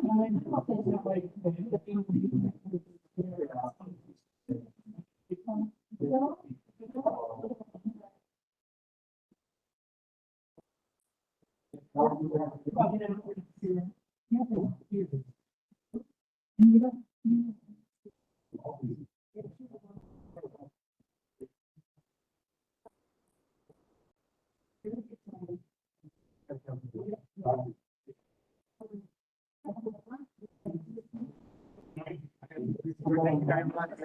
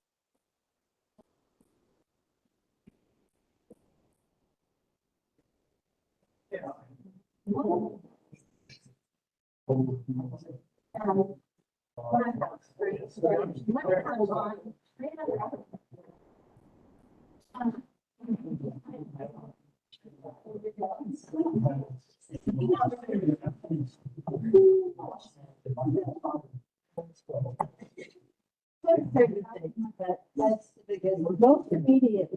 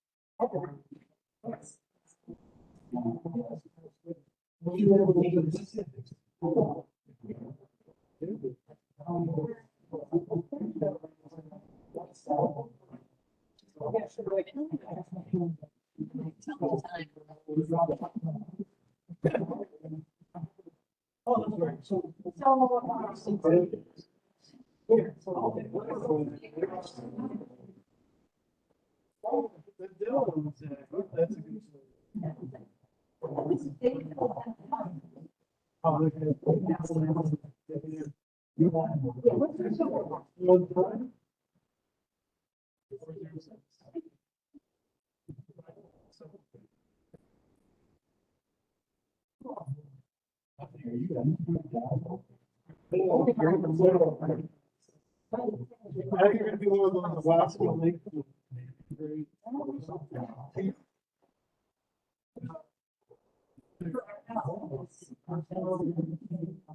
Oh, that's. When you're moving. Interesting, you guys are right. Well, you were the buffer.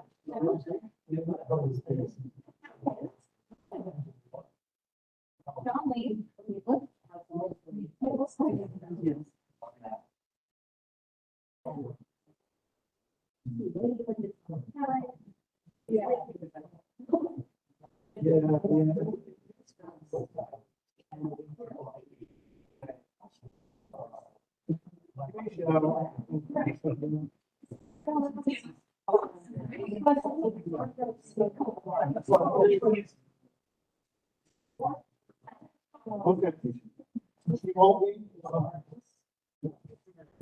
So the change. So I got the nine, most of the third. And you said that we didn't have that. So it's created six, you better put it on.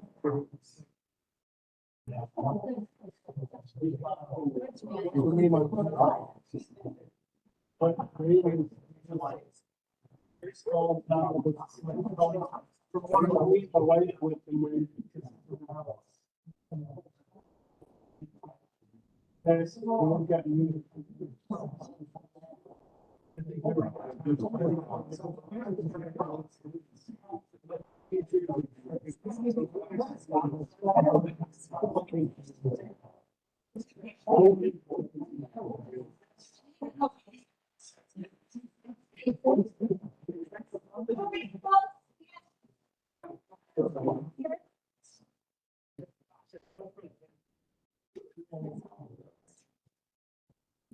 Oh. You're gonna have to show me which one I gotta pull up. I'm not sure which one it is.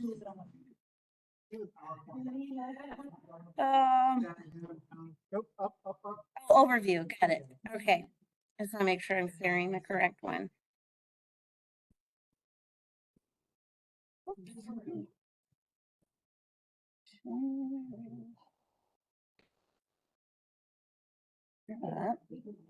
So here.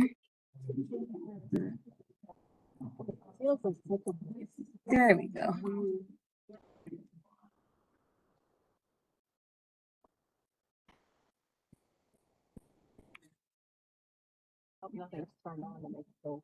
All right, there we go.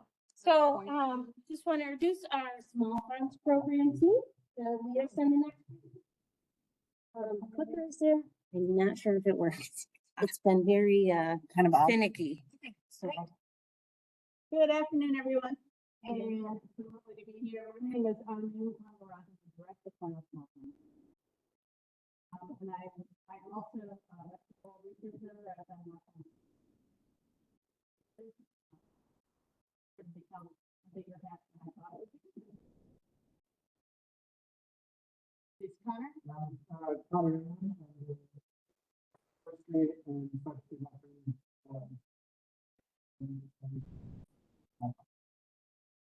So our goal today is to just give you a quick overview. I don't know how many of you are familiar with this.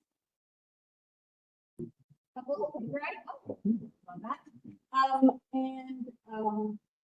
What I want to do is just provide an overview, a little bit about the history and the kinds of work we do, and then Connor's going to do a deeper dive into our agriculture.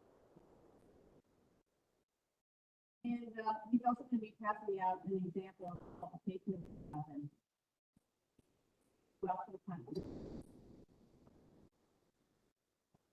So we take a lot of articles and stories of other organizations.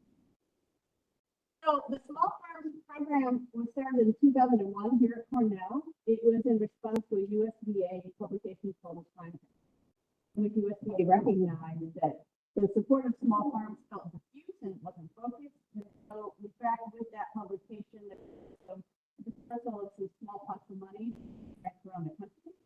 And several of them started Small Farms Program around the world. I became the director in 2004, which is also part of the lead. I can't believe it's been that long.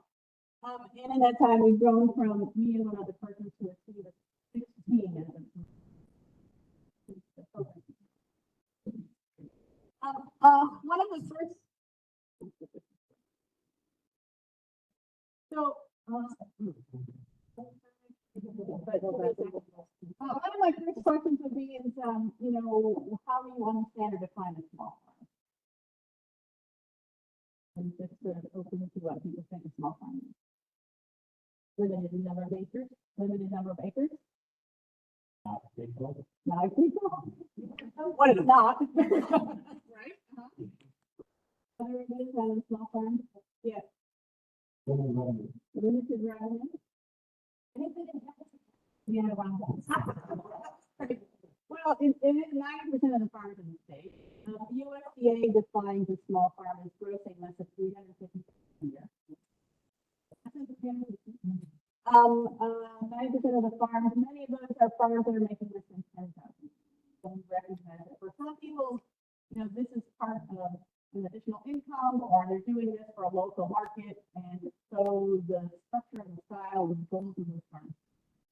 But as a program ourselves, we want to elevate and support the development of small farms, whatever the goal. We have some people that work with us that don't actually have confidence and motive. They're community farms. They're really centered on growing, supporting feed for food banks and for others in the community. And we center our work on education and outreach, training, and network building. And so we invite anybody to be part of that, whether urban or rural. And so we see a lot of interest in building those connections between urban markets and rural growers, but also urban farmers and rural materials exchange and other types of, and some of the work that Connor is doing. So we definitely are centered in making sure that the ways in which we communicate with and about small farms are recognized as the dignity of our work and their contributions to local and regional food. Many of these farms, when I broadly define a small farm, USDA says $350,000 a year in income, but there's also the majority of the labor and management is by the farmer or farm or small management. The majority of the labor is actually the footprint isn't as important. And that's why I think USDA went with a revenue number, because I have worked with farms that are 20 to 60 acres averaging well over 300. But using a small footprint doesn't matter.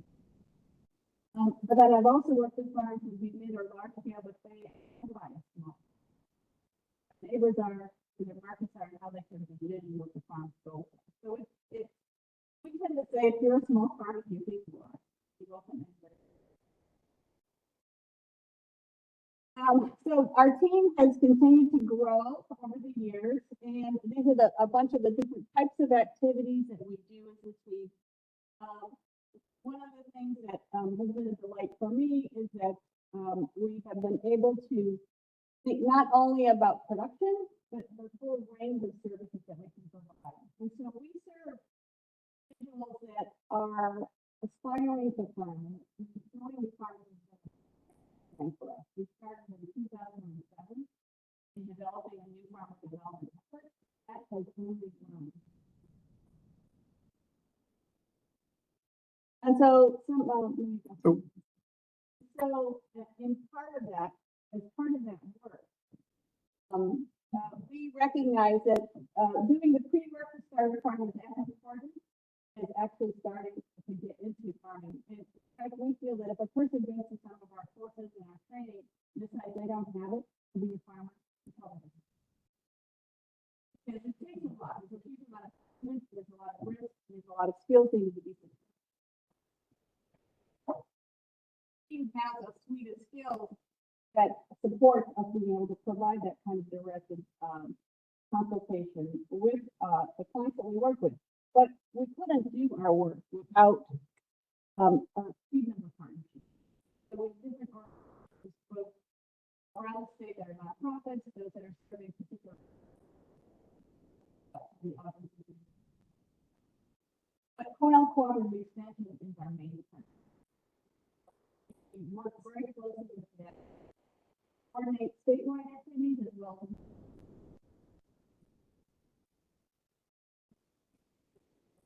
the first thing you're always telling people when they come to us for help is like having to their family.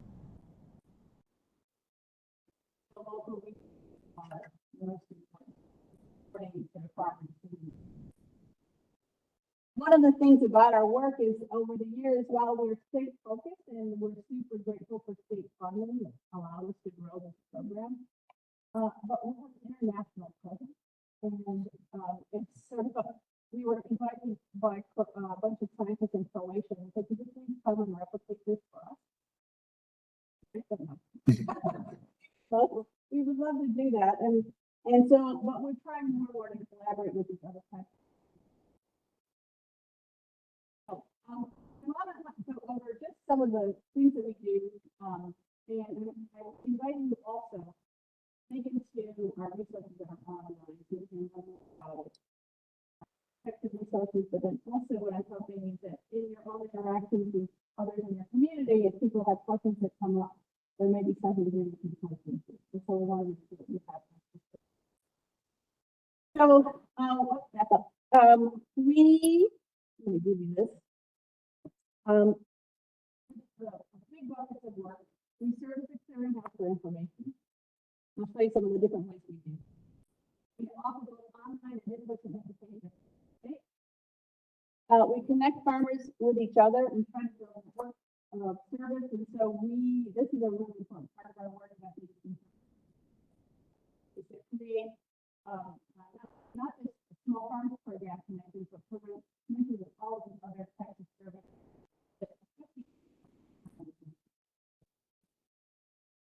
But in general, and then the other piece of work that we do a lot of research is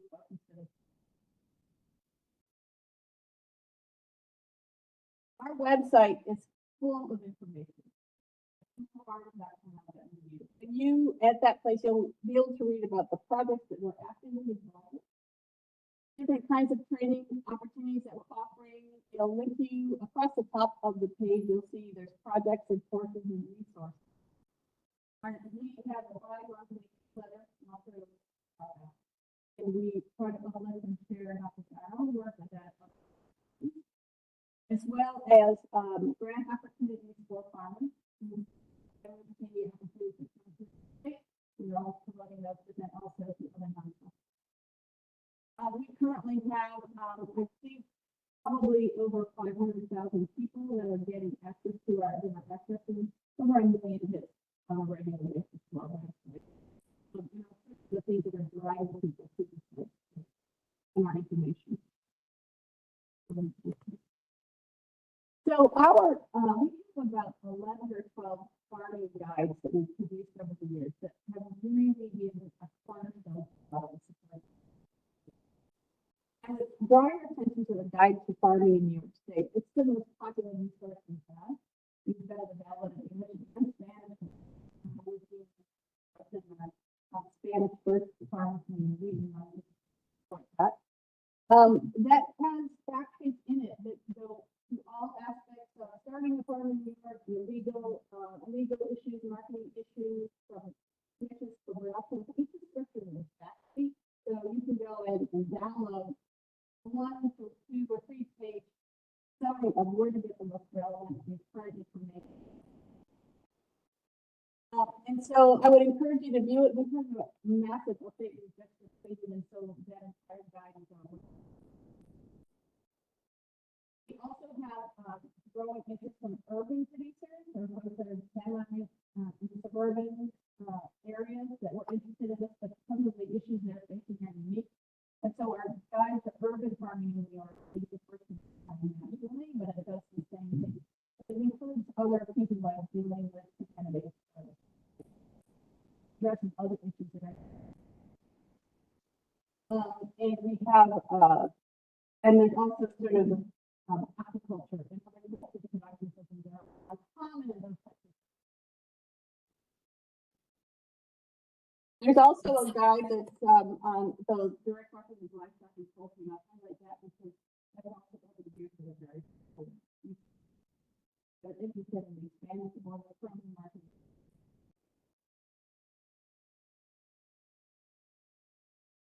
We complement our written experience in video. You're also going to learn the video is going to become it's a wonderful collection. I think that I can't remember how many videos we have, but they're on all aspects of production, from startup to actually. One of the most popular videos we had was a guy feeding chickens. Believe it or not, on viral. We were talking about viral, and why is it going viral? But it was just a piece of food. It was. But we use this media to do a lot of storytelling, and so as well as it's embedded in the courses that we offer. We're using it for promotion to highlight various issues. One example is we have created a whole video collection around poultry processing on farms, which has been an issue in dealt with it. And work with insurance companies to create a resource that will help them feel more comfortable about insurance while farms that are doing this. And so I would invite you to go and peruse that. Again, it's a whole mix of operations. We also do social media. And so we're present on Facebook. Oh, there. Great. We're on X and Facebook and Instagram. One of the, if you use the hashtag Cornell Small Farms, when we see it, we will also elevate the story to vegetarians. This has been an area of growth for us, and it's also a way in which we are keeping a pulse of activity around the state in this particular community. A lot of times it works stories for them that we then turn other types of storytelling and other techniques.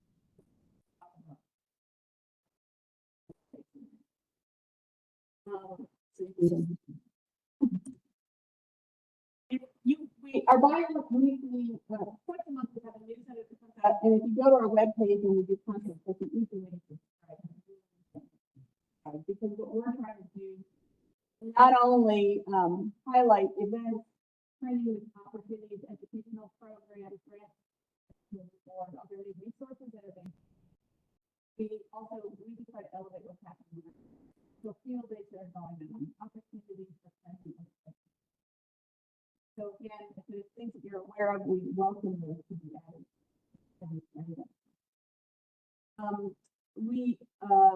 go ahead. And that also rotates through our website. It's somebody else who's using that.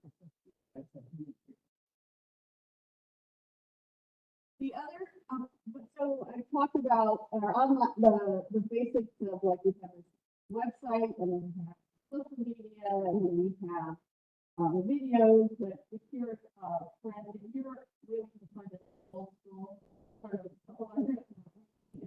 only a newspaper, we actually call it print newspaper. But when we talk about tweeting, we have this huge uproar about the from the readers. This singular publication, Small Farms Quarterly, we do it in collaboration with the people. It's an insert quarterly, and it's got over 40,000 people that receive it, and then we have a whole bunch of others who subscribe just to this.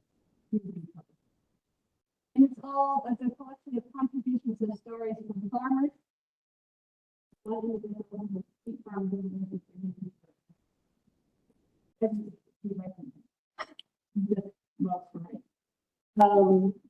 tell them.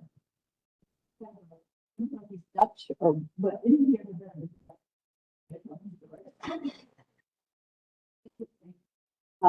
storytelling as a sheep farm. But there's educators, faculty, research, and courses, findings or strategies of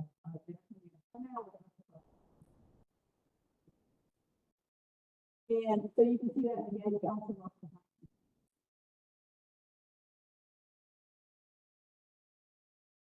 The second, so that was an overview of the kinds of things we uplift our information. The other piece and the most important work that we do with education. During the pandemic, we got really creative. And in the bottom corner, you see a picture where we actually did a drafting workshop. It was online, but ahead of it, we sent out material so people were actually doing live drafting. It was wonderful. People were really learning, and then there was a community that was developed afterwards, where people were actually tracking over time the success of their draft and getting continued. But it was just an example of trying to be creative of how do we help people.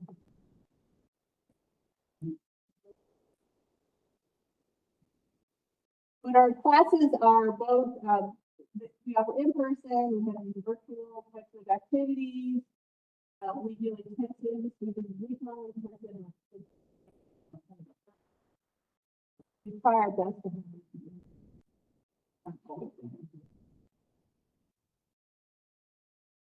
Our online course portfolio has grown. over the last few years. We offer now, I think, over 35 different courses. Targeting small farms, but we do have participants farms. It's like we have a social media. And we also have 3 youth classes.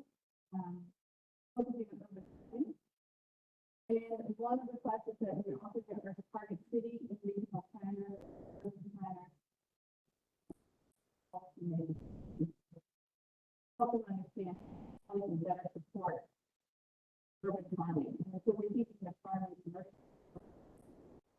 So that particular class has credit with the American Plan.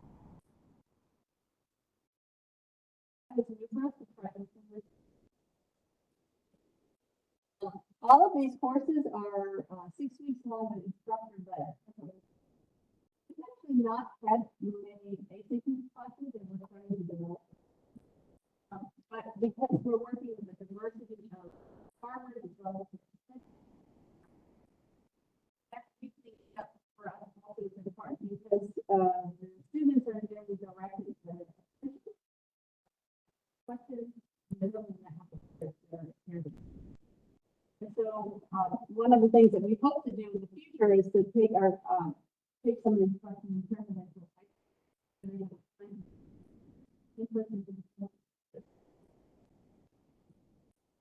somehow feel like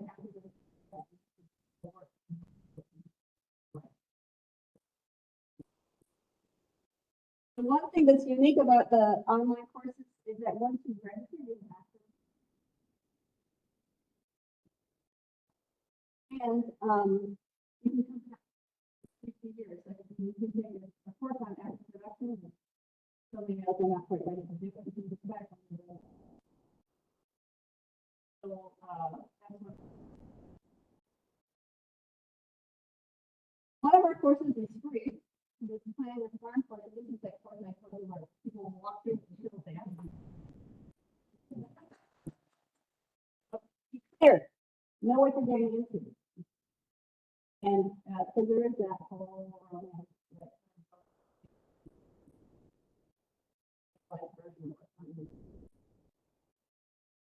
so and it's totally free for people to do it and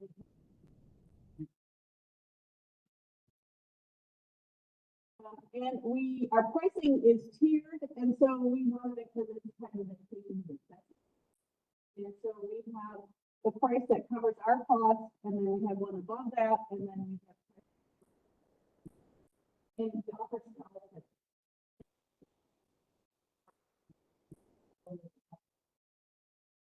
We have actually planned a lot of costs. Because that means that we can provide a funding. And we also offer free courses for those that are interested.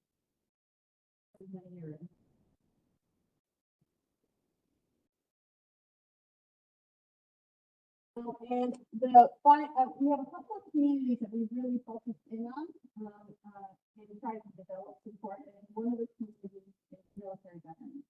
So I think it was in like 2013 and 2014. I had worked with medical producers interacting with a lot of Vietnam era. And I realized I'd never had this.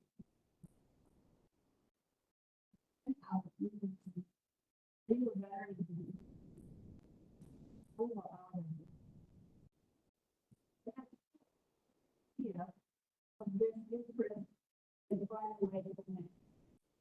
and so we created the burn off project from them.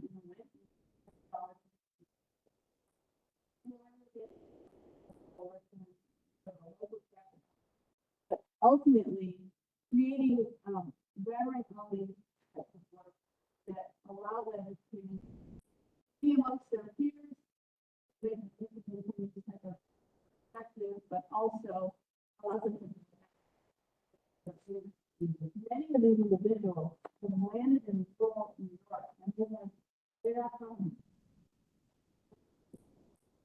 That's all it is. So, we have done, these types of intensive training programs before at the farm, and we're doing collaboration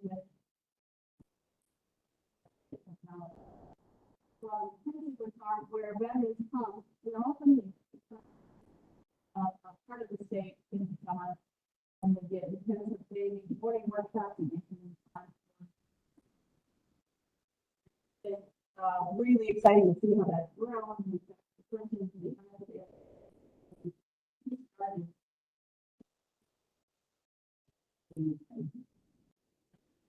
just one thing about our staff is, we need to get started with them.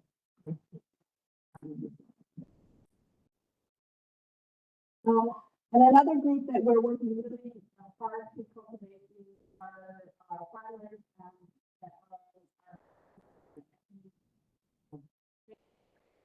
so it's a lot of Latino farmers, both aspiring new and current employees on the farm.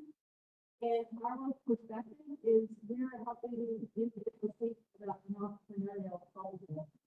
How do they get into farming when they go? So where we started was actually with leadership development communications and helping people move up in the management within farms. And then we have Richard Stuckman's from to point out when we go afterwards and really go to wonderful. In the meantime, we've also been helping farm center. One of the important parts of the work is to create resources that are transferred. And so we have a whole center of the resources that is all sorts of different types of resources, like farming, blueberry production guide, different types of farming. And so that team, we have a team now of 4 that are advising education.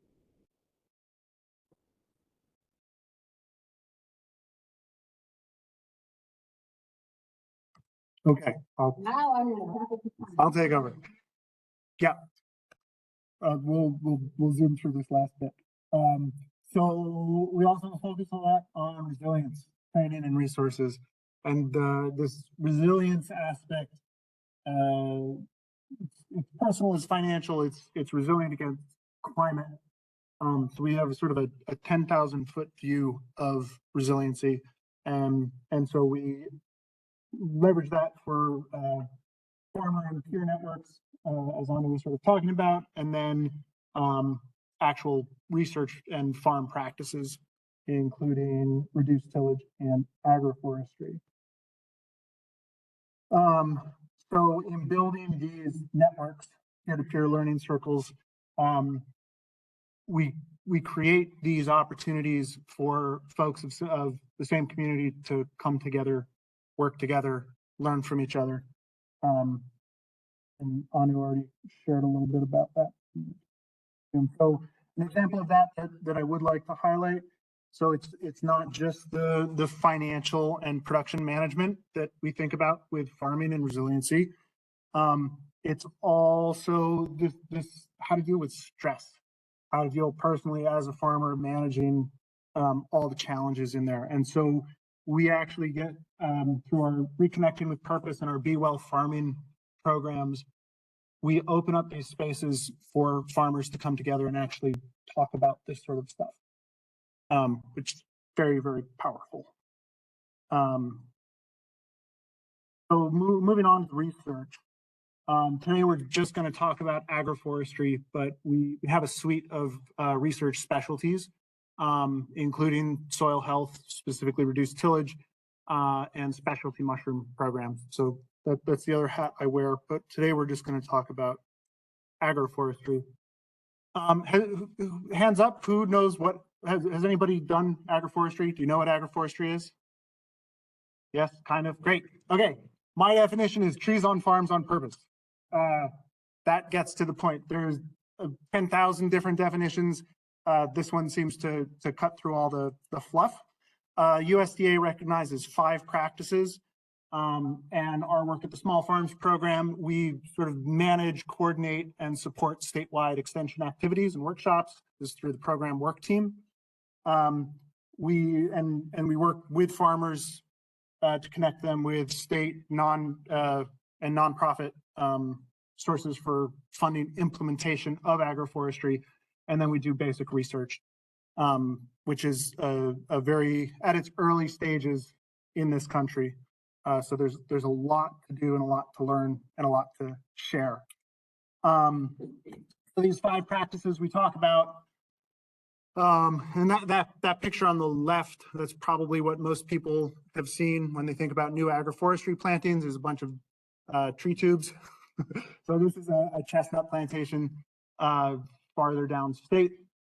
Chestnuts are kind of having a moment right now, and are in many cases the sort of most common agroforestry crop that we're seeing pop up in the state. But we're really focusing on silvopasture, which is combining trees with forage and livestock. There's 2 ways you can do this. One is adding trees to pastures, planting directly into pastures, and there's ways to prevent animals from getting at that. The other is adding animals to thin forests. We don't do that much of that work. And in fact, later on this fall, we're going to be setting up a silvopasture system in the lambing barn here on campus by the vet school. Forest farming is another practice. So this is growing things that are sort of shade obligate, using the shade from the forest canopy to grow high value crops. This provides another resource stream for farmers who have woodland that maybe they're not totally capitalizing on. Mushrooms, medicinals like ginseng, golden seal, and ornamentals. So then there's sort of a blurry line between medicinals and ornamentals. They can, sometimes it's the same species. And then maple production. Maple is, one of the biggest, oldest agroforestry crops in the state. Alley cropping, riparian buffers, and windbreaks are the 3 other practices. We don't do too much work in them, but we're starting to expand a little more into that world. So the overall themes we're working with in silvopasture, so actually tracking the best ways to put trees into that pasture, the best ways to protect them from animals, and more importantly, what's the forage quality of those trees look like? So right now, we're mostly working with poplar, willow, and mulberry. These are high nutrition value, fast-growing trees that can be used for shade, cut and carry, emergency fodder, that sort of thing, and provide a variety of ecosystem services as well. So we're tracking forage quality and assessing growth rates so that we can share that with the world and hopefully get more people adopting. Forest farming, we tend to lean into non-timber forest products like mushrooms. These practices dovetail really well with forest management. So if people are doing sustainable harvests of woodlots, taking out the smaller stuff to promote the growth of their timber trees for a harvest further down the road, you can manage that understory in a way that you can get money out of. And then looking to expand access by looking at shade hoop houses. Can we use these forest farming practices in non-forest contexts? And food forests, which are not really a recognized practice, sort of a gray area, but you can implement this in urban and rural areas, in windbreaks, riparian buffers. It's essentially dense planting of edible species. So the problem with all of this is there aren't enough trees. So I'm sure many of you are aware of some of the reforestation goals that New York State has, and we have a problem with tree supplies.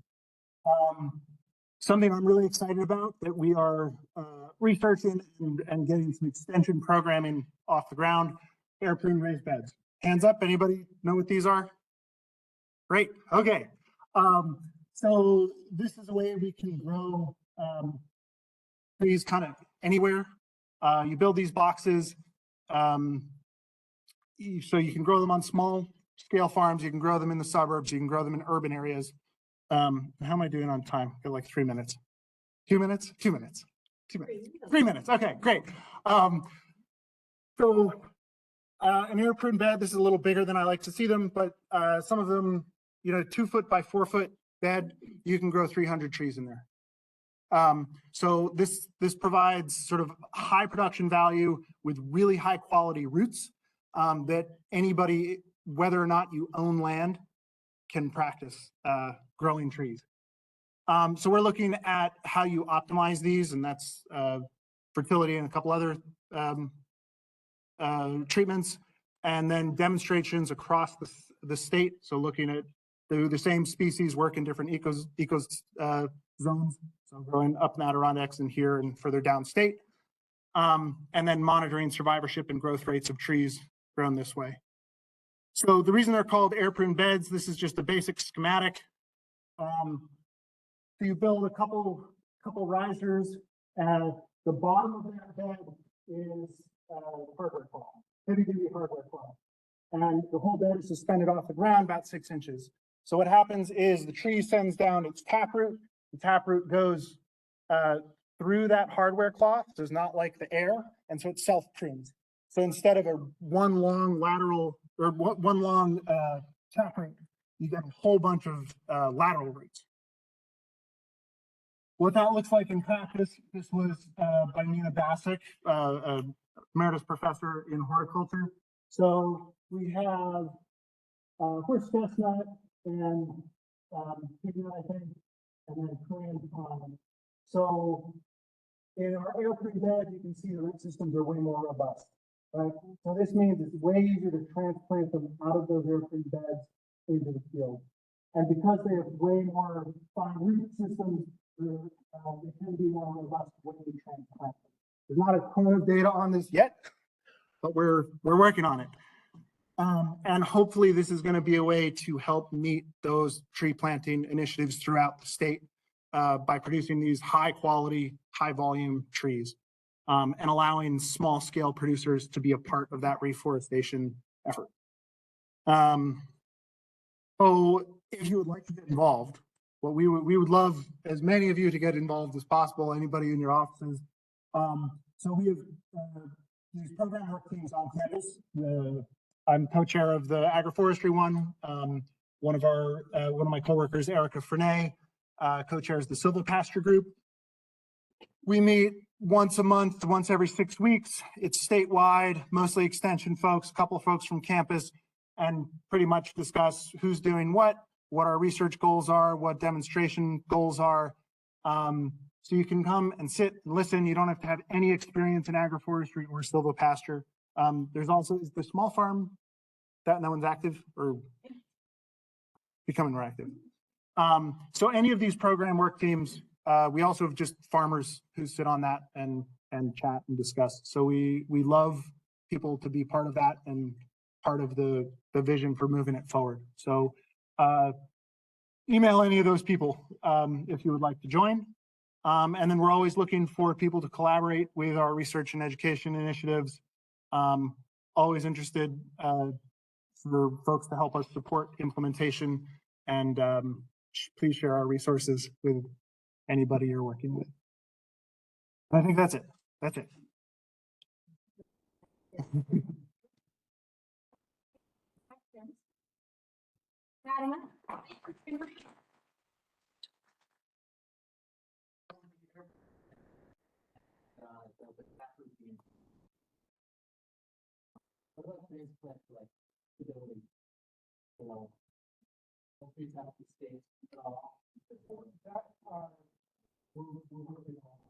There's now, like I can count on this hand how many research papers I can do. So it's a practice that's widely used in small scale nursery. Yeah. Most of the propagation farms that I work with in the state use that practice. It hasn't translated very much into but I would expect to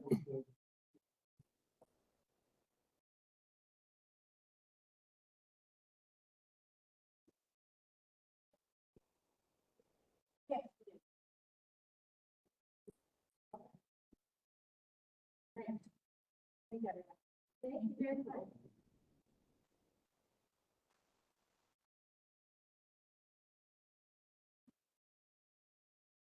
Next presenter of the day. My name is Matthew Hare. I'm in the Department of Natural Resources and Environment here. I'm also the Director of the Environment and Sustainability major. So I know you're all getting antsy to go and check out methane respiration and so am I. But I really appreciate being asked to speak here about what the training looks like now at Cornell at the undergraduate level, that could feed into the workforce that you need in your district. And it's environment sustainability. Its current incarnation is 6 years old. It's a cross-college major now, so some of you may be familiar with back when natural resources was just natural resources, we didn't have any environment. We had our own major, and there was also SNES, which is sort of more of a multi-unit, multi-departmental environmental science major.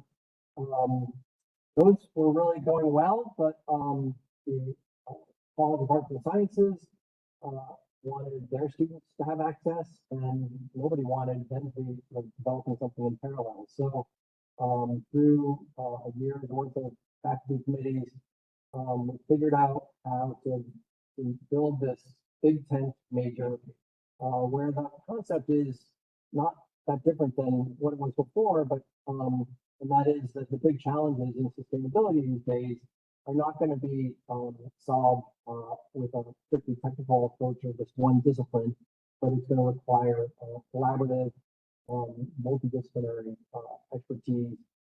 And so that's what we try to enable our students to build here. And by bringing the Arts College in, we have now a concentration in environmental humanities, as well as the concentrations that have strong basis in CALS, which I will show you.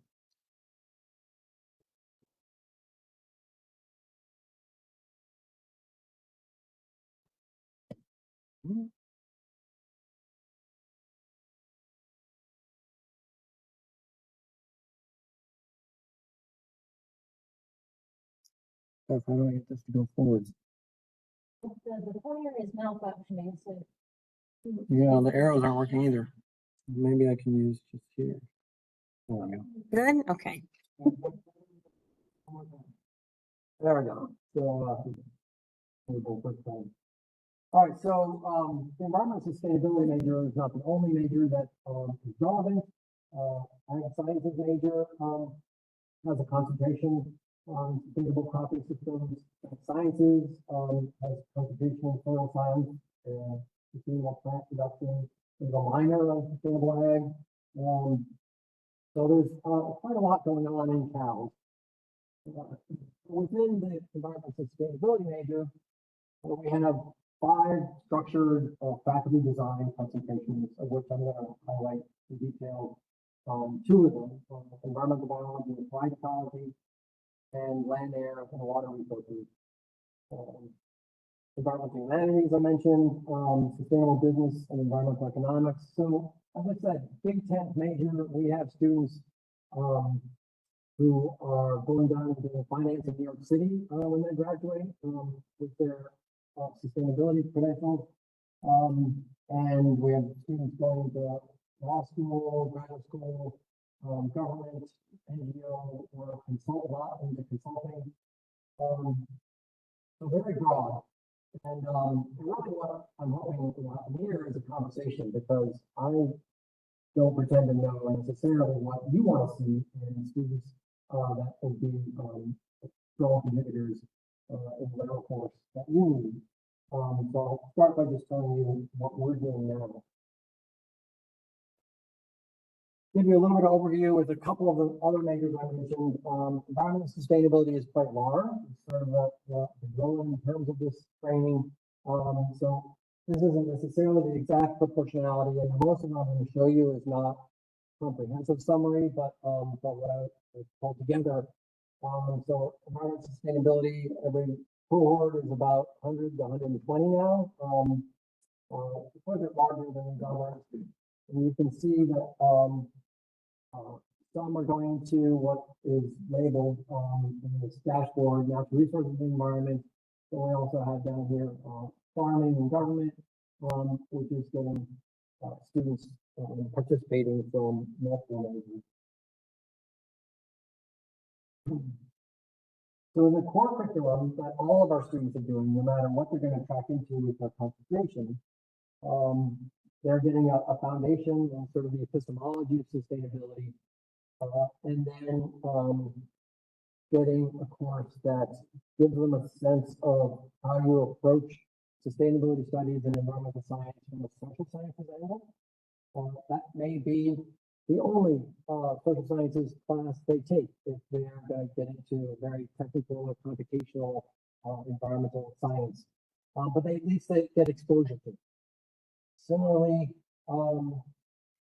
they are required to take the humanities course. And so the humanities core might be ethics, might be history of environmentalism.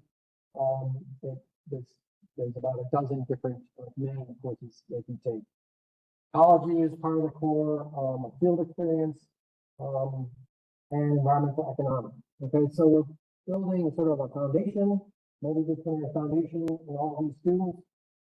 They're getting some of the core competencies as well.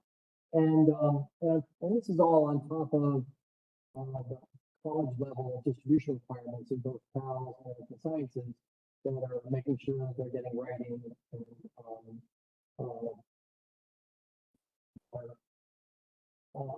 foundational topics. Capstone, I'm going to come back to. Most of this they're taking their first 2 years. There's the capstone they're taking as a junior or senior once they've built some expertise in one concentration. Yes, please. At present, it's mostly ecology, field biology and ecology. So we have stream ecology, insect ecology, immunology, field bio. Field bio is really the largest, and it's sort of designed for sophomore level for this major, and just basically a class that fits that bill if they get the students out of the classroom and in natural environments or marine environments and understanding learning to see at that level. But we just, as a curriculum committee, we just changed the learning outcomes of that. So we're building classes that's broader learning outcomes, so that the point is not necessarily skill building, but exposure. We get a lot of students coming from the urban homes that are not that comfortable outdoors. They're not necessarily tracking towards needing to know how to do a transect in the woods. And so for many of the students, they're just getting exposure to natural environments and letting them reflecting upon that experience would be valuable. So what they take depends a lot on where they're going. And so here's two of the STEMmy, more STEM-like concentrations. They look pretty similar in the sense that they're requiring some calculus, some chemistry and physics, genetics over here, there's biochemistry over there, and for environmental biology, evolution of biodiversity is required. And the main point I wanted to see here is that over here in land, air, and water, they're taking electives, taking something having to do with atmosphere or climate related topics, hydrology, water resources. Again, it has a list of 7 or 8 classes that they can choose from. Soil and biogeochemistry is a category in which they're choosing a class. All right, so they're getting pretty good training over here in land, air, water, I think, for what would be needed in the soil and water conservation district is what I'm imagining, but I want to hear from you whether that's the case or whether there's things that you think are missing. One of our concentrations is freeform, that if a student finds that those structured, options don't really fit the bill, they can do a student design consultation. And just to give you, an example of some of what they're doing, it has to do in many cases with sustainable agriculture, food systems, environmental justice. So they're either going sort of in between our structured concentrations or they're combining them. And so we feel like this provides a lot of flexibility for particularly the real go-getters, to design a program that they want. All right, so then in the core, once these students have built some expertise in their concentrations, what we strive to do is bring them back together in a capstone course where they're putting those to practice. Those expertise. And so these are faculty led, and they're often asked, like, what makes a good capstone? I got this idea, but is it going to be a good capstone? And one of the criteria, one of the most important criteria for me is that, is it broad enough? Is it multidisciplinary enough that you're going to have students that are coming from the environmental economics concentration, and humanities and ecology, and all of them are going to find something of interest in the capstone. And so the capstones also have a variety of different formats. Most of them are practicum style, where and some of them are community engaged. So there's a problem or challenge that's been presented either on campus related to sustainability or with our local community. And so the students are working with stakeholders to try to figure out a problem or build resources that stakeholder has. So there's deliverables. It's the first time that they're having to deal with project management. It's a course like they've never had before. And so it's both challenging for them and a really good experience, a really good launching point for the job. So this is just titles, but it gives you a sense of the kinds of things that are being done with capstones. And it's really, they come and go. Faculty will teach them for a few years and move on to something else. The one exception is probably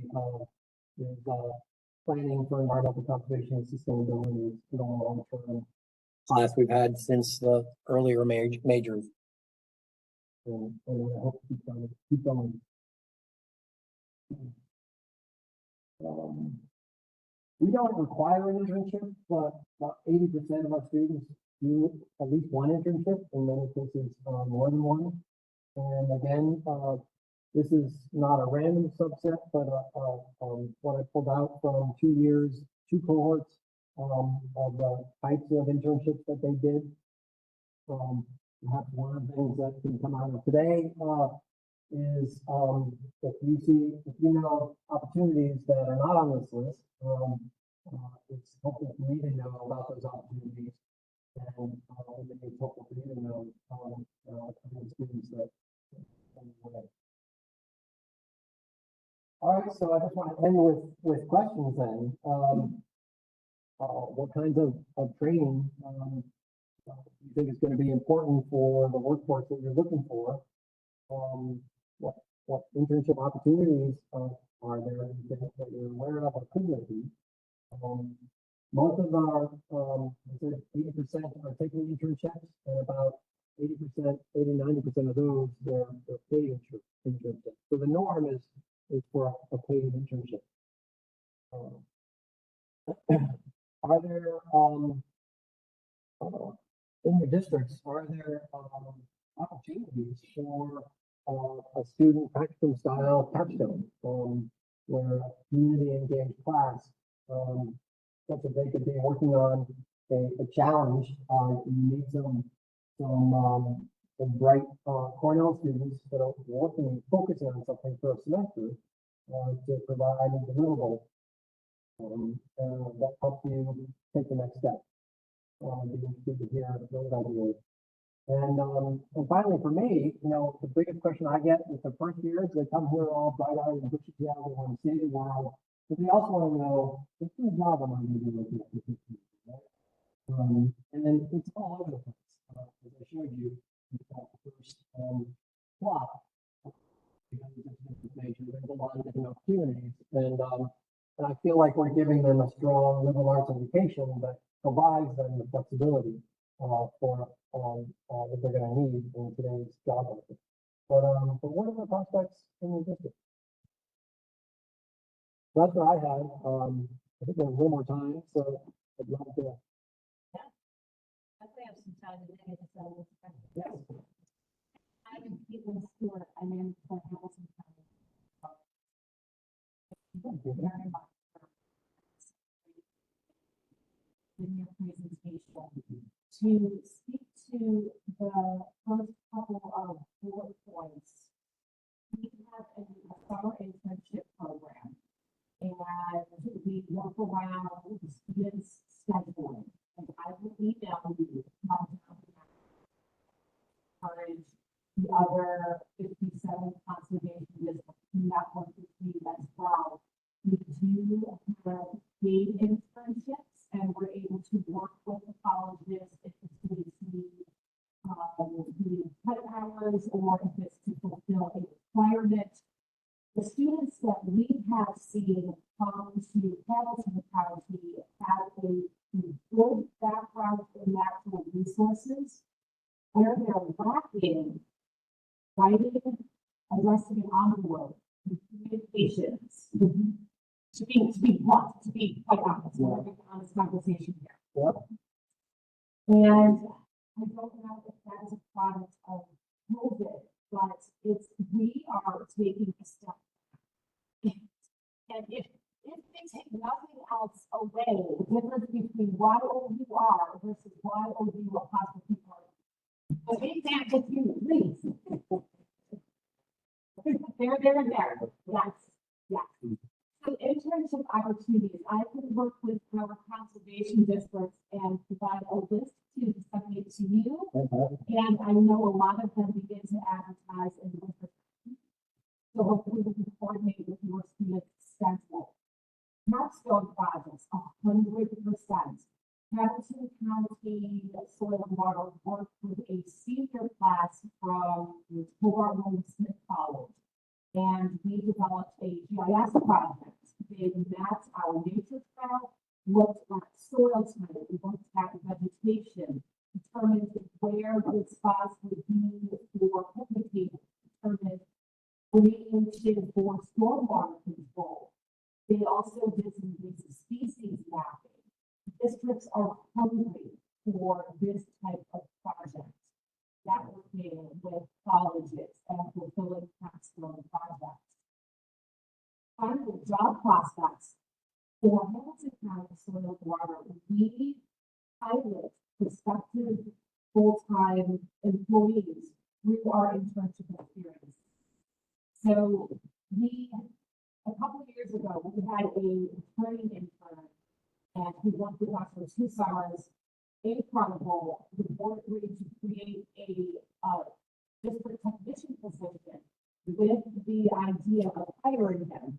Unfortunately, he didn't take the job. He was out of state, but these internships have great potential to roll into full-time positions. That's how I became aware of conservation, was being an intern for 6 years, working my way through graduate school, and my manager had a full-time job waiting for me upon my master's. So there's great potential to hire. It works, it's both ways, right? Win-win. Thank you. You're welcome. Thank you. So I look forward to talking with you more. Yeah, just kind of follow that up. I would say probably every district in the state has a project that they would like to do that they don't have time to do, or there's a project like that. So don't wait for stormwater to contact you for the student. Have the students reach out to wherever, maybe their local town or whatever. The locals will be in here in terms of the different. We're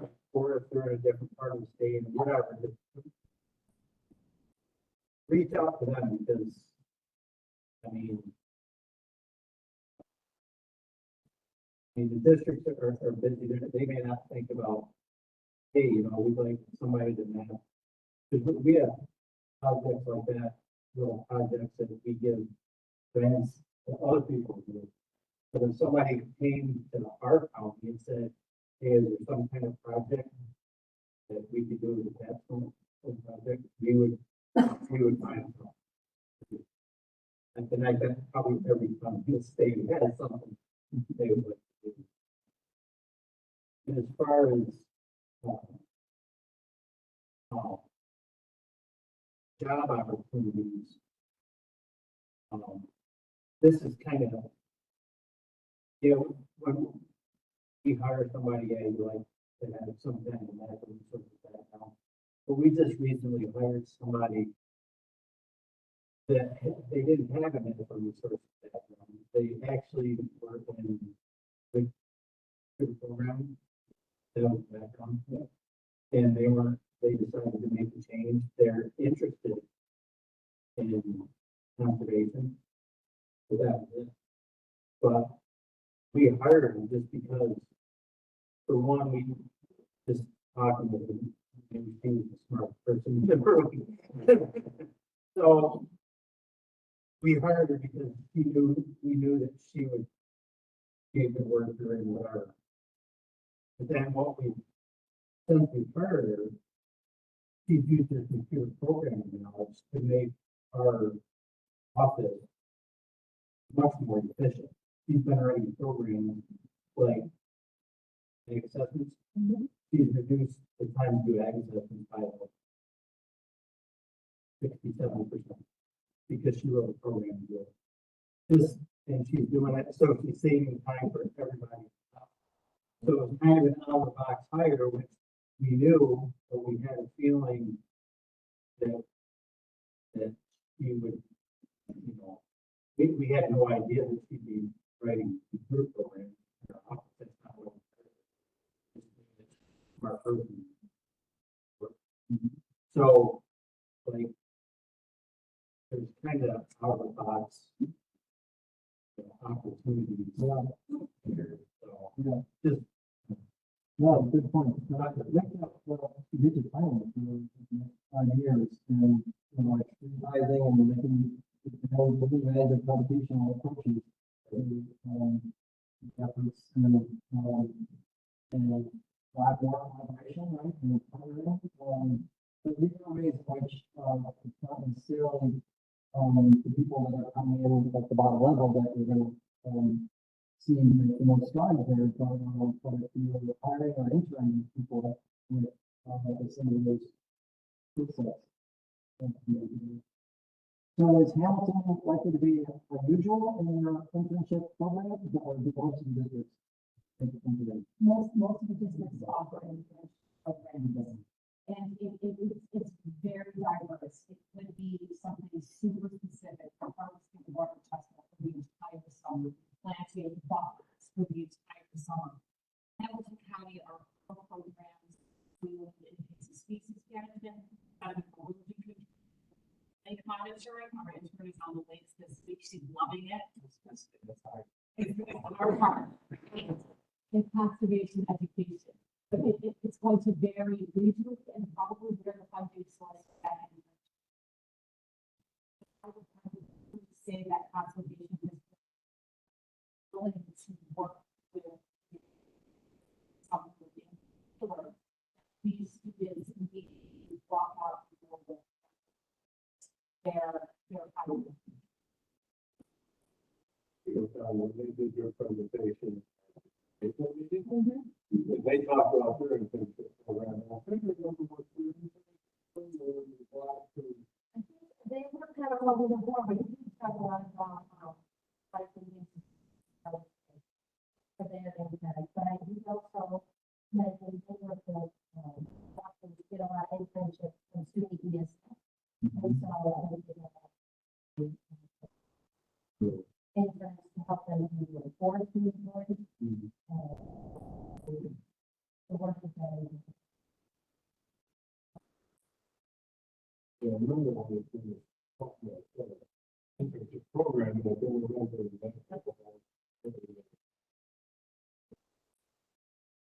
How do you advertise your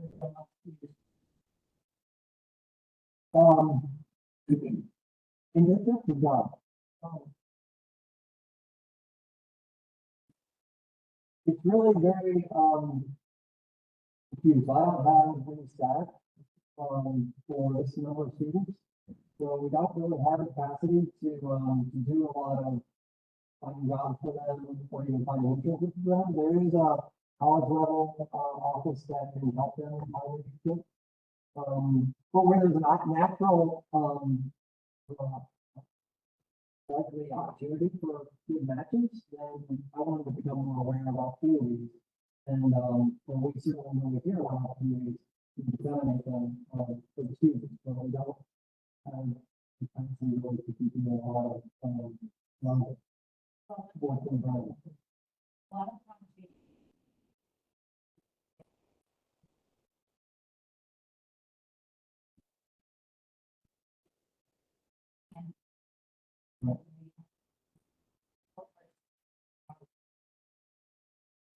Oh, if you was out in that, yes, so we use handshake, yeah. So that's one thing that.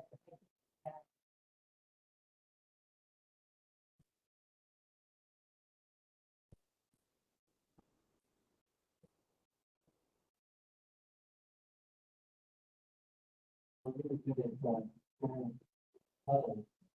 whole population. People with less. Now, get to a broader population. Right, the handshake is where the detail can be, but by contacting me, I can then disseminate it, and the students will see it more likely than necessarily. There are way in some of the classes that are offering, where somebody can come in and talk about what the government. Here's what the district does, here's what, state committee does, here's what he does, they have applicants. Follow up on like the GIS portion of the, this semester and say, hey, we're not going to, here's practical. There's several courses that come to mind, and today has been an education for me, so I'm going to be contacting those faculty and say, hey, do you have any content in your class that you're already talking about this? If not, then you can live. Any that, offer to.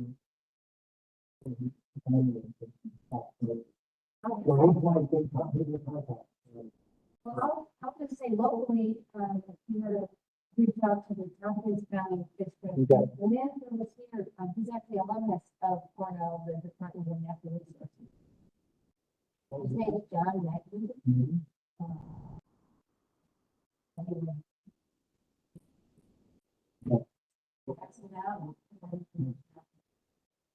Back to that, just. Yeah, that's right.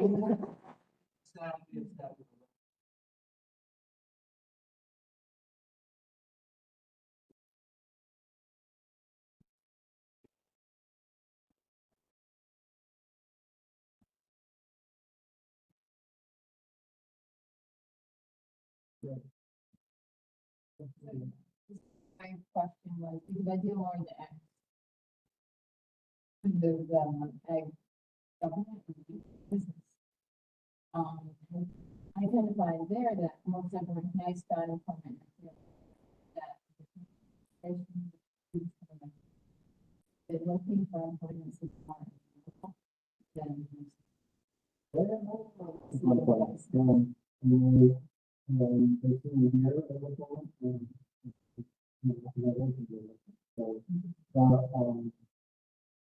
It's very rich by concentration, in arrangements,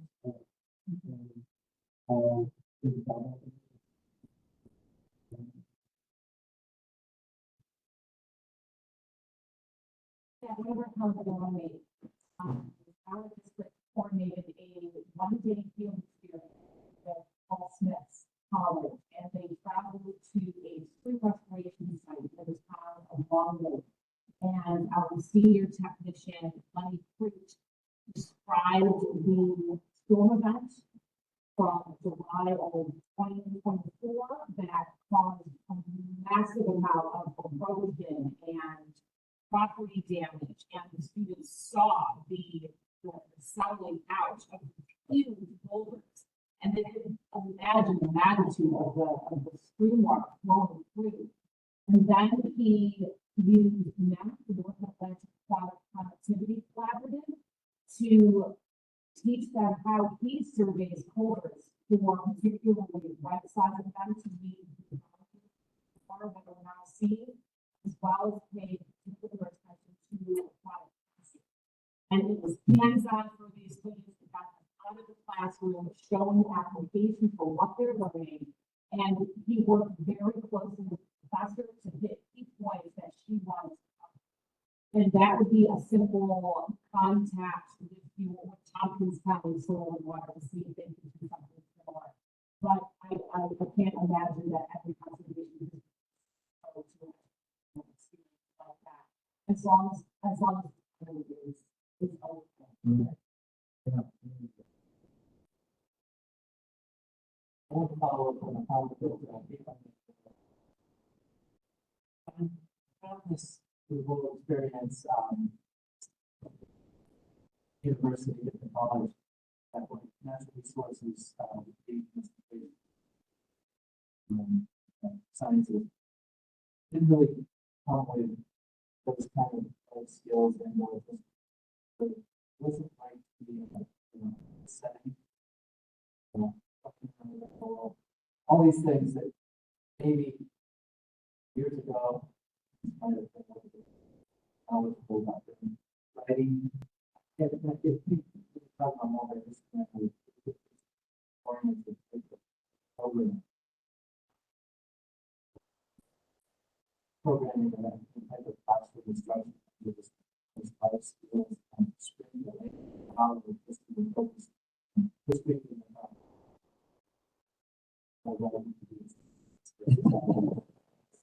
this is a blessing and a grace. Falling away. Yeah, teaching how to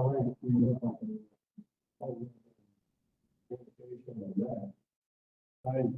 A few years ago, in our area, we had the PFAS program. Most of the students are working the degree in agriculture, the associate degree as well as the high school diploma.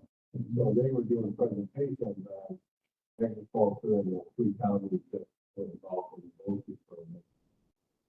And when they would talk about different things, and I'm looking at the information, I'm like, that's right. And so I asked them where they got their information. Also, one of the things they had to look for part of it, the organic.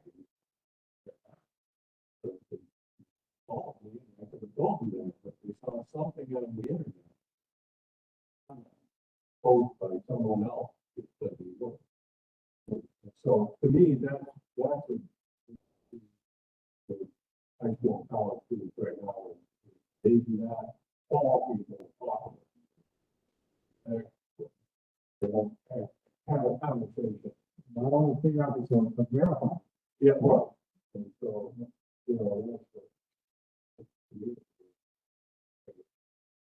looking at the writing skills, how do you also reinforce the maybe go off of that, maybe a function of the generation and one that I found in the family. One skills over the years, but getting through the interview is one of them. They have the skills to actually pull it off and potential employer. But then the local water district experience, almost immediately, those staff members that took their position because they really represent. Not only speaking with the general public coming into the office, but engaging with the general public in the field. How far, how people properties, potentially meetings like this, and to have those skill sets go into a potential applicant is ideal. And I think we talked about it.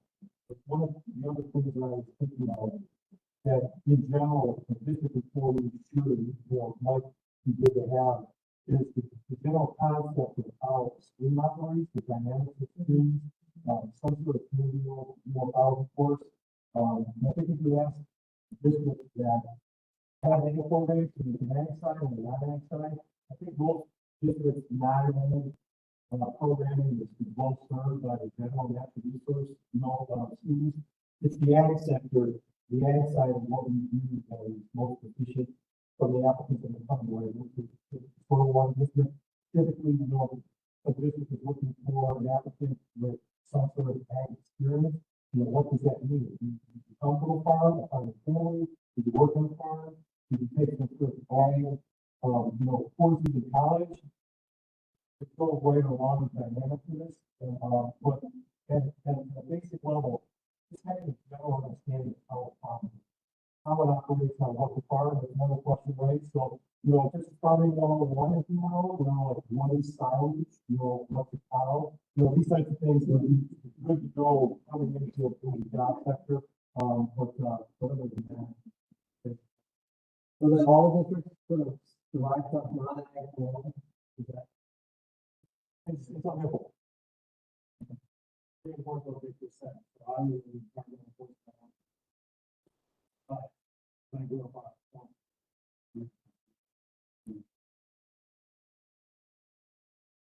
yeah, and when we're connected interviews, it's that three, we're searching for some cases,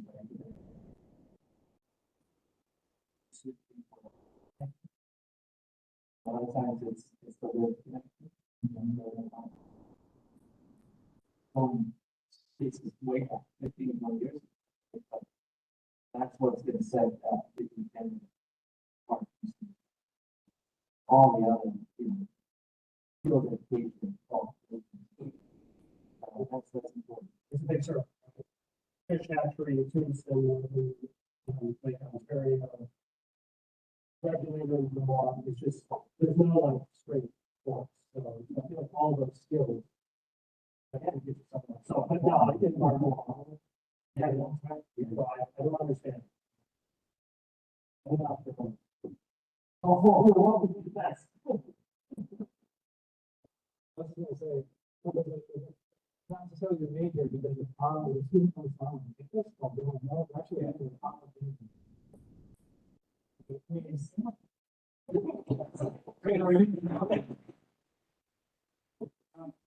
Let's off campus, so I just really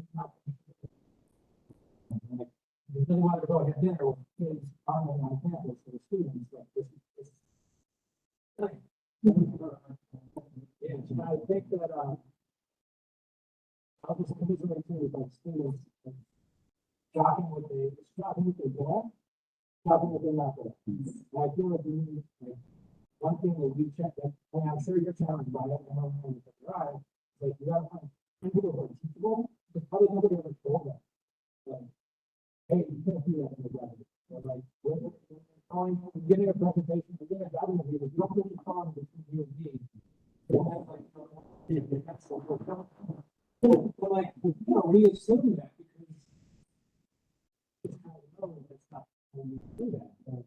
Nobody says it's important. I feel like it's not easy, not only for kids especially, but I think culturally, I was talking with him, like, how many people could criticize actually talking to them? I think it's very rare that students in actual debate where like the two sides are like, yeah, like a civil debate, and it's like, oh, you said something, you acknowledge that you said something.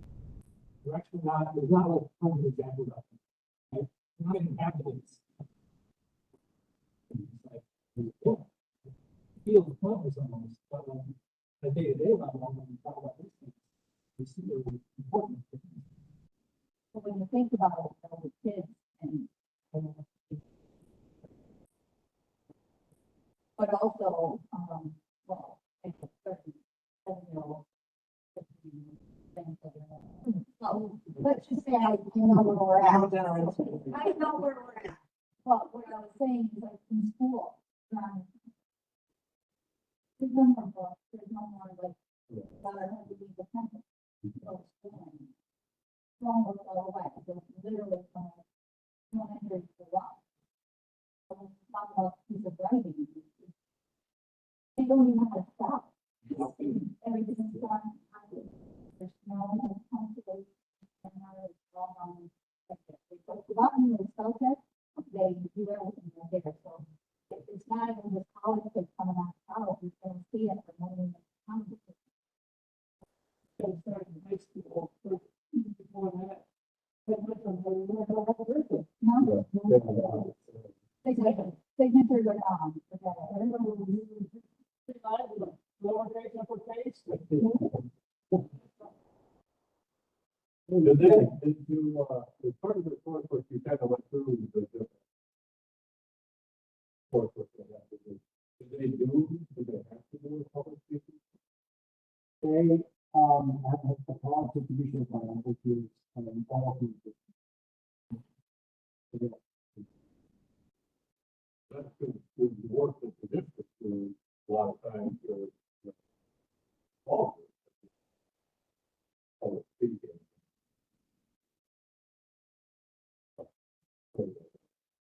It's also, a piece of the classroom, working platforms, where, they're not just writing, putting in the mail, they're presenting it to. We also have, natural resources and environment. So obviously, we save the last week, for the customer.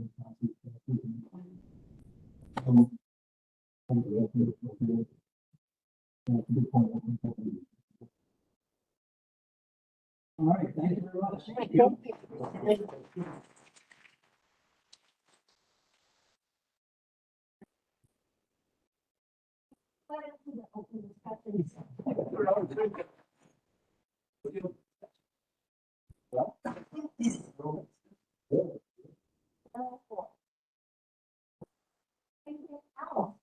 So we need to bring up, we didn't have like round robin report, but, if anyone is ready for that. Just a brief update for New York State Conservation District Employees Association. Has some state dates for upcoming events. This meeting will be held August 19th through 20th at a location to be determined in Syracuse. The following meeting will be held October 22nd and 23rd in Division 8. So Olivia Cunningham's Long Island, New York City area. We're hoping to coordinate with Chino for a tour, which will be awesome. An exciting update, our board signed a legal agreement with a new lawyer from Costello, Tony and Pearson, PLLC, and he will be attending our August meeting both days. The Conservation District Employees Association Board, in cooperation with the New York Association of Conservation District Board, approved a letter communicating challenges that district employees are facing with local and New York State retirements. We're going to blast that out to conservation districts, their boards can use it any way that they wish, and I will follow up with New York State retirement as well. It was wonderful to be able to add NYACD as a partner and really bolster the credibility of that letter. So Scott, please communicate that thank you. The Springs PEA newsletter is off the top, and I'll send this around for everyone to take a peek at. Their issues are available online at www.nyscba.com. And I want to thank all of our contributors who submitted photos and stories for the newsletter. Subcommittees are working hard to coordinate an administrative conference. That location and date is to be determined. However, we've locked in dates for conservation skills.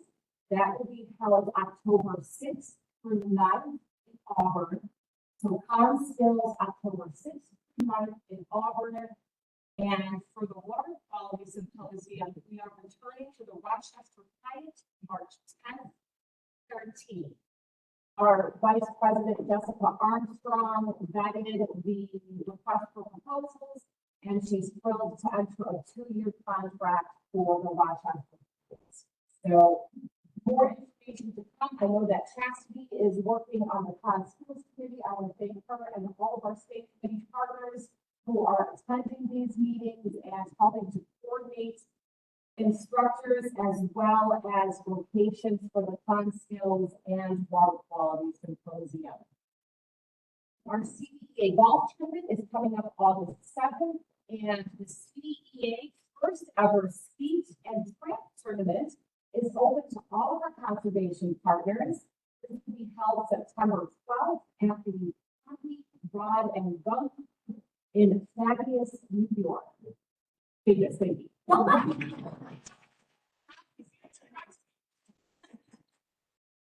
Everybody wants to practice with it, I'll have some trouble with it.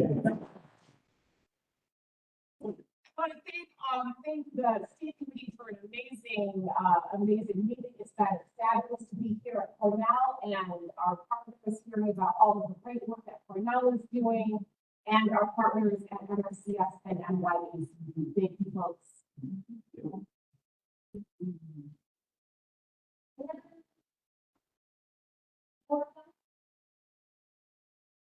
I've got just a couple, I guess, reminders.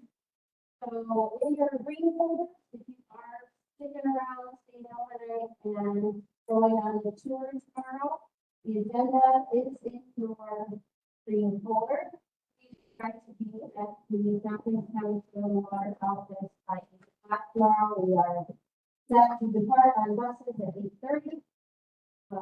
Parking is actually, there's a church across the road to the district office.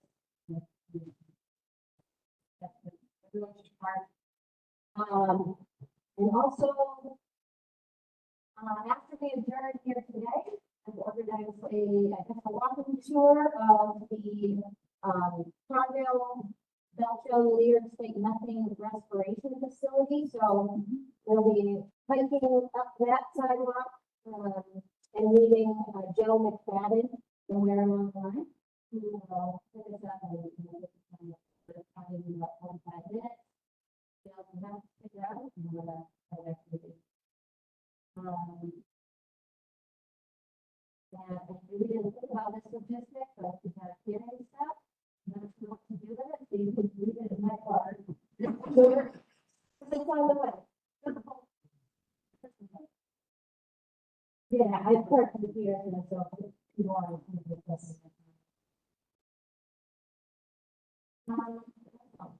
Okay. Next meeting date.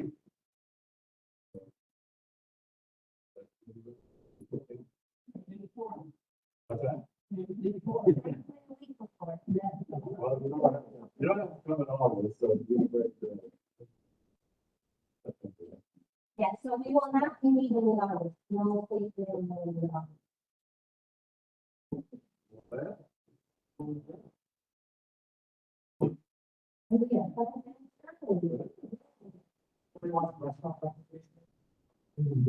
Oh, well, so we there's some things in the works